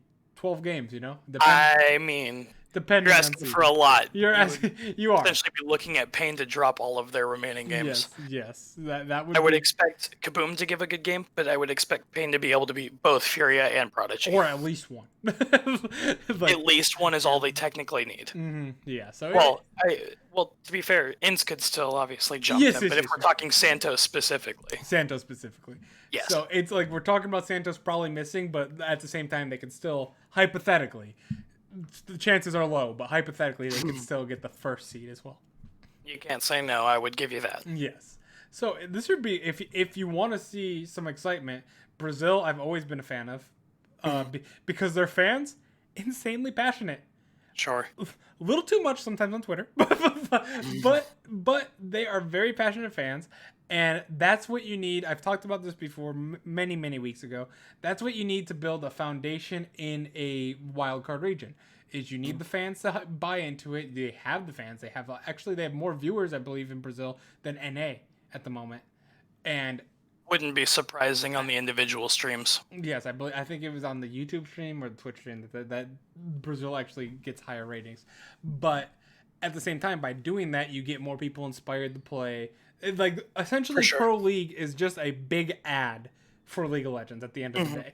And by Brazil doing this, you're building foundation into your region as a whole, and then hopefully improving play from the ground up. It might take a while, obviously, but...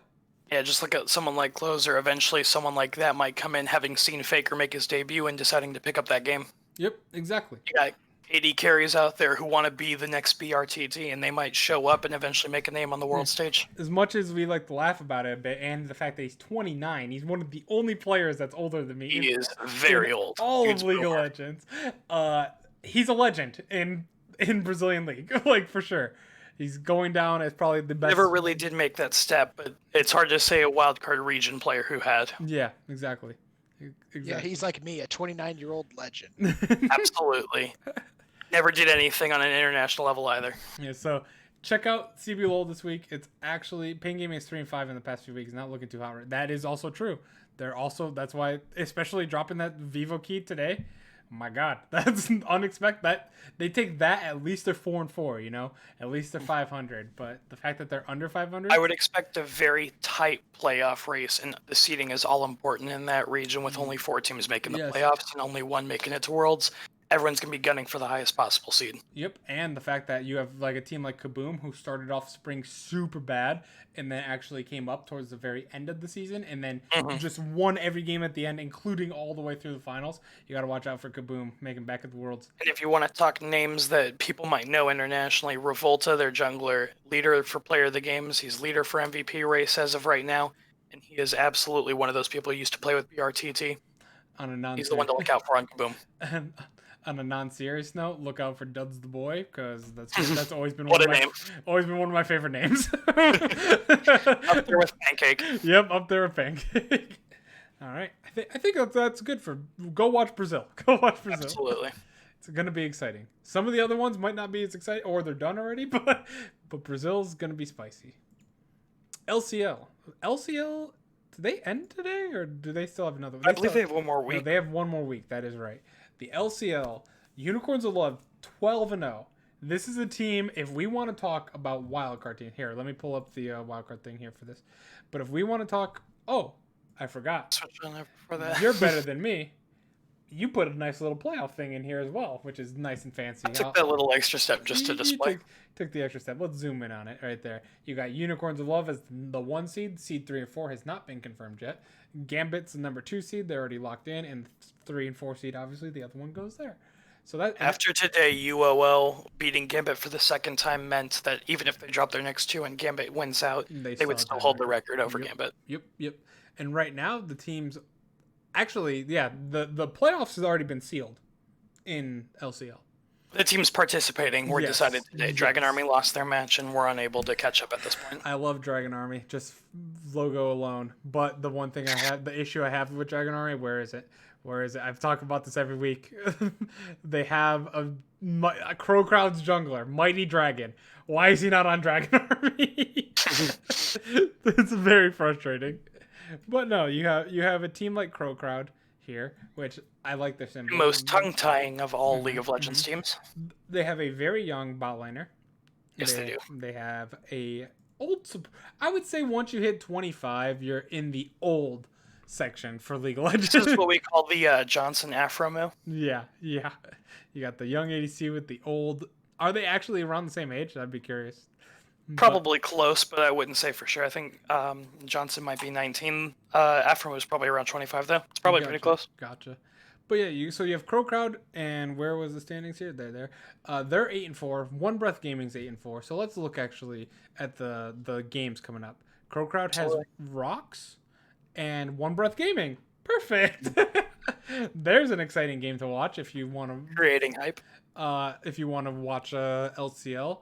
You have One Breath Gaming, however, does have to face Gambit.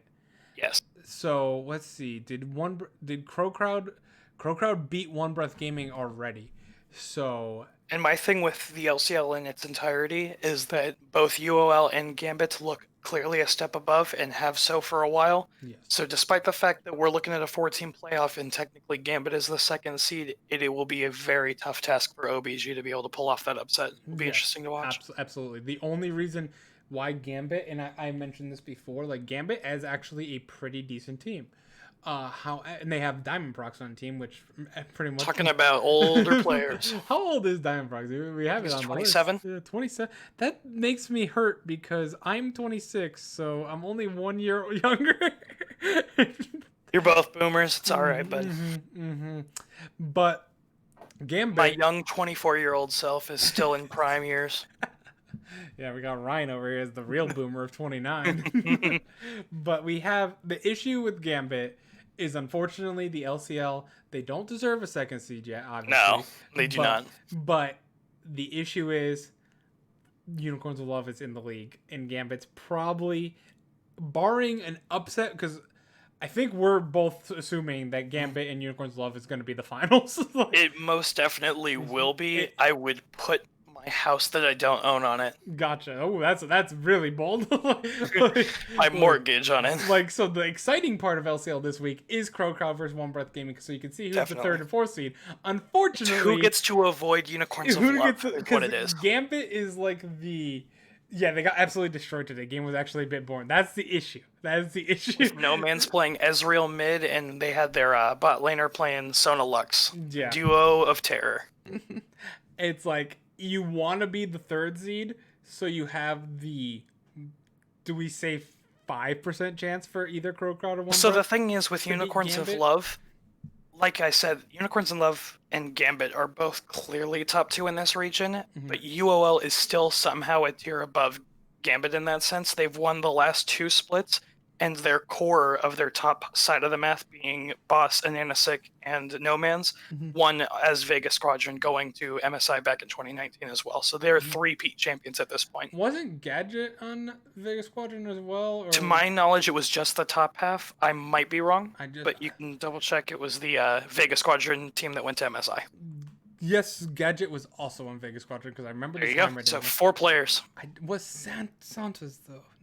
He was. Hell yeah. Oh man, it's the whole. It's the whole squad. team. I was under the impression it was just the 3. But they had fair, changed. They had changed. Can't recall that far back because they did have Inax and Edward last year. True. Okay, that's right. I forgot Inax, the legend, on the SO4 bench. So they lost Inax, they lost Edward back to Gambit, and which is actually he's no longer on Gambit. No, I think he's gone at this point, which is honestly probably for the best. Edward in a UOL shirt did not look right. He did not. He also didn't look good as well. Like, he was the weak link of that team. He was very poor. And so the fact that they're like, okay, guys, we're bringing Gadget and Santos back. You guys know them. The team synergy's already built there from Vega Squadron. And hey, Vega Squadron looked pretty decent at at MSI. They lost, but they looked competitive in the game. I was gonna say, I believe they made top 8. They were like the top 3 teams of the wildcard regions at that point. Yeah. They did. They lost them, but their games were competitive as well, even against the top regions. Yeah. So that's why Unicorns of Love is dominating so much. If you remember, not to mention, I believe it was at Worlds where UOL almost beat Clutch out of their spot in the play-in stage. Yep, absolutely, and that's where I think if you're they really gained a lot of rep there. This is absolutely, and they're even better this split, and on top of that, because they have Santos instead of Edward, who was the weak link there, and so not only are they better, if you have that 4th seed from EU especially, and possibly the 3rd seed from NA as well, those are the weak links that they took Clutch close. I think that the 4th seed from EU may, depending on who the 3 seed is from NA, we don't know yet, but definitely that 4th seed from EU, if it's SK, if it's a crumbling Fnatic, if it's Origin with Jack Troll, if it's Schalke, that's different. Schalke's gonna go win World. if it's Vitality, if it's like Misfits. Okay, we don't have to go that far. Vitality's not making it. I understand, but if it's any of them, this team is probably better at the moment than they are. Oh, that's so hard to say. I would say it might be close. It would be a stylistic matchup I would go for. Okay. That's fair, though. I think this is the biggest threat out of the wildcards to upset a team. I have this region's top-end teams probably second. They're not a very deep region, but their top 2 are very clearly strong. But we'll get on to that as we go, I think. All right, but... yeah, make sure to watch, if you want to watch Crow Crowd versus One Breath Gaming, see which one has a 5% chance to maybe upset Gambit, because the loser has the unfortunate thing of going against Unicorns of Love. And yeah, it would be the story to keep an eye out. It's a very unlikely one, but damn would that be impressive. New play, it's much harder for Wild. I actually have not seen the new play-in format. outside of knowing that the LPL team, I noticed that the LPL 4th seed still goes to the play-ins. Yes, that's true. That's gonna hurt. Imagine that's like top or something like that. I mean, it's very clearly always going to be someone that makes it in, but to this point, any major region team has succeeded in qualifying through play-ins. For sure. It's been pretty much, to this point, a foregone conclusion, I would say. Mm-hmm. All right. Now let's go to the LJL, which is over outside of playoffs. Yeah, it finished up this last Friday. Mm-hmm. With a series of interesting games, I would say. We had a couple collapses, a couple resurgences. All in all, pretty exciting, though. DFM. DFM. My boy, I love DFM. It's me and my friend Brian, who used to do podcasts with us. We were major DFM fans, just like Vedius. So, like, Vedius has a soft spot for the LJL. I can't say I am, just because the style is so... Not great. It's not great. It's so inflexibly flexible. Do you know what I mean? Yeah. It's like, it's too flexible that it's ridiculous. Mm-hmm. Mm-hmm. But I also saw the collapse of my favorite team, so maybe I'm just a bit salty. I love Burning Core. I really like Yu-Gi-Oh, their mid laner. He's a young gun. He was replacing a longtime veteran on that roster, and he looked really good. At one point, I called him the Japanese Faker because he made Lulu look like an assassin's. But That's amazing. They fell off towards the end there. They weren't able to keep it out. They are still in playoffs, but they're not looking hot. But that's Yu-Gi-Oh, their mid. That is I will say that Burning Core has been kind of disappointing, like you said, like for the most part this year. And especially towards the end, it looked like they had a 2-game losing streak, but probably not as good. Well, they lost both their games this last week, as well as, I believe, one the prior week. They did beat Detonation Focus Me last week, though. Yeah, that is the nice. That was the That's nice a big win. And they took down Rascal Jester and Axis, which again, not impressive. If we were to name like bottom tier teams, like I always put those out two of as like all regions. Axis and They're Rascal bad. Jester are always the bottom tier for me. It's one of those situations though where you know you should give them a pass because literally 2/5 of their roster couldn't even make it into the country for the entire split. Being stuck with COVID in Korea and unable to make Japan, but at the same time, they were bad. And they're always at the bottom, even with that roster, though, for the most part. Axis made playoffs last split. Okay. That was like the first time in ever for Axis. Yeah, it wasn't good. That was the best they've ever Come done. on, you don't think Envy Ninja was going to make a difference? No, I didn't. Rascal Jester would have gotten at least 3-11 with that. Unfortunately, it doesn't look like that still makes it here. Unlucky, I suppose. But here, let's look at your playoff thing here. So, Absolutely. Yeah, I took a little bit of extra time because this one's an interesting looking bracket as opposed to the standard semis and then a final. Mm-hmm. Yeah, this is a weird one. So the way that the LJL works, and I'll go ahead and give a quick rundown for anyone who might not have seen it before, as opposed to having a winner's bracket and a loser's bracket, basically what they do is they take the first and second seed and they have a semifinal match immediately, whereas the winner immediately seeds into the final, and the loser goes to play the winner of the 3rd through 6th seeds bracket. So the 3rd through 6th seed have their own bracket where they play matches against each other, the winners play, and then they'll eventually play the loser of the 1st and 2nd seed match to see who goes back potentially for a rematch against the winner. Yes. So it's actually kind of similar to how EU, I don't know if EU's the same, but that's kind of how EU was doing it at one point in last split. It's very rewarding for those first 2 spots, very crucial, and that is why the last week of games was so impressive, as Crest Gaming managed to drop both their games, Sengoku managed to win both of them, and they leapfrogged into that second position, giving themselves a very big advantage for playoffs. Yeah, for sure. Especially the team headlined by Blank and SKT famous Pyrian. Anytime you can get a free pass to lose a series in the playoffs is absolutely huge. Massive. Like, it is. That's why we were talking so much about even in NA with like C9 potentially not being in those top 2 now. Because in NA, especially because we don't have the gauntlet anymore in NA now, that 1st and 2nd, sorry to bring C9 over here, but we're not talking about that. I am here as a wildcard expert. But it's just that you have to win one best of 5 series and you're in the Worlds, no matter what. That's all you need with the way it's formatted. So, yep. That's why we were frustrated. I'll just say that before. It was disappointing. And we are moving on. Before I tilt you and Ryan at the same time. Also, another big C9 fan, by the way. Indeed. All right. Struggling from success. All right. So, with that being said, the summer playoffs, when do they start? It's to be decided. So, as of right now, we have in 2 nights, there's going to be the final tiebreaker match, which is actually between Detonation Focus Me and the SoftBank Hawks for the 4th, 5th slot, essentially. I can't believe SoftBank Hawks is actually moving all the way up to 4th. They had a really good last week, honestly. They won both their games. To be fair, one was against Axis, but they beat Burning Core, who I expected to be better than them. Mm-hmm. So it's probably a fair assumption to say they're worthy of that mid-table spot, but probably not much higher. Gotcha. So I do actually have a really soft spot for Tussle, though, just because of how many memes he's given us over the years. Oh, Tussle. I saw those memes that were sent in our chat. Yeah, the famous clip of his Herald Brilliance of failing to smite against a Braum Q, and then failing to dash with Gragas's body slam, and then flashing into the wall and dying. The highlight of the LJL season, indeed. Let's just say we wouldn't put it in his highlight reel.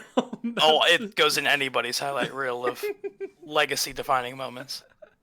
Oh, man. Yeah, so tune in. So you said 2 days from now? Plus, they're the most frustratingly long names since Fenerbahce. Oh, yeah. Fukuoka SoftBank The Fukuoka SoftBank Hawks gaming. Crazy. Way too I long. have made a meme of literally just typing that whole thing out, and I did so in our spreadsheet that we have just for the memes of it. There it is, right? Just because I couldn't not. Look at the Hawks. Hawks at the H is far. They have 2 full words after anyone else is already there. It looks even better on the roster section, in my opinion, because it happened to line up with the middle of the 2 graphs, so it's just a massive gap. Oh, right here, yeah. This is a huge thing, man. Formatting. Yeah. I refuse to shorten it, though. I appreciate it. I love memes like that. All right, so stay tuned. It's not only next week we'll have playoffs though, right? So 2 days is the deciding, and then I would imagine they're probably going to have the weekend, Friday into Saturday morning. Yes, according to if you're the in wiki, America. it says August 16th. So 2-week break. 2-week break. But it will be the next Friday into Saturday then, I would imagine, or Saturday into Sunday, one of the two. Gotcha. All right, let's move on to the LLA. Absolutely. In the LLA, the closing season. One that just finished up at the same time as NA finished with their games today. Yep. Stage 1 concluding, of course. So now stage 1. So LLA does a little bit of a weird, they do stage. It's very akin to, you might not follow soccer or football as they would be called, but this is very familiar to South American football, where they play their seasons in stages to avoid the hottest part of the years. And so they kind of formatted it this way, where essentially you have a beginning and an ending phase. And essentially the way that works is you have teams that perform well retain their points, whereas everyone else prepares for either relegations or the next split. And then with those retained points, then your points are amplified for the second stage to decide who goes to playoffs. And it's also, it doesn't necessarily make as much sense as it's indoor video game tournament for as long as they it's mostly, I would imagine, for the culture of it. Yeah, the culture of it. Because the same way Riot liked to meme with EU's okay with ties. Yeah. Essentially they're like, the South American, Central American fans will understand this format. That's how their regular sports are. Mm-hmm. I mean, that's one thing that makes it very interesting, though, in my opinion, is that we essentially find ourselves with a situation where the All Knights come into second stage and therefore playoffs with a massive advantage. But in a sense, you are starting entirely all over because you're now having a new round robin where everyone has to play each other again. No freebies, no terrible teams at the bottom of the standings to get points off of. You must play the best teams. Yeah, and that's very important because if you don't follow the LA, the All Knights, at least the last 2 splits or so, kind of choking against Isurus. They were always the second fiddle to Isurus Gaming. Now, they've always looked incredibly dominant until it mattered. And then they lost to Isurus Gaming. And Isurus, as you guys know, if you follow, I'll only pull up here. It's much easier. Isurus is, of course, the team with Adi and Seiya. War Angeles, Giral. Slow, Giral. Furious was so close. I know. I complained at the right before podcast. I was so sad that I had found out. I actually hadn't realized because I was setting up for podcast stuff, and you came in here. I was watching instead of the last NA game, and I was like, "Oh, Will's not gonna like this." No, Furious Gaming lost. No. So the way that one worked, it was a very hype matchup going into it, but it ended up being a bit of a stomp, unfortunately. Basically, because Azul's had the tiebreaker between the two, if they won, they would end on an even overall record, but have that tiebreaker advantage, whereas Furious would have just had the superior record if they won. Mm-hmm. And so, in the end, because Azul's managed to go ahead and pull that out, they won the winner goes to phase 2 match. Yeah, and not only that, Furious. I mean, it's on Furious, guys. It's on them. They lost 5 straight games to end the season. It was rough. They started bad. out so hot again, and they had a good spring split as well. But they started another out so team hot. with the C9 meta of doing well first round robin. Yeah, it's just depressing. 0-5 is not good. Yes, but with that, so this is what you can be excited for the LLA, is that you have the 5 best teams coming in, and remember, it's you can argue maybe Azul's they're 6 and 8, they're not that great of a team, but you have Infinity, Isurus, and Rainbow 7 all at 8 and 6, all tied, while All Knights is at 12 and 2. So like you said, dominant compared to the rest. Do they get double points, by the way, or is when it comes to phase 2, your points are amplified. And in this case, for League of Legends esports, it is doubled. So every win is 2 points, which technically means All Knights would qualify for the playoffs with a single win, because they would then end up 8 points higher than Azul's, and Azul's would only be able to max out from that point. Okay, so All Knights should be okay. So All Knights will likely make playoffs just based on both form, their overall ability to beat most other teams, minus Isurus, of course, and the fact that all these other teams are entering the phase with less points. Yes, and being 4 points down with 4 games to play, that means that the max they can get is 8 points. So as long as they win 2, they should be first, unless the team, one of the other 3 2 teams. would guarantee them. 1 win against Azul's is all they need for playoffs, and so on. Yeah, but even at that point, even with 2 wins, basically seals them at least a tiebreaker into first place. When that's tiebreaker would be most likely scenario. Yes. So they should be good, hopefully, because All Knights. This is one of those teams. I'm excited for this team. Yeah, I really want to see this team at Worlds. Do you think they're one of the most exciting teams in the Western Hemisphere when it comes to dominance in a region over an extended period of time? If they don't choke, I would love to see this team in a play-ins to see how they stack up. They're really good. As much as I love Isurus and I love Adi, and I feel like in Seiya, it feels like they performed well enough at Worlds and MSI and stuff like that. At the same time, I want to see something fresh. You have Pancake, man. Even though they have the most exciting player of all time. In Pancake. Pancake. I labeled him as the world's first flex player, as you can see under the roster up there. Okay, so you made it much better than my. You wrote any question mark. Because I was looking, I was like, he's played top jungle he has and played 3 roles this season. And they've won, I believe, I double-checked, I believe every game where he role swapped. So imagine a scenario in the wildcard region where you have Pancake playing ADC, and then the team gets film on him as your ADC, and then he just plays jungle the next game. Yep. And then the next game, he's playing mid. He's like, I play Runic, Echoes, Ezreal in jungle. Mm-hmm. And his name is Pancake. That's terrifying. That's all you need to know. That's all you need to know. True killer. Be a fan of All Night and be a fan of Pancake, because he is our pretty much only flex player in all of League, like you said. He might be the only tri-role player in all of League. Tri-role, yeah, because we got Smed, the new the greatest top slash support. The best support Korea's ever produced, statistically by kills. Yep. So we got one there, but specifically in kills, best support ever. He's not a tri player. That's what we're looking for. Yeah, he's no pancake. That's all I'm saying. he's Is no Pancake's Pank. statistically better than Smith. Confirmed. Yeah, so go check it out. This will be an exciting week. Like we said, 2 points for each. So each win counts as 2 wins, basically. Yep, and every game is going to be taking place this weekend, same time as their normal games. It's actually parallel with NA for the most part. They play Saturdays, Sundays, same start time. And if you're dual screening, it's a great watch. There's a lot of very interesting teams that play off meta, but All Nights is the one I have to recommend. They're so entertaining, and you never know what you're getting. Gotcha. There we go. All right, let's move on to the OPL. And here in the OPL, we have our top team, Legacy, and we have the other Cinderella team. Sorry, the other Cinderella team is Chiefs, but they're in third right now.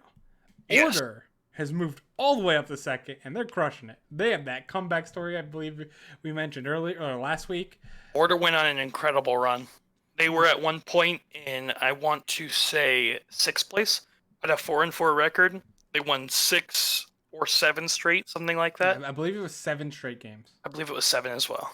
And now they are all the way up to second. Legacy is the spring split champions at the moment. Yep. Usually a notoriously terrible team. Back down there with Axis and Rascal Jester. No, come on. They were bad. They were bad. They were really bad. They revamped the roster. They got Babip. They got Halo. That's just like Tapoon, exactly. It's just like it's such a better roster. Obviously, if it goes from one of the worst teams of all time to OPL Spring Split champions, they really had a big turnaround, and they usually, despite their couple losses here and there to very odd teams, they look very dominant. Mm-hmm. Yes, and they just happened to lose a game to like Mammoth, and so I mean. And then we have Order, like we just said, a great comeback story for this split to possibly make it to Worlds. We also pulled the reverse C9 where they looked really bad until all of a sudden second round robin, third round robin comes around and they look incredible. And then we also have that was probably Ryan disconnecting, but we'll be back.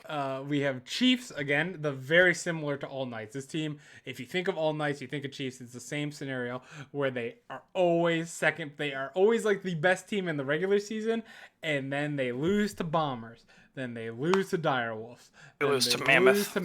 Like they lose the finals every single time. It's just they are perennial Cinderella. Yeah, at least for them, it's to a different team. I guess that might make it worse. Where at least All Nights, it's always to Isurus usually. Like Isurus is the one that's had their number lately. These guys just managed to give everyone championships. Yeah, pretty much. They're usually number 1, but maybe it's different. Maybe this year they're number 3, and maybe that helps them. Like mentally, they're like, okay, we're not the best team. We need to really prepare harder. But could be one of those situations. It'll be tough to see. TSM's 6th place to finals run. Yeah, exactly. We have Pentanet also at 11-7. I'm glad because I kind of picked this team to perform better last split, and they really didn't do anything. They have Biopanther, former Direwolf, and they have Pabu. If you remember All Stars, Pabu was the one that he won, right? The 1v1s? I believe he did. Yeah. Awesome player to win 1v1s at All Stars. So the thing about this team, I have a bit of an irrational dislike for them, and it's actually just because their team name is a website. It really. And every time I type their name into like a spreadsheet, it wants me to link their site, and I have to unlink it, and so it's super annoying. But that is my main problem with this team. Otherwise, they're actually very entertaining. I really wish. I hate the name, to be honest. Pentanet.gg. I would be totally fine if they just called it Pentanet and then maybe had like the website on their sleeves, but like don't call your team a website. Yeah. Don't give me a URL. I don't want to see .com anywhere. Reddit.com, the team. Yeah. Oh man. Like ESPN. Blitz.gg, the team. Yeah, the team. Oh man, I can't wait to watch Blitz.gg. You watch an app? Like what? No. Fun thing though about Pabu is obviously that this is, I believe, his first split playing jungle. Yes. He used to be a top laner. Yes, that is true because they role swapped him because they got Biopanther. Pabu's a very popular player. He's a very good player, and he's done very well for himself in the new role, despite a couple int moments. But we forgive junglers that. Yeah, because you also have. I mean, you have not the worst top laners in OPL for wildcard standards. You got chippies as well on Direwolf. PL is pretty much a top-heavy meta usually. Yeah, you got. They're the ones who bring out the Cho'Gaths at Worlds, if you'll recall. I remember specifically there was the Worlds in 2017 where chippies called out Impact or whatever going into the play-ins. Yeah, it's an interesting one. And then you also have Fudge, former top player. Fudge, now C9 Academy and best player in North America currently. Not true, but I am super high on that guy. I love Fudge. Fudge is very similar to me as like closer and stuff like that, where they were just they were complete all-star, and you knew they were not going to stay in the wild card. He is one of those guys that is just too big for the region he's born into. He's 18, right? Like. He just turned 18. He joined at 17. Yeah, he went to Worlds actually shortly after 17, I believe. Yeah, that is a guy that hopefully down the line in these next few splits that we're going to be highlighting for you. Like that dude's going to have a massive buyout. You think Vulcan's buyout was big? Fudge to pry him from Jack will be massive. Yeah, I agree. I will predict that now. Fudge, you will hear that name. I mean, unfortunately, he's behind Licorice right now, and Licorice is also pretty young. But like, you might hear it soon. Especially if Licorice keeps running it down. Well, to be fair, you'd have to bench Sven or Niski to put Fudge on C9. That's true. Man, that just someone. I say trade him, but I don't really want him on any of the other NA teams that need him. CLG, I'm worried about him ending up as IMT Fudge or CLG Fudge. I would rather him on IMT than CLG. At least CLG is more. Talking the C9 community, and this will just get us slightly sidetracked, but it is related to Fudge. Is that right now C9's Academy team is obviously considered to be one of the best teams in Academy, as well as potentially better than most of the bottom non-playoff kind of tier of NALCS teams. Well, and with that being said, people have been talking about, well, you need to get Palafox, you need to get Fudge, and King specifically, although he's not playing with the team this roster split because he got trapped back in Australia with COVID.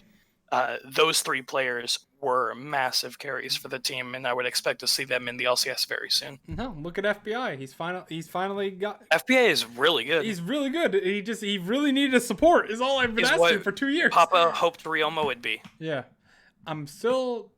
Ryoma, it's a little. Ryoma's terrible. That's why I said that. It's a tougher on the mid lane. It's getting a mid laner from the OPL is kind of tough to use an import spot on when you have EU known for imports, but then you get a team like Immortals who gets Ica. We don't need to go back to NA. Yeah, no. But yeah, for the most part, so the exciting things. Oopsie, I accidentally closed out the OPL. Yeah, let's talk about exciting upcoming matchups. Exciting upcoming matchups for the final week. You have still quite a bit to be decided in just 2 match days. Yes, so there's 5 playoff teams out of 8. So 2 teams have been eliminated: Mammoth and Gravitas. Gravitas. I told you I was going to give you I intentionally gave it to you because I know you needed it. And so they have been mathematically eliminated already. You have Direwolf sitting at that 9-9. New logo. It's a cool logo. I actually like it. New logo turns the team shit. They have not been playing as well since they got it.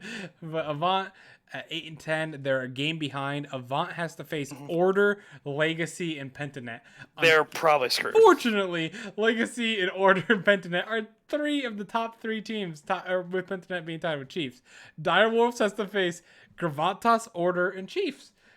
Sorry, I said it wrong again. I apologize. It's all right. I won't correct you every time, but just as long as... Order and Chiefs, probably going to be a loss, but they got Gravitas. That's the one that they need to win. Yeah, they win that game. They can kind of hope. Obviously, you'll be scoreboard watching. You would expect Avant to lose enough based on strength of schedule that the 1 win should be enough. That should be, especially because you already have a 1-game lead. You should probably. Direwolf should probably make it, barring. And the interesting thing, of course, about the OPL, not to cut you off, is of course the fact that they play a triple round robin schedule, so their head-to-heads are slightly different as well.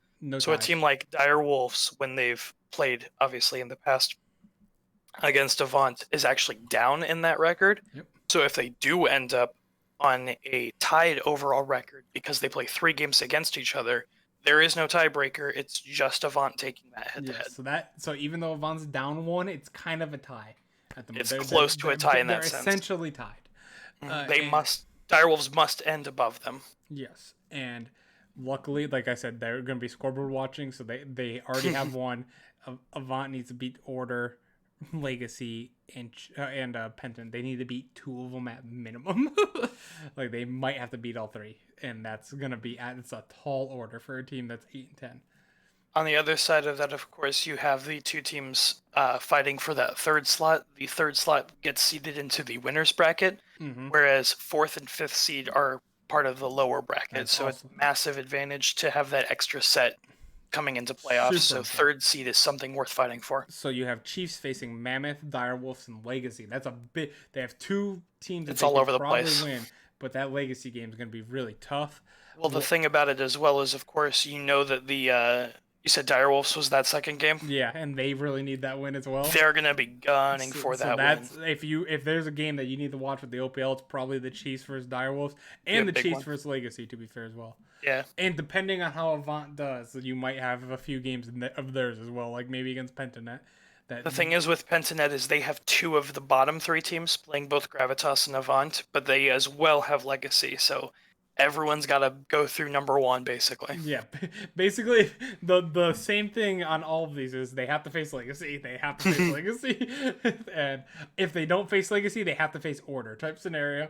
So Order just needs 1 win to seal top 2. Yep, just the 1 because they wouldn't be able to be caught, and they have the head-to-head versus Chiefs, I believe. And unlike the rest that have challenges, they have Mammoth, Avant, and Direwolves. So yeah, should be fairly simple for them to just grab their 1 and call it good.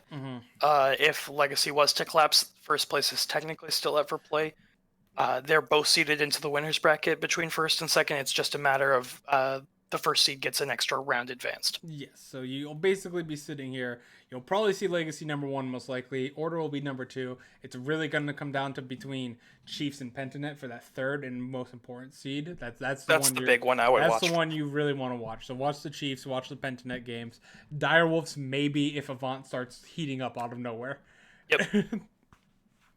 But yeah, I think keep in mind in the back of your head that Direwolves could theoretically miss playoffs as a team who has perennially been known as to be one of the big teams in the region. Yep, if you only watch OPL or you only know OPL from Worlds for the most part. Mammoth being a surprise and Bombers being a surprise the last 2 times, it's pretty much only been Direwolves. All right, now sounds good. Let's go to the PCS. This is one of my regions here. One of the ones with 2 seeds going to Worlds, which is always something to talk about. 2 seeds for sure, and we had 3 tiebreakers today as well. But we have our standings done. We are done with the regular season here. J team, 15 and 3. They don't have Fofo on the team. They're still a good team. They got Rest, Hana. Let's pull it up here with the PCS right here. They got J team's got Rest, Crash, Hana, Nesta, Lil V. If you remember Lil V from the Worlds last year, I love that name. And they got Woody as their support. All still fairly young, all under 23 or 23 or younger. Still a good team in general. Then you got they've looked on fire. They slipped up a bit towards the end of the season and looked potentially about to fall out to AHQ, who had a really good late season resurgence. But they managed to pull that out, and they're hoping to hit form, I would imagine, going into playoffs. Mm-hmm. And then AHQ, also a team that went to Worlds last year. They got Ziv still. And is it funny that man is trucking along? It surprised me Ziv's only 25. So the thing is, he started playing, I believe, on AHQ. He's kind of, you could say, I guess, the SEA/PCS faker in that sense. He was very young, and he's been on the 1 team. He's a 1-team player. Still very good.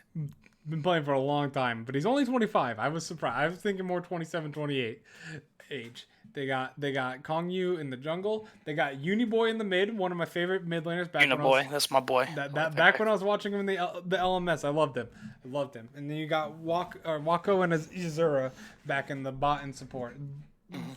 Players that were all in the LMS, all recognizable names. That's why they're 14 and 4. And I have to do this just because I played World of Warcraft. It's Ysera. Ysera? I did not play World of Warcraft. It's a dragon so from World of Warcraft. There you go. I always find out stuff like that, and then there's like random anime references that I don't get. I mean, I do watch. You're gonna get that anime, in the Eastern regions, my man. But I'm always like, I never consider myself a weeb. It's all good. I do watch it, and I'm like, oh, Okay, that's interesting. That's what you brought me in for, is the obscure references. I'm here. Yeah, for I'm sure. the expert. And then, so also you have the defending champions of Spring Split, PSG Talon, my boys. I love this team. Let me go get Sandy real quick. My dog. I call them Big Money Talon. Big Money Talon. I love. Well, PSG is, of course, one of the biggest football clubs in the world. They're kind of the French Schalke, only if Schalke were good. Paris Saint-Germain? Paris Saint-Germain, yeah. You know. I've actually always... French is actually the worst language for me when speaking. Like, not in a sense of the whole language, but name-wise, I'm terrible with it. It just... My tongue doesn't roll that way at all. It's all good. Yeah, Paris is currently the record holder for the largest transfer fee in football history, which was like $222 million for a single player. That's, I mean, you know, a little bit of money. It's just a little bit. So esports is a little behind that, but they do have a little bit of stake in this Talon team, and this Talon team is good. Yep, absolutely. I have a soft spot for all my Flash Wolves. I love Tank. Yeah. I just think that's so funny that the dude plays mages and assassins and he calls himself Tank. It bugs me. So funny to me. You love it. It bugs me. It's one of those. Yeah. I don't know what the word for it is. It's escaping me at the moment, but it's just one of those things where it like gets you thinking something, and you have that mental picture, and you find out obviously you're completely wrong. It just amuses me. You got River in the jungle, Unified in the bot lane. I loved Unified, and you got Kawing as his support. Yep. Kai Wing is great. Kai Wing, yep. I mean, you got them both. Again, I love pretty much most of these teams, like we've mentioned before, are the LMS teams, not the C region. Every single one of these teams are the Taiwanese, the Hong Kong teams that made up the former SEA playoffs and contenders. For the most part, the other teams that have merged into this region were former off the ladder, not fully professional, but semi-professional. And it'll take them a little time, but you can see the improvement, which is all I like to see out of a region like this. That's absolutely true. Especially, we even saw Resurgence win 2 games. Resurgence pulled it out towards the end. Liab almost ended up over the Brajaya Dragons. Yep. And that would have been a crazy story, but the Malaysians squeaked in there just by a little bit. And I say the Malaysians because that's where the org is from, but they're all Taiwanese and Hong Kong too. Yeah. Oops, that's CB Law. But yeah, and we also got Maki Esports. We got PK, if you remember on G-Rex. PK was the one guy that look at Worlds. He kind of choked a little bit at Worlds, unfortunately, but he was really good before that. That was he was a really good Urgot. To be fair, most top laners at the time were good Urgots, but he really stood out on the champion.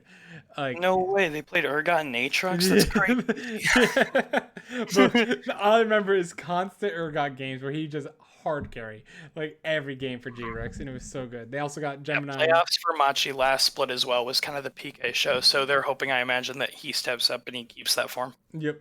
And you also got Bruce. Got Koala, Mission, all recognizable names from the LMS. Yep. So with that, like we're going into playoffs now, as we said. I mean, you got Nova, who was Mega Esports with Rocky, Ryan, G4. We got them on the team. So most of it though is all LMS. So if you watched any LMS before this, you pretty much know who's here. Even having like Moonblack, Eminem, a little bit like names that aren't as familiar, they're still there, and they're still at least performing decently enough. Hong Kong Attitude has number 7 at the moment. So going into playoffs to watch, the playoffs start on the 15th, so we will have a break here for a bit. The playoffs are always very large, convoluted, and super exciting in the PCS. Yes, for sure. So you got PK starting right off the back against Alpha. Like, or not PK as a general, but Maki Esports, but with PK hopefully stepping up.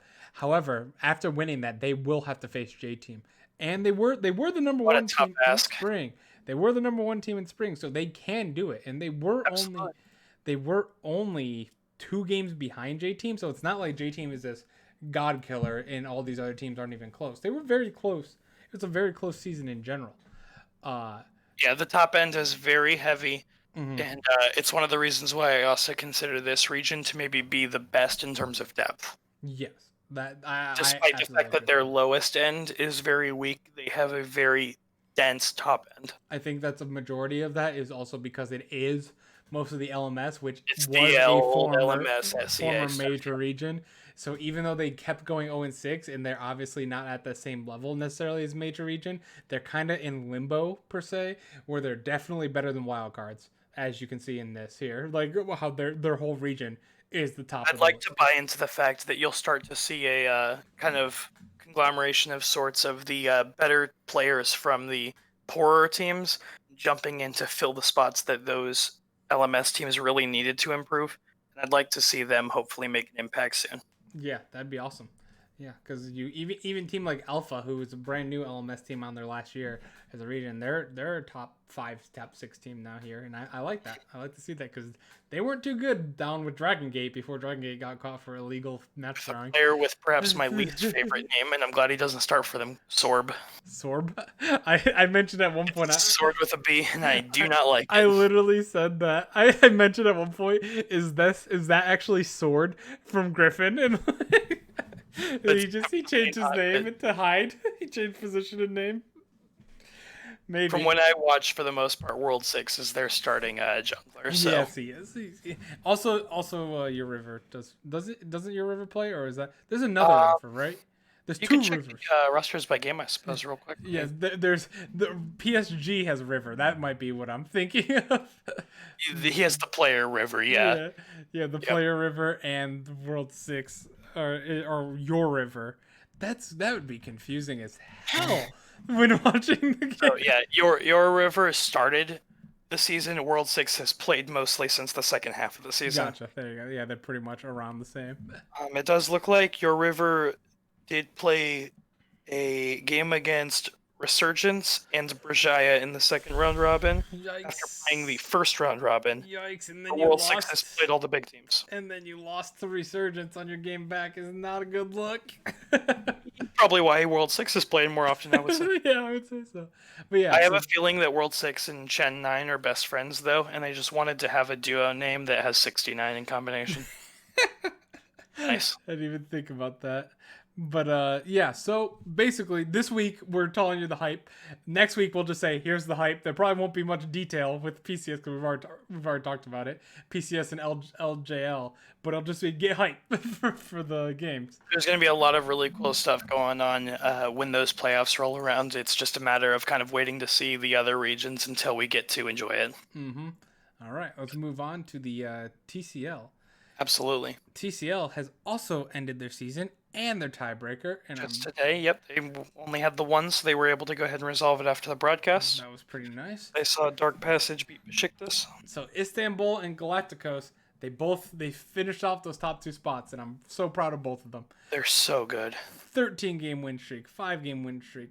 Istanbul Wildcats, they're not going to fail me like Royal Youth did, are they? I would like to point out that there was a point, I want to say maybe 2 weeks ago or just this last week, where I was in chat and had mentioned Luger in particular. Mm-hmm. He has won every player of the game since then for Galacticos. There you go. You did mention to me, because to me, I at least that young ADC is so good. I was watching his VODs back just because I wanted to go ahead and see. I don't want to go ahead and say this before playoffs because it really will matter how he holds up under pressure. But from what I've seen, he went from Fenerbahce Academy. This is his first split, playing as a starting player on a team. He took a low-level team pretty much single-handedly into second place.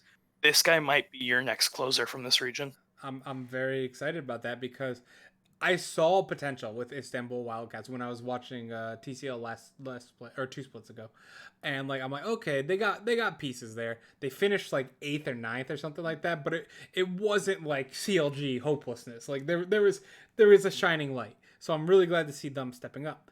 Galacticos, on the other hand, they were that bottom team that this game sucks. This team sucks. And so the fact that Luger has brought them to a second place right now, that's awesome. Yeah, awesome. Galacticos did end up 5th, so they made playoffs last time, but they did bomb out after that point. And so he has really turned around this team, to be fair. They had been 3-0'd by Istanbul, actually, last playoffs. And let's mention one of the most important parts of this is 1907 Fenerbahce Esports has missed playoffs and will not be making Worlds. And this is a team with good old EU talent Sacre on their team.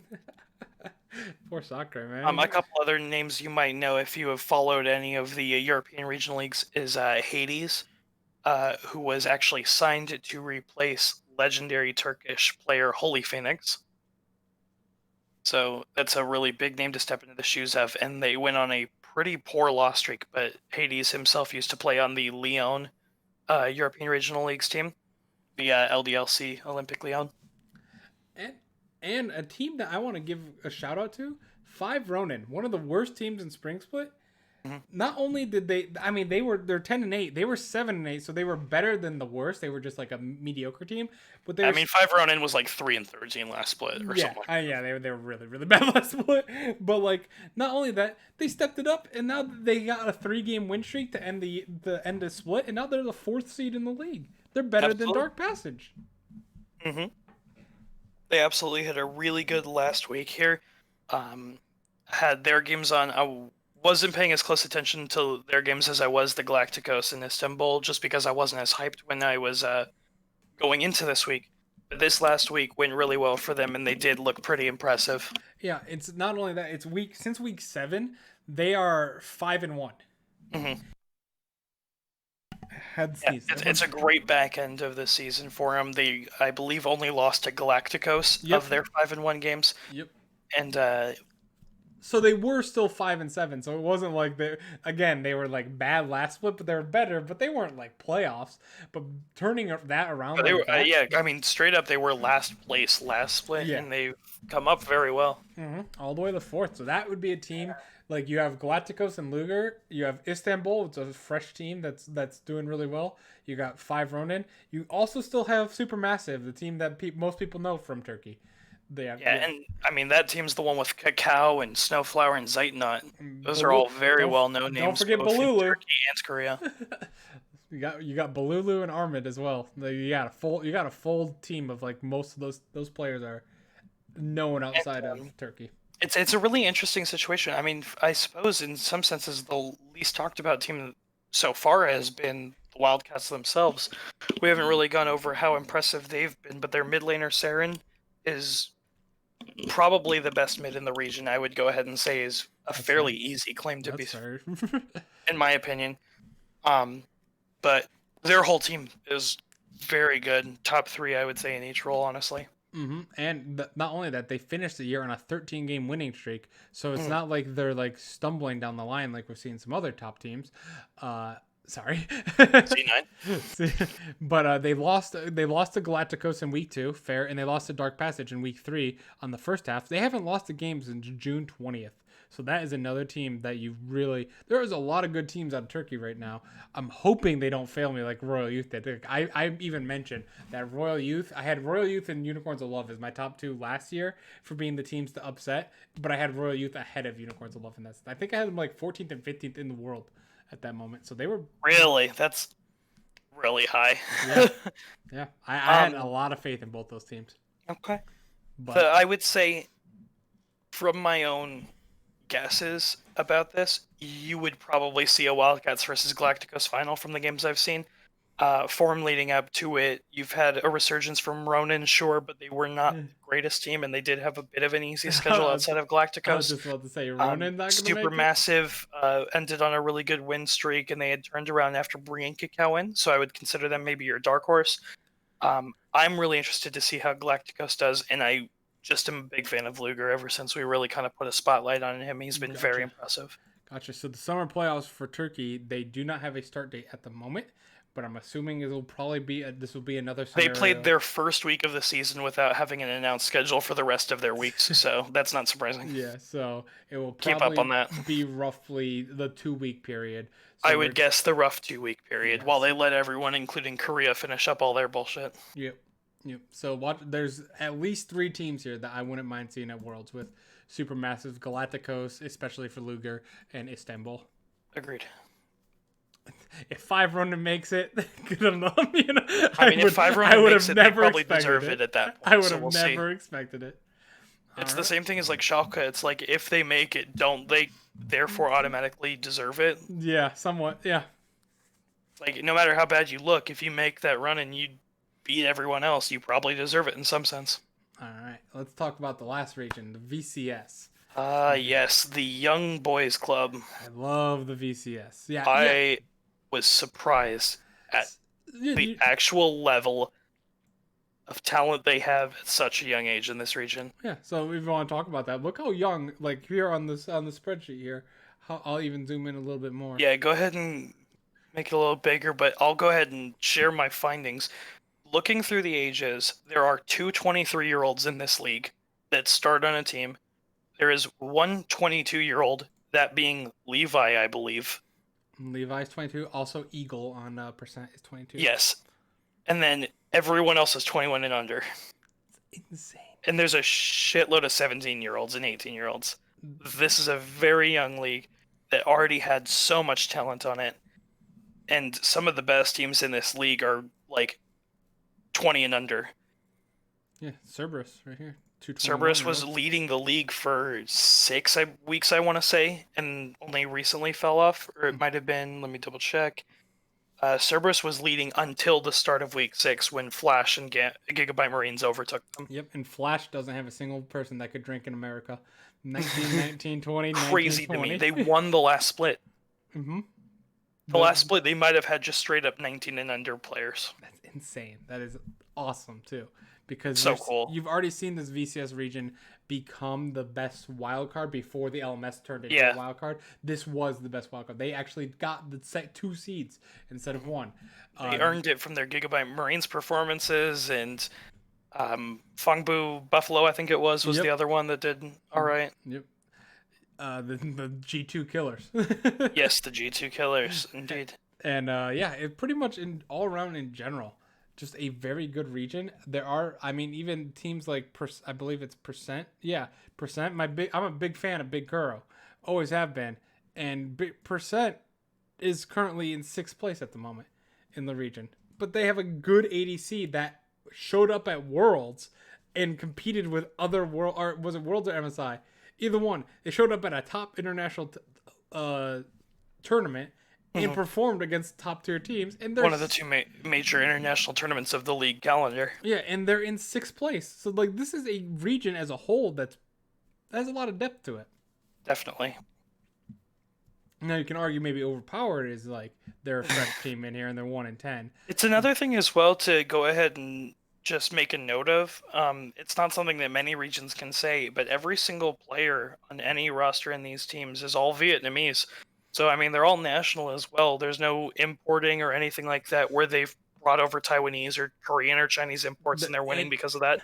They're relying solely on young talent from in the country, and they're doing incredibly well, and it's super cool to see. Yeah, for sure, because there's a lot of wildcard regions where there's a lot of random Korean imports that you're like, oh, I remember that guy. You can show up to Brazil or Latin America, and all of a sudden there's just a bunch of Koreans. You're like, okay. You got Pyrian in Japan. You're like, oh, there. Pyrian's chilling in Japan and just waiting to get over there. Cacao in Turkey, Cacao in Turkey. Yeah, we got flour as well. They're all over the place, but not in Vietnam. They are not there. And I like that because, like you said, in Vietnam's gaining traction. Like we said, this is the first wildcard region that is going to be at the PCS level next, and then eventually, I think, start becoming a major region itself. This is one of those things where you see these young Vietnamese players. If you're a 13-year-old Vietnamese kid that plays this game at a diamond level, that might be all you need to grind to be like, I can make the world stage someday. Mm-hmm.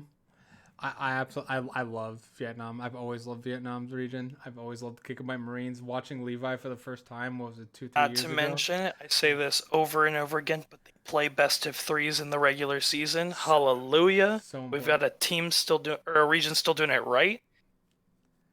Yep. Minor regions can figure it out. LEC, I'm looking at you. Get your shit together if you want something to happen on the world stage, but that's all I gotta say about that.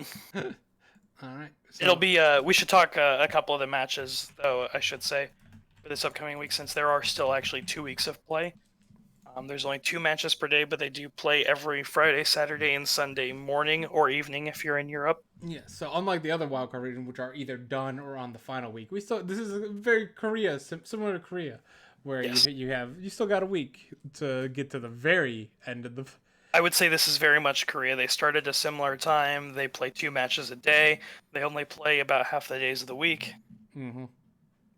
All right, so and just like Korea, their top half is pretty clearly better than their bottom half. Yep. And speaking of that top half, I'm noticing on the bottom there on Sunday you got Gigabyte Marines versus Team Flash. That is going to be the one to look for this week. I was actually kind of hovering it over already. Although one thing I will say is, despite the implications of that match for being the top and the best quality, one thing you'll want to go ahead and look out for is you've got teams like Overpower, Saigon, Buffalo, and EVOS all playing on Saturday. Those are all teams that yet don't know if they're going to be even playing in relegations. VCS is one region that actually still does promotion tournaments, with Korea obviously dropping theirs for franchising coming next season. They are currently, I believe, the last one to do that, or will be the last one to do that. So these teams are playing for everything still on the line, and it'll be interesting to see how they adapt to. Unfortunately for Overpower as well, they've lost 10 games or 10 series in a row. They won their very first series in the league against Buffalo, but unfortunately they've lost everyone. And it was only a 1-2. Yeah. And on top of that, though, Vietnam is the only region where you either make playoffs or you're in relegation. Or you're relegation. There's no in between. No, there is not. Like you have it to is play a very no harsh season. You absolutely have to play. So it's make or break it. And like I said, those are important, like you mentioned. And then also, if you want to see the two teams that are probably at the moment going to make Worlds, you have Team Secret sneaking back up, and Cerberus can still pull it back together. But the two teams, you say Secret sneaking back up. They've won a few in a row here as well. They've won 3 in a row. Yeah, that's what Although, I mean, it doesn't compare to Flash going 0-2 to start the season and then winning every match since. Yeah, but... and even Gigabyte Marines on that 6th game. That's what I meant by 4-3 to 7-3 now is pretty good. Yeah. So you do have those two. I probably wouldn't look at Evo's percent, Buffalo or Overpowered. Definitely not Overpowered since they're 1-10. But I would say Cerberus as well. They started really good, but to be honest, they had a better read on the meta than most teams, we think. And they had lost prior to their past match a few in a row, if I'm not mistaken. I think it was 3, actually. So, yeah, watch out for Gigabyte. They were 6-0, it dropped to 6-3, and now they're 7-4. Two teams make it. I expect it to be Gigabytes and Flash, but Team Secret or Cerberus, watch out for those two teams to maybe come back and look hot towards the end of the year and pull it off. Flash is really good, and they've won a number of so good games in a row. Gigabyte Marines arguably does better and keeps their games closer, I think. Just based on individual game record, they've had closer series in the ones that they've lost, which is still only 2 to be fair. Mm-hmm. So, but yeah, we will. I would definitely say those are the two teams because Vietnam gets 2 seeds, so you're gonna get those 2. You'll probably get 2 of those teams in the top 3, I would guess. Yeah, for sure. I'm kind of shaky on Cerberus, so I think they're on the downside for now. Like they start out hot, but I think they got caught up on the meta. But with that being said, I think that is it for the wildcard region. It is. Do we have Ryan back? Maybe not. I'm gonna. Hello. Oh, there you go. Hello, Ryan. There you go. All right. Thank you very much. Done my piece, gentlemen. It was nice talking to you guys. I appreciate it, It's and good having you on. I love Have this a great rest new of your style. night, boys. Dude, I think if we bring this to the major regions and have the style play and the points down eventually, like I think this will be really cool. Yeah. All right. I genuinely think so as well. I'm in agreement. Did you learn a lot about the wild card today? Yeah, for the most part. Hell yeah. That's all I want to hear. All right. I did not actually put a box here, unfortunately. So let's make a really quick box. I did notice that there was not a lot of talk about Superstar Jungler Ryan. I'm so I apologize. We did not talk about Superstar Jungler Ryan. Yeah. By the way, I did actually want to mention. I guess we can kind of use this as a transition from some wildcard regions to another wildcard region. Something I actually didn't realize about North America going into next week. FlyQuest going to get 3rd. I did notice that actually. Depending if TSM chokes, like, or C9. No, they don't even need to. They don't even need to choke. They just need to lose 1 game. If FlyQuest 2-0 and TSM drop 1 game, they're tied. They'll both be 12-6. So then they'd have and to FlyQuest is a 2-0 tiebreaker. Oh no, they don't even have to do it then. That's good for FlyQuest. And here's the thing: if FlyQuest 2-0, TSM are 1-1, and even if C9 go 1-1, C9 would still be number 2. Damn. FlyQuest would tie FlyQuest. for second, but because C9 is 3-1 against the other two, they would actually be number 1, and then FlyQuest would be number 3, and TSM would. Damn. Unfortunate. But yeah, and considering that FlyQuest plays CLG and Immortals, they should beat and TSM play TL and Golden Guardians. It should be very possible actually then for them. So good on FlyQuest. Hopefully they come back. All right, now let's talk about some top 10 teams. We're not talking about any NA teams, probably. Yeah, I know. We're definitely not going to be talking about NA anymore. I mean, I say Spoilers. probably, but is Spoilers. that big a spoiler? Ryan didn't have C9. I had him 10th, and they went 0-2. I don't think it's that big of a spoiler to tell me that they're probably not in my top 10 anymore. Yeah. I'm actually curious. But is TL in your top 15 though? TL is definitely in my top 15 right now. Is TSM in your top 15? No, but they're probably pretty close. They're getting after this week though. They're getting there. Give them another week. All right. So I'm curious because I think our power rankings could potentially be a lot different because we have a lot of different teams moving in and out now. I think so. All right. So my number 10 team, I'll start. My number 10 is LGD. Okay. Interesting. Now they did lose the Fun Plus. I'll say I do not have LGD on my list. They did lose the Fun Plus, but they made it a 2-1. They won their other game. C9 had to go. Yeah. Unfortunately, they had to go.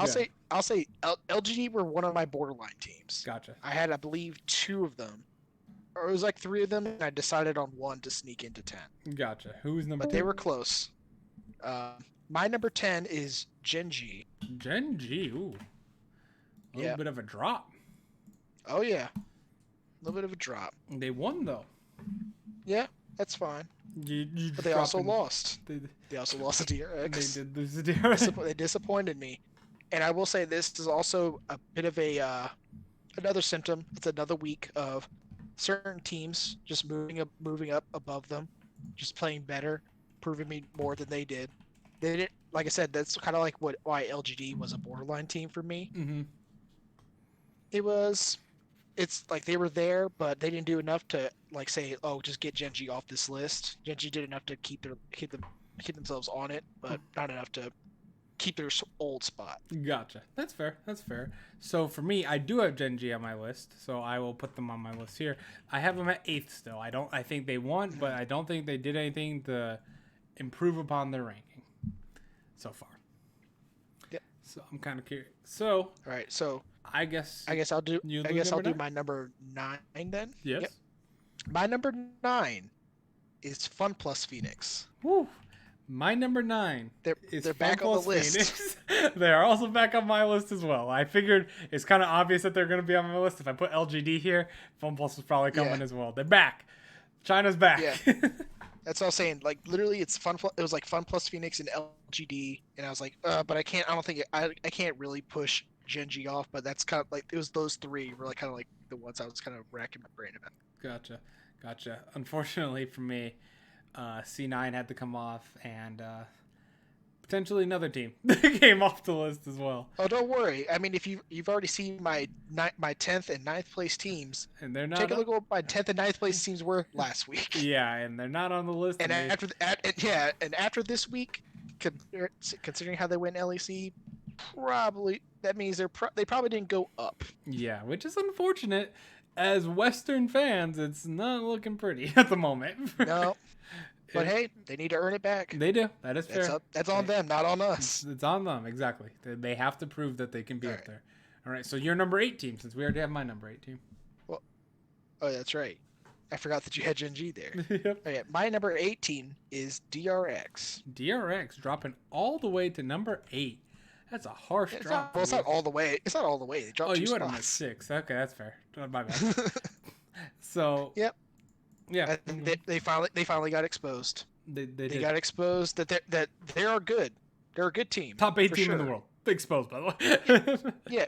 Well, exposed considering like at one point we had them like around number 2. Yep. We had them as a top 5 team, and I think they got exposed that they're not a top 5 team. Yep.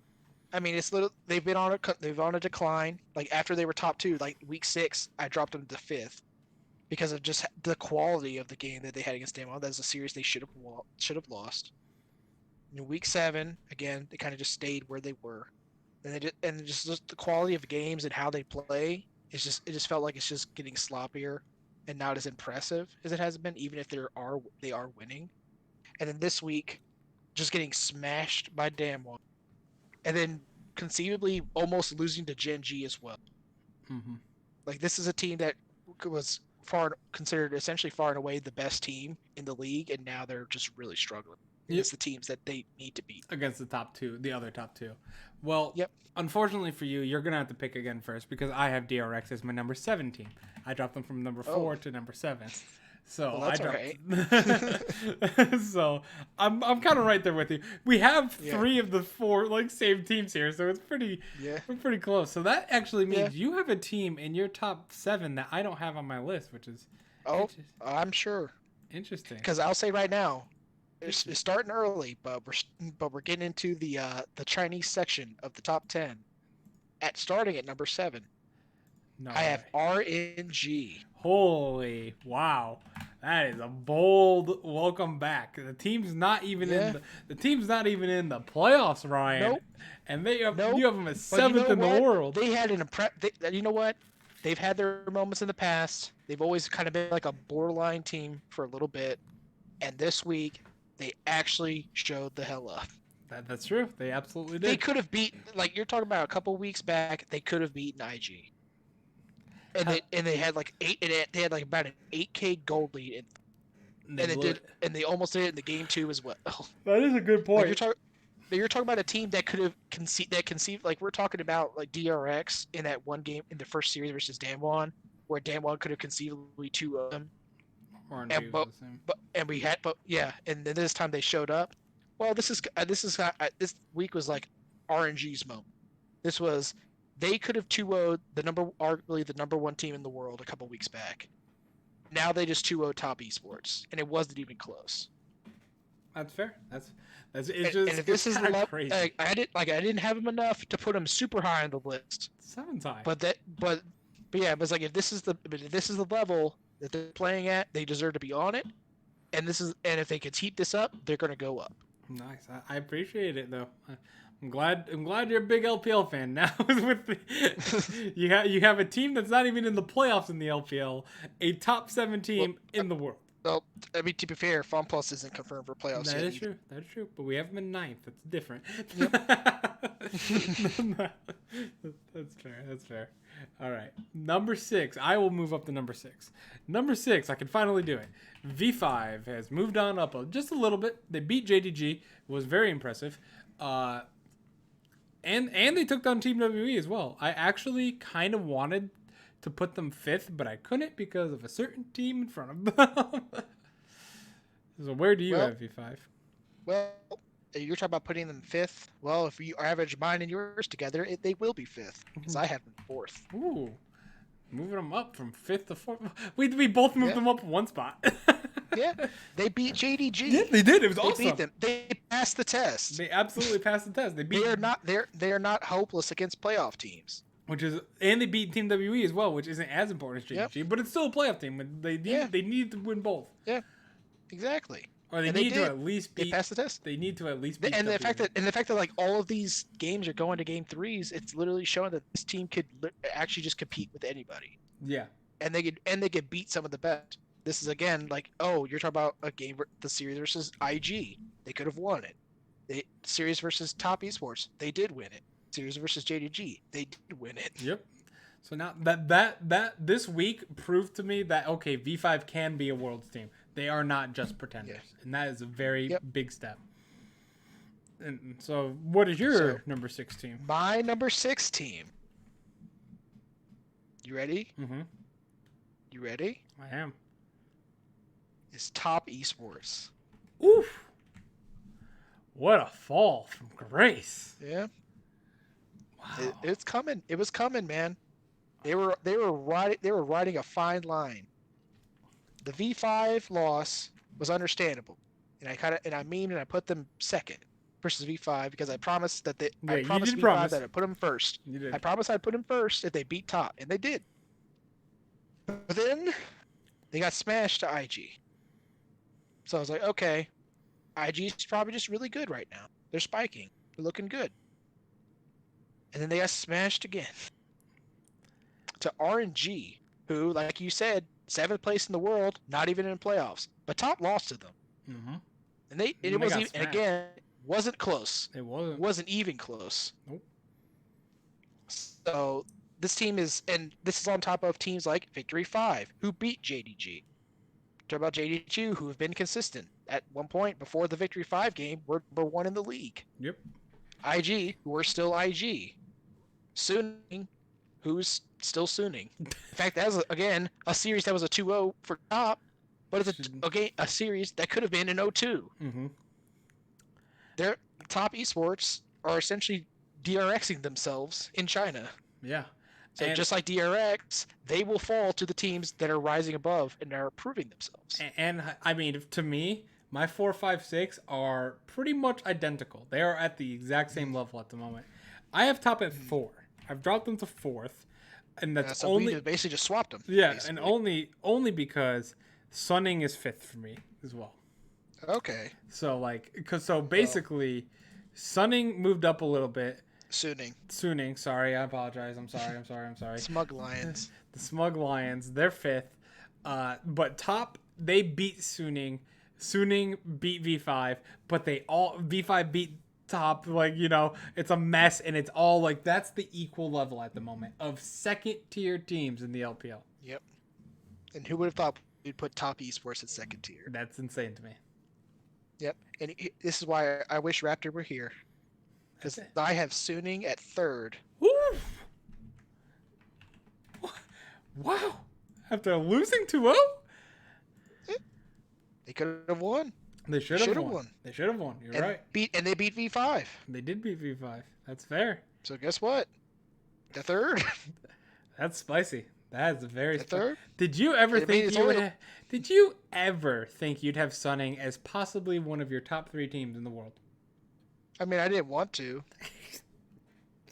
I mean, you're talking. I never really considered it, but it's the truth. You're honestly saying right now that which is fair. I have them 5th, so it's not that big of a difference. But you're roughly saying that this is a team that's going to be in the finals at Worlds, pretty much at the moment. Maybe. I think maybe quarterfinals. Close. Depends. So Depends on what group they get. I'm curious. Who's your number 5 team? JDG. JDG? Oh my god. I think you've been waiting for that one for a while. They did lose. Yeah. They lost. They lost to V5, so guess what? They're behind V5. Mm-hmm, that's fair. And the only reason they're above top esports, top esports, but they beat JDG. Yeah, they beat JDG at the beginning of the split when top esports were untouchable and no one had figured them out. Mm-hmm. And JDG was a hot mess. Well, JDG's been consistent. They've unlike top esports, they're actually still playing well. They played V5 well. Though I will say V5 could have conceivably 2-0'd that series if they didn't play Lilia jungle the first game. But that's beside the point. Besides the point. Yeah. I have JDG as number 3 for me. Okay. They have also that makes sense. they have stayed the same, but it's again this group right here between JDG and V5 is so compact and tight right now. It's insane. Yep. I have a feeling I know exactly who our top 2 are. Well, yeah, I have a feeling. If it's not, you're trolling. Who's your number 2 team? Do you just want to just call them out now? Yeah. I feel like they're exactly the same. Mm-hmm. Number 1 is IG. Number 2 is Damwon. All right. Number 1 is Damwon. Number 2 is IG. Awesome. I have them beating DRX that bad. I don't care if IG won. I am fully on this Damwon train now. I am fully, completely on the train. I've been on it since what week? July 5th when I put them in the 4th best team in the world. You've been on the Damwon train for like a year now. Yeah, to be fair, that is true. But I was on them for 4th when I put them in 4th back in July 5th. Then they lost to DRX and they kind of went to 5th. Then they stayed at 5th. Then they stayed at 5th.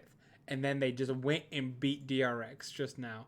No fault to IG, but they stomped DRX. And again, they have stomped everyone except for that one bad series against DRX where they choked, and then one bad series in week 2 where they still almost beat Gen G, but they choked again. They had two chokes. IG's had like 7 chokes. And that was at the beginning of the year. I was like, IG, they look really, really, really, really good. Really good. Fantastic now. Beginning of the year, they sucked. Damwon, so I got to give Damwon that pass on Gen G, and I got to give him the pass on the DRX game. This team looks unbeatable at the moment to me. They look so good. I want to see them in the LPL so bad because it would just add another great team like that. It's and I honestly can see your point. I actually definitely understand it, but what I value here is competition. Yeah, LPL. And That's play totally style. fair. Totally fair. Yeah, play style wise, like you're talking about, like look at everything else in our top 6. It's Where's the other Korean teams that that Damwon's beating? They're down there at the bottom. Yep, that's why I know. Look at all these teams that IG are beating. They're up here at the top. Both of these. Well, they did lose to JDG. Well, whatever. Yeah. I realized when I was doing it, I'm like, I have 7 LPL teams. The only non-playoff LPL, or the only playoff LPL team I don't have in my top 10 in the world at the moment is Team WE. And I think that's fair. I really think that's fair. Yeah. They're a worse version of FunPlus Phoenix. Even though they're ranked higher than FunPlus Phoenix, they are a worse version of FunPlus Phoenix. I like how you were saying, like, oh, I have 7 LPL teams. Like, dude, I have 7 as well. Yeah, you have 7 LPL, 3 I literally Korean. have 7 LPL, 3 Korean, and we have the same exact LPL and Korean teams, except for RNG. To be you fair, have LNG, I have RNG. To be fair, LGD. It's Mad Lions has faltered a ton. Rogue has faltered. G2's on the rise, so they're coming back up. They're going to be in here soon if they keep it up. Like, I would say G2 and Rogue are like roughly on the same level. Yeah. In terms of top 10, but like I said, Rogue were borderline and they faltered. G2 aren't there yet, but they're rising. Yep. It's actually a similar thing with NA. Yeah. Like, it's just a little bit further back. It's just TL, TSM, they're rising, but C9 is faltering. Yep. And they were already C9 were already like near the bottom. And the fact that they've been doing it for weeks means they're out.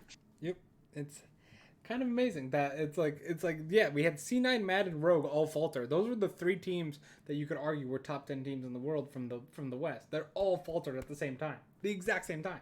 So it sucks. Yep.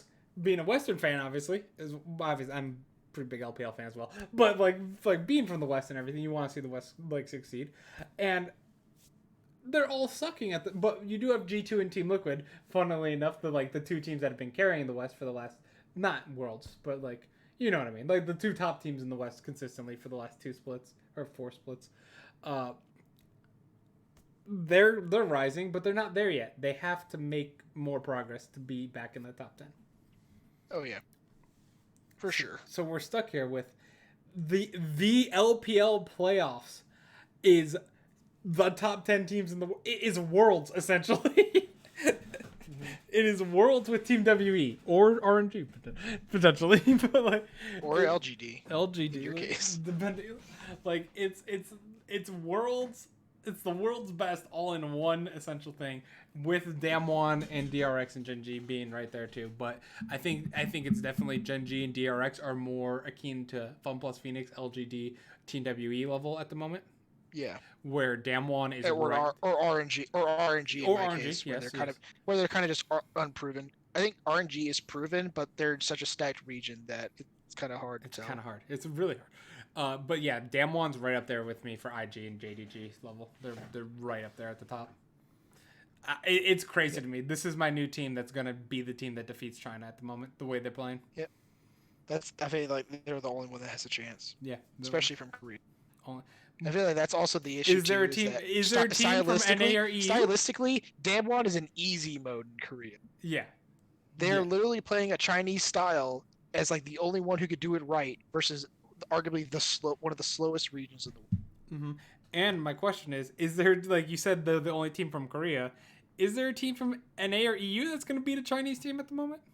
Not at this rate. Not at this rate. Not at all. You had arguably the best representative from EU that they've ever had with G2 for the past. G2 has a chance year. if they step it. If Perch in particular steps it up, they have a chance to be that team again. And that's what I'm saying is that you saw like that G2 level last year, and they still got destroyed. They got 3-0 in finals.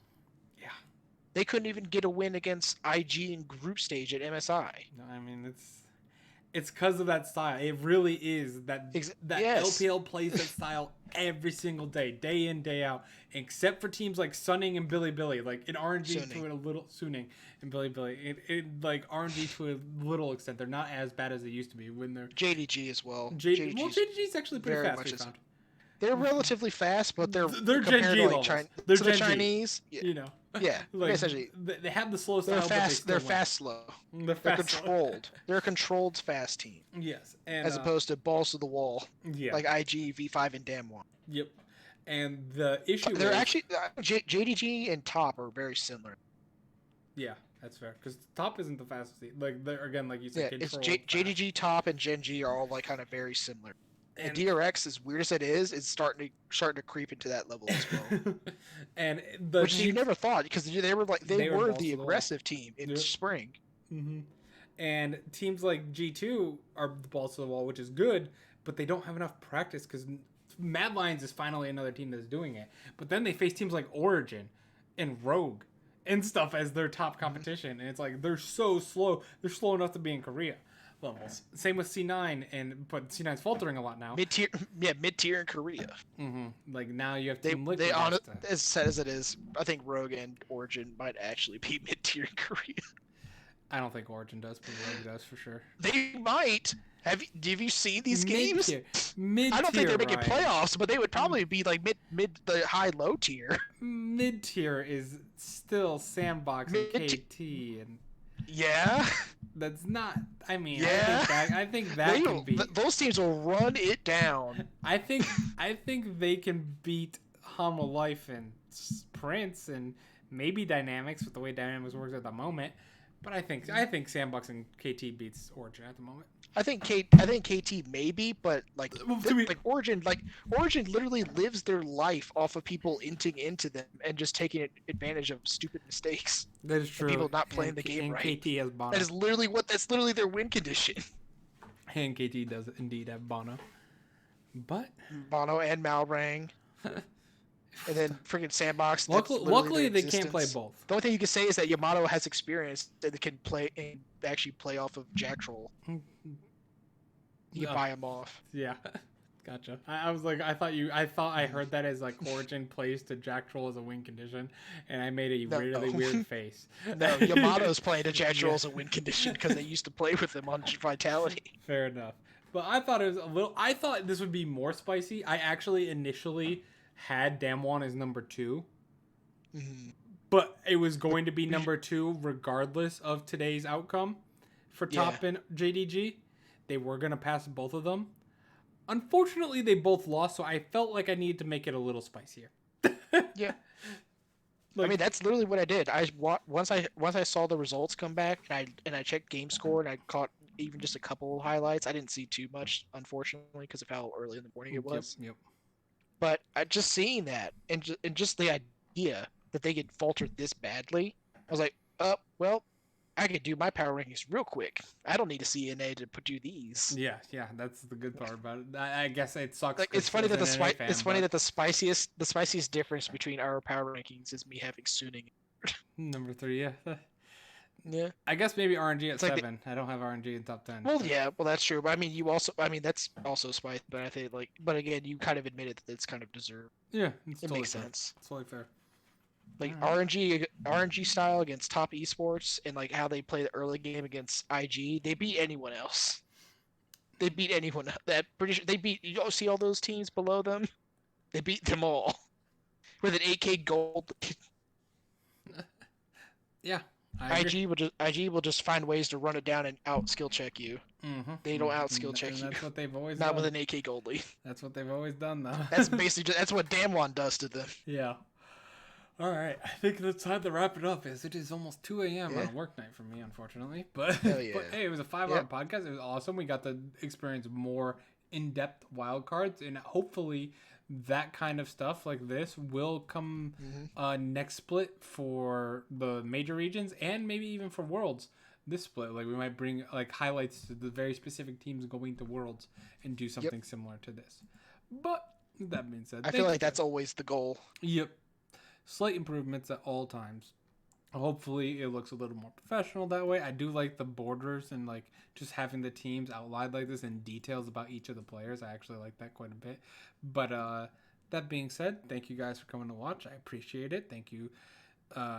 Just for in general, the chat is always it's so much. It's so nice having like Raptor, Damon, all of you guys like in the chat. It makes it a lot easier because it's not just only me and Ryan, or on the off days where it's just me. Like it makes it so much easier to talk League of Legends when you're actually talking to someone and not just talking to the webcam. Anyway, thanks for coming out. I appreciate it. We'll see you Sunday, and Sunday will be spicy because we will know the playoffs for at least 3 of the major regions. So get ready for a lot of debate. Good. Unfortunately, Ryan won't be here for that debate, but yep. It'll be debate in the chat. I just realized that as I said it, it'll be debate in the chat. All right. Good night, guys. See you next Sunday.